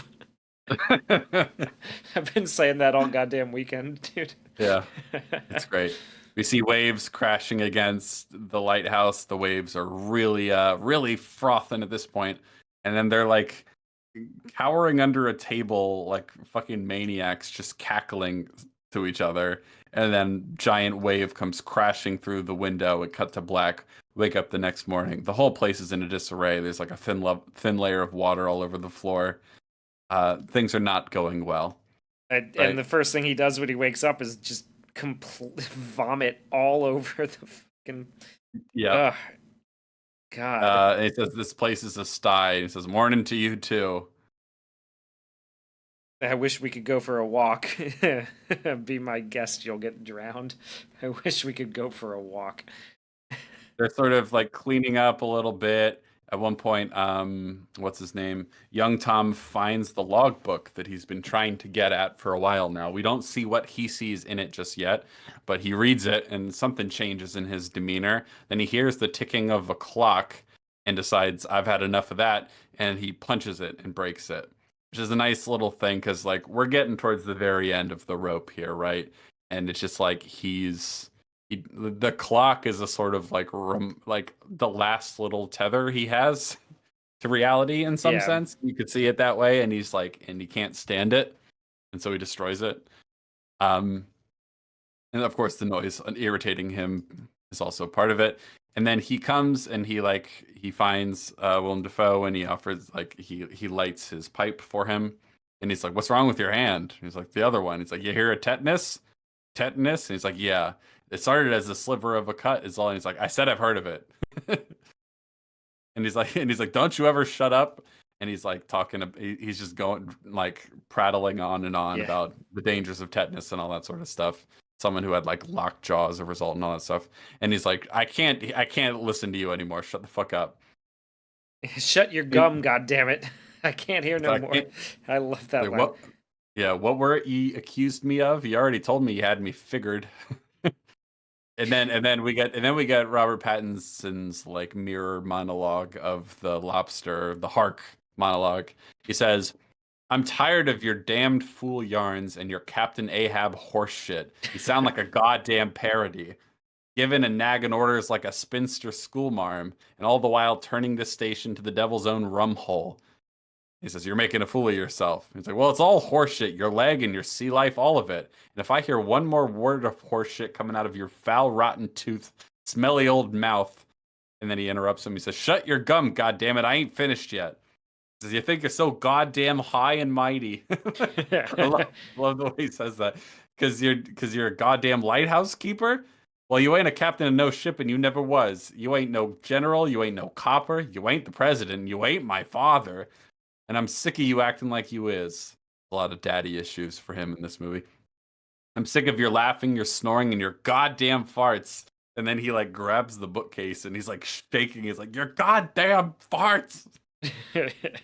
Great. Sick of your goddamn farts. You smell like piss. You smell like jism, like rotten dick, like curdled foreskin, like hot onions fucked a farmyard shithouse. God, there's some good ones in here, dude. And I'm sick of your smell. I'm sick of it. I'm sick of it, you goddamn drunk. You goddamned no account son of a bitch bastard liar. That's what you are. You're a goddamn drunken horse-shitting short shit liar. A Short, liar. yeah, when he spits the word short at him, too. Yeah. Short ass. Yeah, Me you're so a much of goddamn drunken Inverse. horse-shitting short shit liar. A liar. And then there's a pause, and then we cut it with a joke. He says, "You have a way with words, Tommy." You have a way with words. What a It's so good. I love it. I love it. That's such a great end to that because, like, at the end of his whole tirade, it's just like, "Yeah, you're not as good at this as I am." You know, oh God, can you imagine how mad you'd be if you were him in that moment, like hearing that you have a way with words? He says, "Damn," and he screams, "Damn you!" And then old Tom says, "You're relieved of your duties," and he laughs. Young Tom does, and he says, "No need to tell me, old timer." And then he grabs the book and he's reading through the notes that The old old Tom has Tom. written about him. Assistant slept late, work below standard, attitude hostile, assistant missing, given to habitual self-abuse in the supply shed. I love that. Self-abuse. Oh, that's funny. Drunk on duty, assault, theft. Recommend severance without pay. And of course, that is the That is last that thing is yeah, the he wants last to thing he hear. wants to hear. He's not a fan of that. Yeah, things are gonna turn pretty violent pretty quickly here. Severance without pay. You trying to ruin me? I'm a hard worker. I am. I work as hard as any man. And it's like, and then he says, "You lie, Thomas." And it's like, yeah, I think he does lie. I mean, not to say he hasn't done any work, but like, this is a story he tells himself that like, oh, Yeah. this cool slave driver is like getting on my case, but I'm a hard worker. And it's like, are you? Are you really? Or are you putting in the bare minimum into all of this essentially and being miserable about it the whole time? But of course, obviously, the severance without pay thing that really Really pisses him that's off. crossing the line for him because that's all he's here for, right? Yeah. It says, "You lie to yourself, but you haven't the sauce to see it," which is a great line. You haven't the sauce to see it. God, I love the way they talk in this movie. Yeah. He Absolutely. And says, the interesting thing about that too, the severance without pay recommendation mhm, is the easiest way really to be done with this guy is to just let him go. Give him the money and let him go. But he's yeah, just not. He's like, no, no, I'm gonna assert my authority here. I'm gonna yeah, just, you didn't do your job.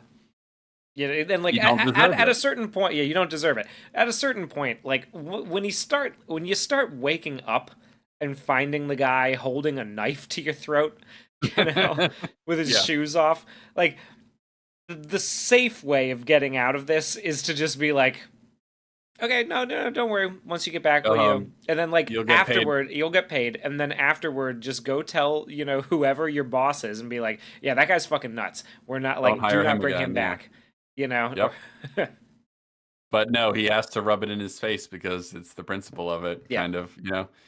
Um, and he says like, "You haven't the sauce to see it." And then it's interesting what young Thomas does here because he goes, "Please, just let me into the light, old man." Because it's that thing he just can't get over it. He can't like he's like, "I need to know. I need to have it. You need to give it to me." It's almost more important. It's almost more important than the pay at this point. He said, and then he starts to beg. He says, "I've learned so much from you. Just let me show you another chance. Forgive and forget," I says. "Just let me into that lantern is all. Don't make me beg, or I'll beg. I'll beg if that's what you want. I'll beg." And he's saying, "Please, please, please," and all that sort of stuff. It's a really interesting turn he makes because he was like really mad at him for like, threatening to take away his pay for all his hard work and everything. But more important to that is getting into this lantern, which is really interesting that he's willing to like supplicate himself and beg and be so pathetic about it. You know what I mean? yeah, yeah. That is like a very odd turn for him there. Yeah, but it's interesting what it shows about his priorities. Yeah, Like he just wants what he can't have. He feels like he's entitled to it. Like that's what he wants more than anything. He wants to know what you've been keeping from me the whole time. yeah, Like that's the last mystery here, and it's been driving him mad, and so he needs to know. And so he says, "Stand down." And then when that doesn't work, he goes right back to being angry. He says, "You selfish bastard, keeping it all to yourself. You left your old lady, your children for what? For what?"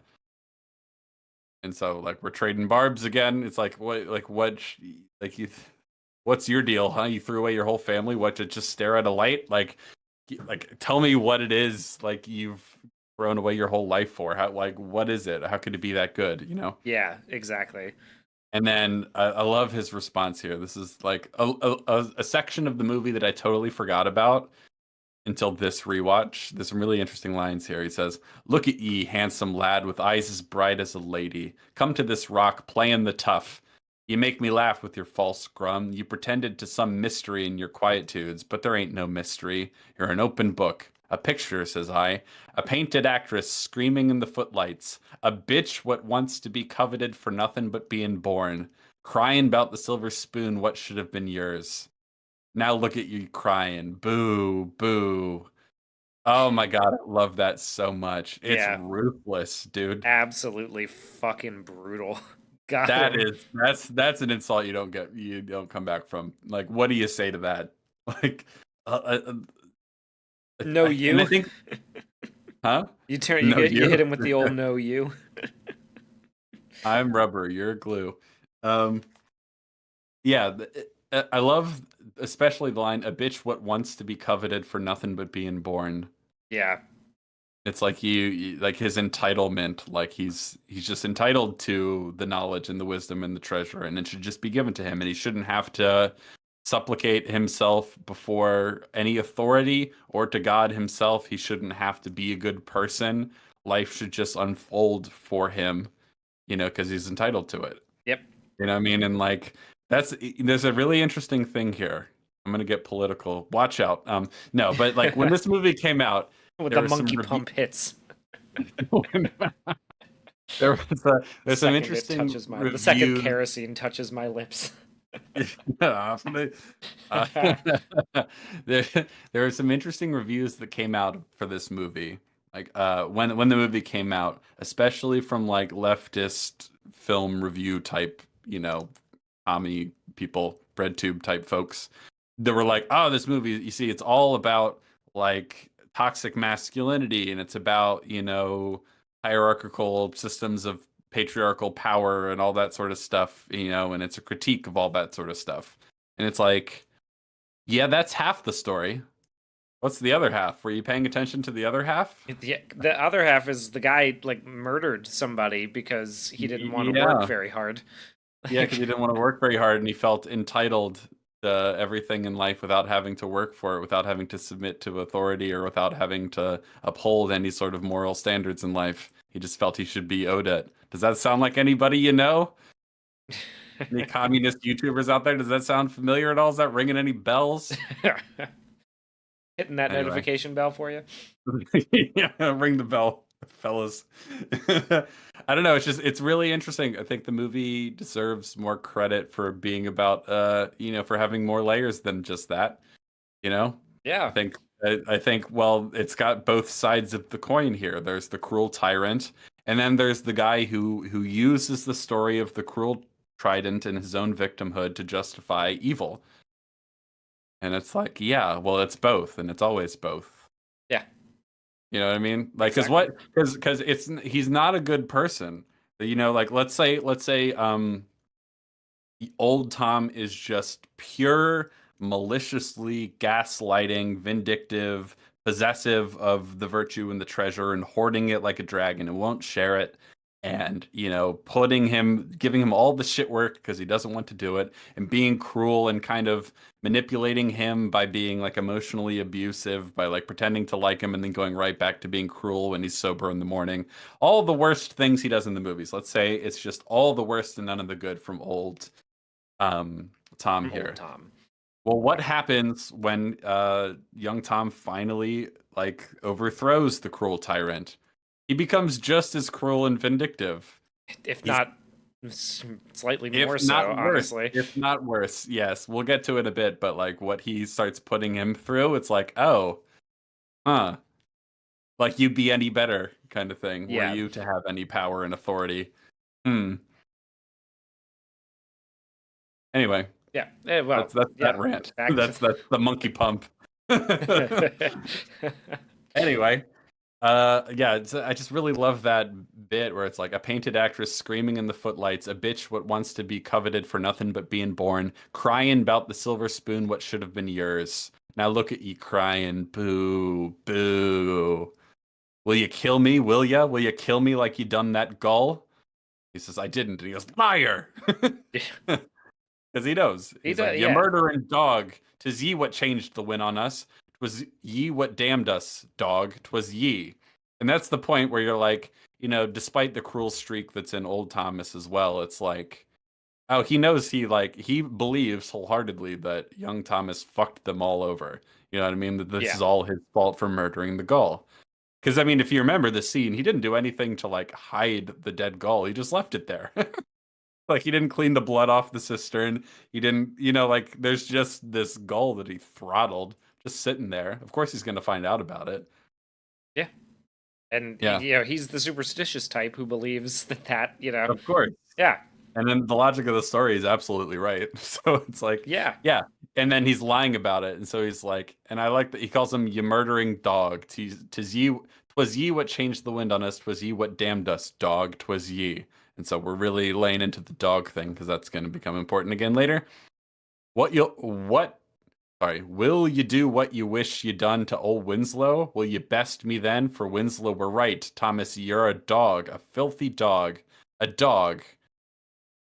And then they get into a fight. Getting a little scrap. They get into a little scrap, and young Thomas comes out of the scrap victorious. Old Thomas is sort of lying on the ground, in pain. He's an old guy. He's just lying on the floor. Well, it's a bit more surreal than that. We should probably talk about the Yeah, we specifics should of that. yeah, so that during the scrap, they he cycles through seeing old Tom as he normally is. Ephraim Winslow, the man whom he probably killed in Canada, the Hmm. mermaid, and then also old Tom, like as Poseidon, like crowned Yeah, with a crown of the cockle Sea King shells, and himself, yeah, yes, and the tentacles and everything, cackling in his face, laughing at him. yeah, exactly, like cackle, and so then and wrapping a tentacle around his throat, right, and then Mhm. he starts punching him, and some black, like some pretty intense black blood or goo or something, Yeah, it uh, comes out of his comes out mouth. of his mouth, and he starts wailing on him pretty hard, and it goes until old Tom says, "You're killing me," Yeah, um, which again, like this is a much more artsy version of him sort of seeing red. Like yeah. all of it is sort of boiling over. This is like Hmm. every frustration that he's Like the experiencing. guilt and the violence and the humiliation and the sexual desire all kind of wrapped up in one in Yeah. this final moment here. And it's almost enough to have him murder him right there, but he stops. He pulls himself off. And then because he realizes he has the upper hand on him now, and it's almost worse than just killing him because he's like, well, now I'm going to be cruel to you because now I have the power and the authority. And so he says, bark, bark, boy, bark, laddie, bark. And then old Thomas lets out a little like pathetic woof and he says, ain't you never been to sea before? Bark, I says, bark. And then Willem Dafoe starts going, roof, roof. He's like, bark, laddie. He's telling him to bark. And he says, now there's a good boy. Now there's a good dog. Now roll over. And then we cut out to a wide shot of the building. And we hang on it for like an uncomfortably long amount of time. And then eventually he comes out and he says, get. I said, now come on. And he's like walking. He's walking old Thomas on a leash like a dog. And he's like making him crawl on his hands and knees across like the hard, cold ground. I'm sure it's wet too. And he's like, come on, get up here. He says, good boy. Now you get in there where you belong. And he says, do as I say, dog. And he forces him to crawl into the big hole where like they got the rations from. They dug up earlier in the movie. And he crawls into the hall and he says, you do as I say, dog. He says, now there's my good lad. And then he starts shoveling dirt on him. He's gonna bury him alive after humiliating. It's like the worst thing he can imagine to do to him that he does essentially. Yeah.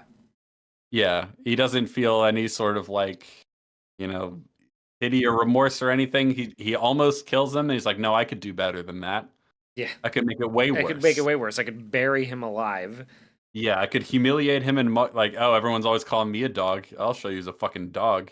And then he, goes to bury him alive.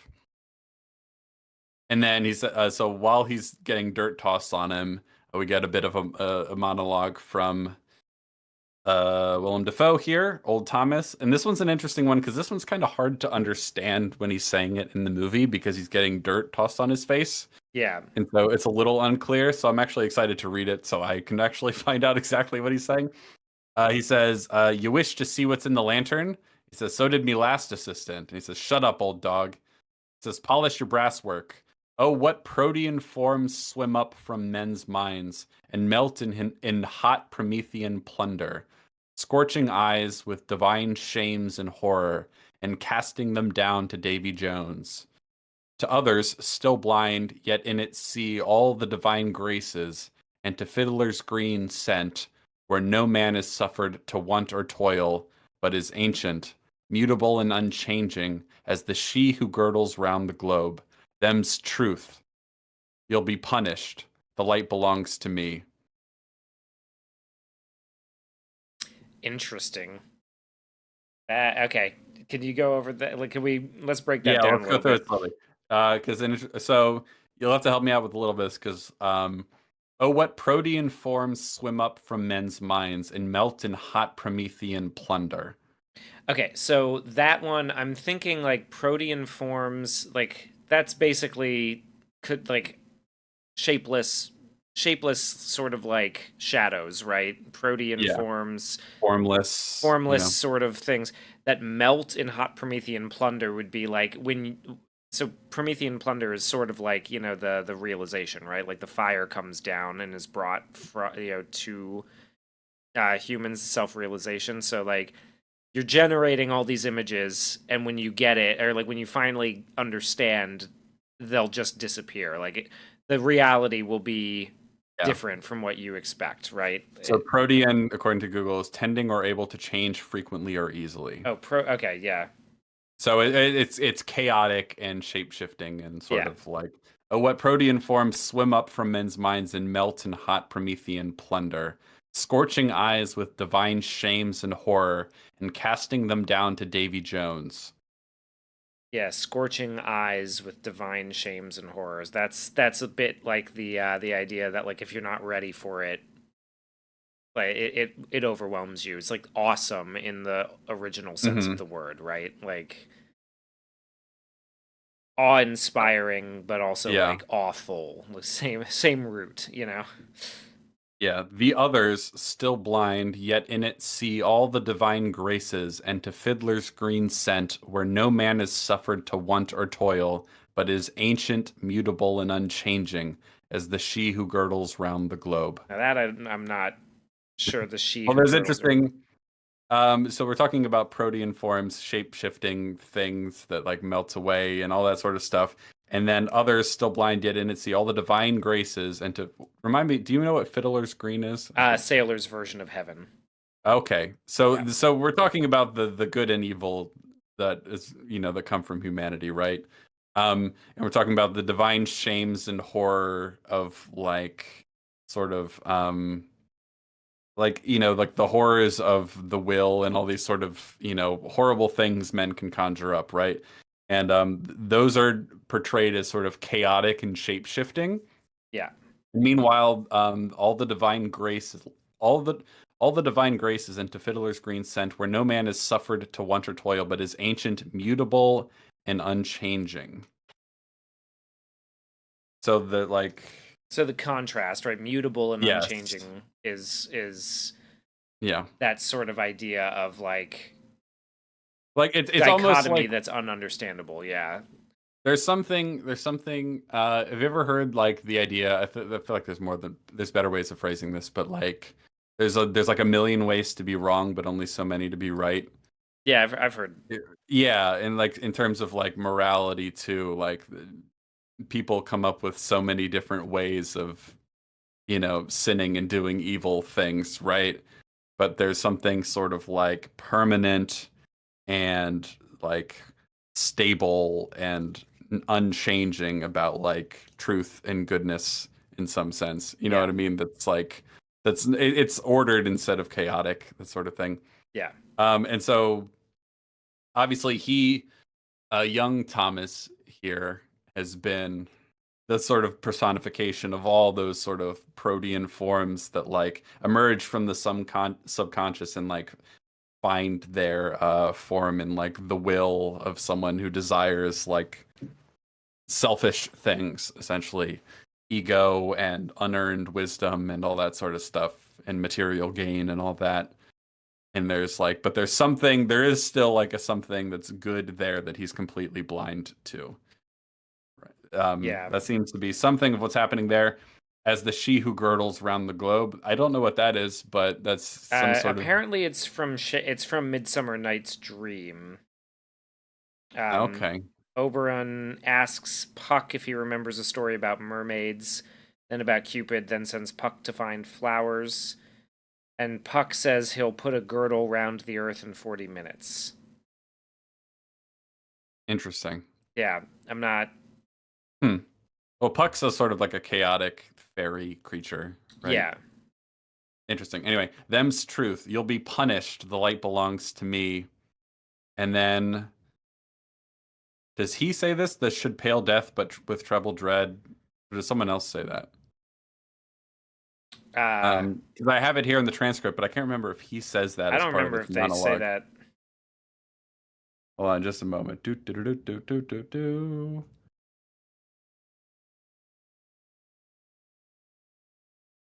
Um, because there's some really interesting lines that happen at the very end of this movie.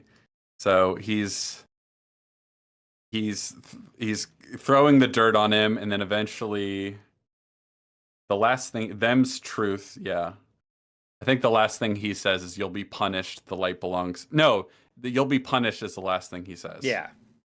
Okay, so basically he's like, "Oh, what evils humanity are capable of." He kind of describes them in like chaotic, evocative terms. It's like, "Oh," and then he mentions the good, that there is something unchanging and good there that will punish you. You know what I mean? Like Yeah. it's kind of the assistance of the like you won't get away with this, essentially, in a much more poetic form. Yeah, Um and so then, well, so he doesn't end up saying the light belongs to me at the end of it. Yeah, that's the last thing he says. Okay, so what happens here is he finishes that monologue, which is a great little monologue. He's pouring more apparently Oreo cookie crumbs on him. He's shoveling. Eventually, he's like, "Oh wait, the light. He probably has the key on him." So he stops burying him alive once it looks like he's dead. And so he jumps in there. He's feeling around on the body, moving the dirt around, trying to find the key. He finds the key, and then he gets out and he stops trying to bury him alive and goes inside. And then once he's inside, He um, realizes he left his smokes back in the kitchen, so he goes back to get them. he goes back to get his smokes, and then he gets ambushed by um, old Thomas with an axe, who just shouts, "The light belongs to me!" And then he hacks at him with an axe because, surprise, he wasn't really dead. He wasn't fully dead yet. So he gets a good gash into his shoulder, at which point young Thomas manages to wrestle the axe away from him, knock him to the ground, and then gets him good once in the head with the axe. And that's the end, finally. Of Old old Tom. Thomas. Yes. And And so, so he's yeah, staring at the body, then he decides to walk. He actually no, he's like crawling at this point. yeah, he crawls up to Well, he the takes a big swing. He takes a huge swig of this like of the lantern kerosene. oil Yeah, kerosene drink, and he's covered in the blood from when his head went pop with the axe. And then he crawls his way and up he the says stairs. that's when he says the prayer. He says, "Should pale death." He said Oh, he says it to himself as he he's says it crawling. to Is that... himself as he's smoking and getting ready to drink the kerosene. Interesting.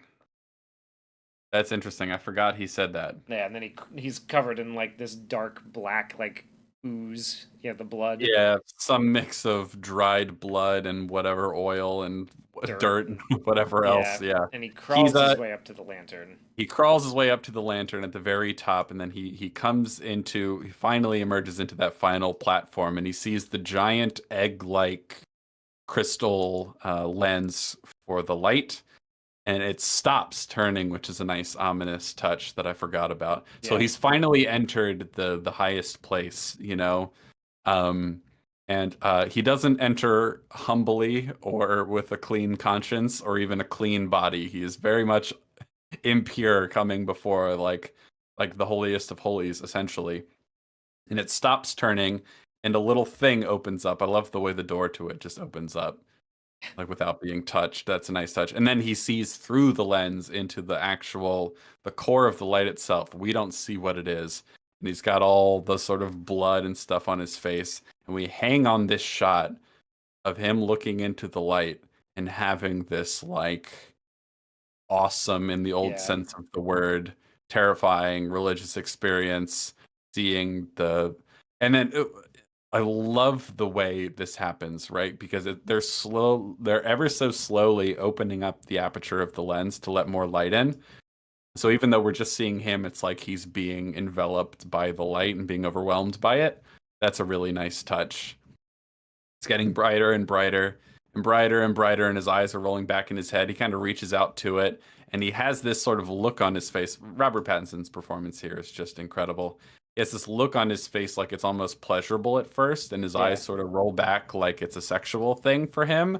But then quickly that kind of turns to like pain, like it doesn't last as pleasurable for long. And then he kind of switches back and forth, kind of like the very end of The Witch, honestly. Yeah. There's something similar in it where it's like you can't quite tell whether this is pleasurable or causing him immense pain, and then he starts cackling like a madman. And as this is happening, as more light is flooding into the lens, um, we're like cranking up this old analog distortion on all of the audio, the music, and his screaming. So he's just being enveloped in this distorted. The sound design is absolutely incredible. He's like shaking his head, and like his mouth looks like demonic. Actually, if you want to go back to the intro screen, you can see. Yeah, I think we can. Yeah, I we're can pretty show much. exactly what that looks like for those who have forgotten it. Um, it's wild. Doodle-doo-doo. Yes, and then yeah, But then he's he just falls. I mean, he falls down the lighthouse stairs, tumbles all the way down, and the next thing, the last thing we see, the final shot of the movie is his Promethean punishment, lying yes, on a rock while seagulls pick at his liver, and yes. To be extra specific, like he gets so overwhelmed by the light, he just like falls and like he tumbles all the way down, which is pretty funny. Honestly, sends him crashing down. All you see is like the jangling of the chains going down, and then we fade to white, which is replaced by the fog, and then we see him all like totally bloodied and with like his eye is so bloodied over that it almost looks like he has an eye missing. It's not yeah, entirely clear. And he's just lying on this like craggly rock with a whole bunch of seagulls in the distance, and there's a few seagulls pecking out his internal organs while he just sort of writhes on the ground, and we very slowly pull back until like the fog kind of covers up the whole frame. And then we cut to black, and then we play a really, really catchy a sea shanty. exactly. It's great. It's so that's yeah, that ending. Let's talk about that final shot, Hugh. There's an obvious Promethean thing there where his punishment for trying to take the light from the heavens undeservedly or steal the light from the heavens, his punishment is to have his insides pecked out by birds. The parallel there is quite obvious. Yes. Um, He gooned too close to the he, sun. he gooned too close to the sun. Jen says, missing eye like the seagull. It's not clear that his eye is gone, but it's so bloodied that it Yeah, it looks like it could be swollen over, but it always looks to me like it's missing too. Like I can never tell. it seems to be, whether deliberately or not, evocative of that in some sense. So ultimately, they went crazy and killed each other. He got to see the light finally, and it overwhelmed him because he wasn't ready. He didn't earn it. He didn't deserve it. And the light was so strong that it destroyed him, essentially. Yeah. Because he didn't humble himself before it. He didn't really admit to any of his sins. He gave in to all his worst devices, all those protean forms that emerged from men's minds, all that sort of stuff. And he has his entrails pecked out by seagulls for his crimes. And then because we've done so much throughout the movie to imply that they're stuck in a sort of cycle of repeating the same thing over and over again, where the past and the present have this weird sort of evil reincarnation quality to it. The obvious Promethean parallels that this is going to keep happening to him. Yeah. In a sense, whether it's like in a new situation now, because there's something, or like whether we're going to repeat this exact scenario, who's to say? But yes, that is the end of The Lighthouse. A tragic tale of pride and ego and Yeah, that's evil. I like that interpretation that this is like a cycle that will continue as he goes along, right? Like Yeah. he may not, if falling out of the lighthouse may not be the end of the character, but either like psychologically speaking, this is his torment, you know? Yeah. Yeah. Kevo brings up an interesting thing. He says, but Prometheus was a good one. Well, depending on how you think about it, there's an interesting thing with the story of Prometheus. It has become in modern day, And and by modern, just to be clear, we mean essentially since the Romantic era. That would be when yeah, this really yes, kind of took off. yeah, the idea of Prometheus being a sort of like rebel who the idea is sort of like the gods were keeping this from us, and he's a heroic figure who sort of goes against the gods to bring fire to humanity and bring technology and wisdom and all that sort of stuff to humanity that the gods were like hoarding and keeping from us. So there's something positive about that. But what's interesting is that the very first known instance of the Promethean myth, I can't remember which one it is, but I know it's the first one that we have. Presents the story quite differently. The story in a lot of later adaptations and retellings and all that sort of stuff, like humanity gets fire because Prometheus steals it for them. But in the original story, humanity already has fire. They're meant to have a sacrifice to Zeus, and they trick Zeus by basically like there's there's the bigger calf that would be the prime calf to be sacrificed if you're sacrificing the best thing you have, that's a better sacrifice. But they do a little trick. Prometheus does a trick on Zeus where he replaces the good meat and all the great stuff from the nice calf with the innards and everything you don't want from another calf. So basically, like the So yeah, sacrifice he has is a two. He has trick. two options. So there's some beef inside an ox's stomach. Yeah. Like representing, the good food hidden inside a displeasing exterior, and all the bones Yes. and everything wrapped in the fat. So something. Yes, Yeah. exactly. Yeah, that's exactly right. I had a slightly, but I had the gist. Yeah. But Yeah. Yeah. I um, just wanted. Yeah. Just want to be. Yeah. that's the specific in that. Yeah, so it's a trick on Zeus where basically they're not sacrificing properly, and they think they can get away with keeping the best for themselves without properly sacrificing the best to the gods who have provided all this for them, all that sort of stuff. And so Zeus is not happy with that, and he takes fire away from humanity. So humanity already had fire. They have it taken away for this like trickster stunt that Prometheus pulls, and then Prometheus goes and steals it back. And then when Zeus finds out, he captures Prometheus and has his punishment that he has his liver pecked out. Is it liver? Sometimes It's the his liver. organ Yeah. changes. Yeah. And His pecked because out his every liver, day, the liver endlessly was the forever. source of. It's thought to be the seat of emotion by the Greeks, Yes. essentially. So like, it's interesting that the the god that sort of is credited with the inspiration and humanity of the arts, and of all the artistic expression, Yeah. has that Well, the eaten arts and out. technology are like Yeah, deeply connected yeah, symbolically yeah. as well, including in the Crafting, Bible. the Yes, yeah, exactly. that's So he's the sort of spirit of that, but sort of what he represents is like a trickster figure who steals something, steals like light and wisdom and inspiration and the power to create technology and stuff like that. Um, like that they didn't properly earn by making the right sacrifices. That's an interesting story. Later in a lot of romantic and modern stories, it's framed more like we didn't have any of that until he did the noble thing of stealing it. Like stealing for the right reasons, sort of thing, because the bad gods were hoarding it from us, which is a very different story. And it's interesting that that's not how it originally was told. This is more like the original in that sense. You know what I mean? yeah, Like yeah, this Prometheus is more like the original in that like he does a wrong thing and is punished for it rather than being like a misunderstood heroic figure.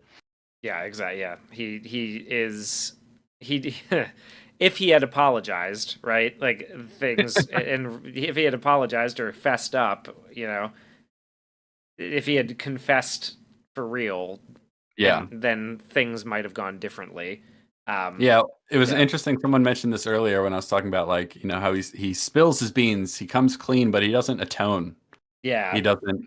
He just admits what happened, says that and I felt nothing when it happened. And He like doesn't apologize and for it. also He doesn't doesn't even feel bad. apologize, and he doesn't apologize for it. He doesn't, and this is why I think it's like bullshit, right? Is that like your conscience doesn't really eat away at you quite that hard if you just sort of let like by omission rather than like causing it. Like Yeah. that's one of the things that like, and of course he spirals even further out of control after that. So Yeah. yeah, like telling a fake version of the story about how your old logging boss died. Yeah, it's that's really it. Yeah. You know. Yeah, well, someone in the chat is mentioning like video essays. Don't say it's just that either. They mentioned it's usually analysis of that hierarchical power structures. Yeah, um, I what I've seen, at least from the time when it came out, of sort of like analysis, like analysts analyzing this movie, especially from a very left-wing point of view, it's the most surface level garbage you've ever seen.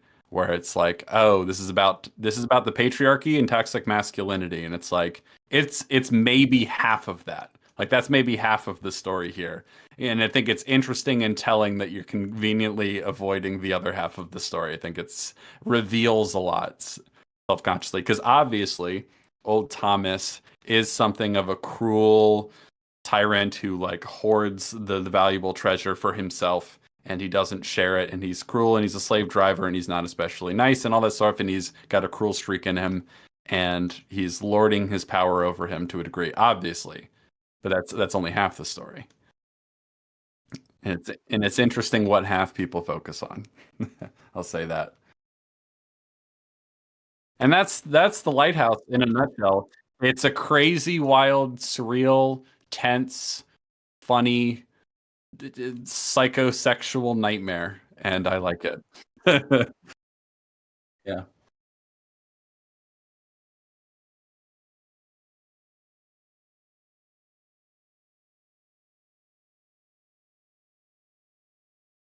I think so. I think it's the most coherent and successful for what it's trying to do. Kevin says, and old Thomas had the bigger wing that makes him the boss. Yep, and them's the rules.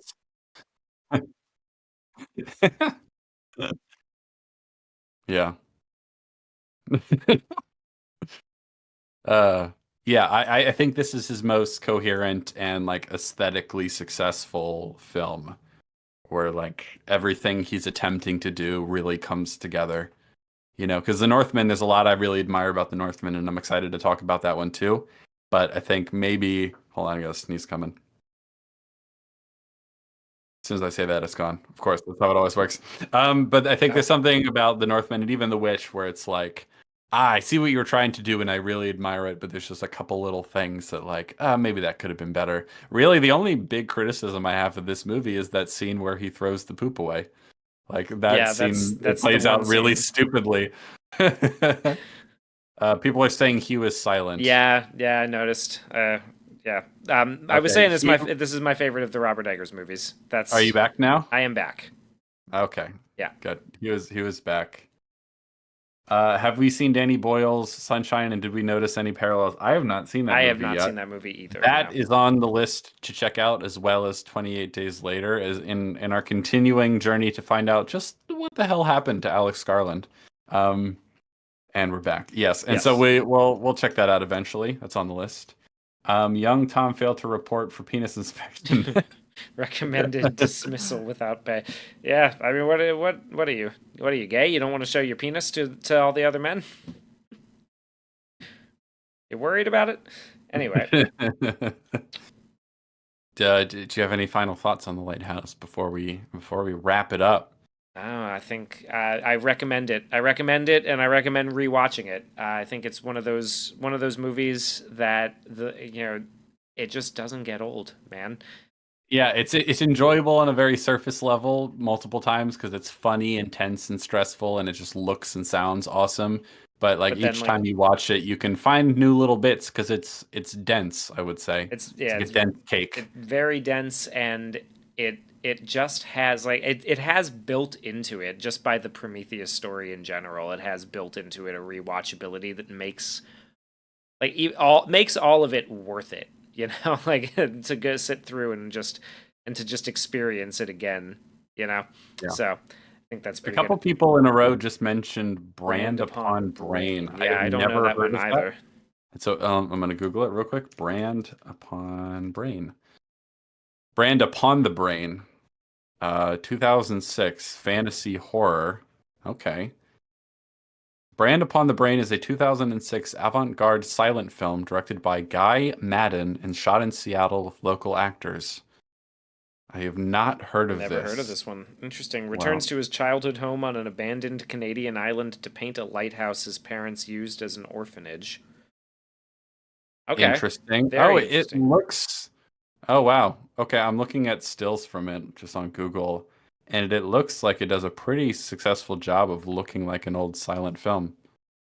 In a way that, like, okay, so like The Lighthouse, for example, is doing some things to evoke olden times, but obviously it's not a silent film, and they're doing some filming techniques that aren't exactly, it's not trying to disguise itself as a movie that you could have seen in the 20s, you know? Yeah. Um, but there are movies that do stuff like that. This The movie, Artist is one that comes to mind of one that tries yes. to disguise itself. The trailer for Brand Upon the Brain looks like one of those. It looks like it's actually, yeah, I'm looking at this trailer. It's a kind of a shitty, like 2240p copy, but that's interesting looking. I will definitely check that out. I've never heard of that before.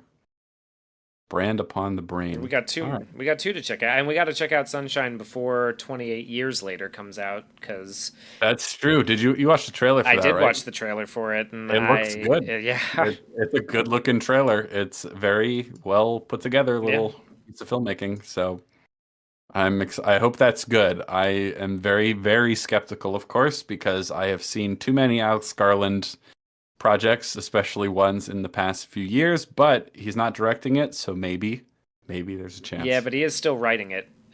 I know, but hey, maybe Danny Boyle is the key. Maybe Danny Boyle will be like, I don't know Maybe. about that one, Alex. I am Maybe interested to see let's. because I have not seen. You've seen 28 Days Later, right? I haven't Oh, actually. what the fuck? Oh man. Okay, well we got to I fix that haven't. at some I point. know. I never. That's on the list. I've never seen it. Yeah. But I have never I'll check it out. seen 28 Weeks Later. Oh Uh, yeah, but that's different people, right? it's different people, but I think this seems like it has a lot to do with 28 Weeks Later, or at the very least it's going to acknowledge that it exists. We're not doing one of those like Okay, we sure. don't acknowledge our the sequel or anything because the end of 28 Days Later and the trailer for 28 Years Later, I am quite confused how that would Well, we'll like find out. follow. So We'll go on a I little think we'll go journey to on a find little that out. journey for that. When does 28 Years Later come out? I think it's next spring, right? Is that Okay, so we have some we have a time on little that bit of one. time. We can That's work good. those in somewhere. Yeah. People are saying we should definitely watch Sunshine with this movie in mind. Okay. All right. Interesting. Maybe they have similar themes. I'm excited to find out.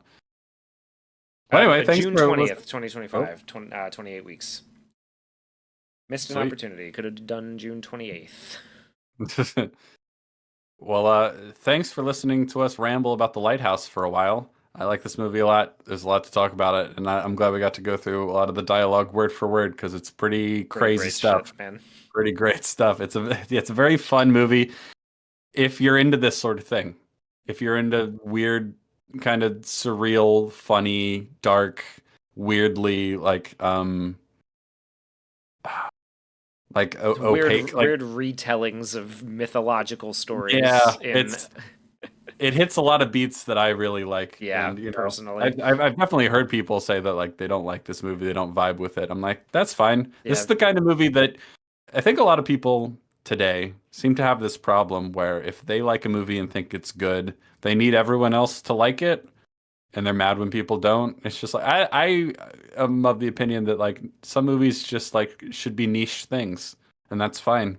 Like not everyone needs to see The Lighthouse. I don't need to show this to my mom. She would hate it. she wouldn't enjoy it. Like, why would, you know, some things Yeah. can just be for This one is one of those movies that may gets to make it into my family Christmas rotation. So yeah, well, you have a weird family, so yeah, that yeah, you guys are a bunch we're of an odd weirdos bunch. over there. There's yeah, no, I like it. I like this movie a lot. It's a very strange film, and I was excited to rewatch it. I'm glad I did. Yeah, me too. Might Looking go forward to the rewatch it again. Northman next week. Might go rewatch it again right now.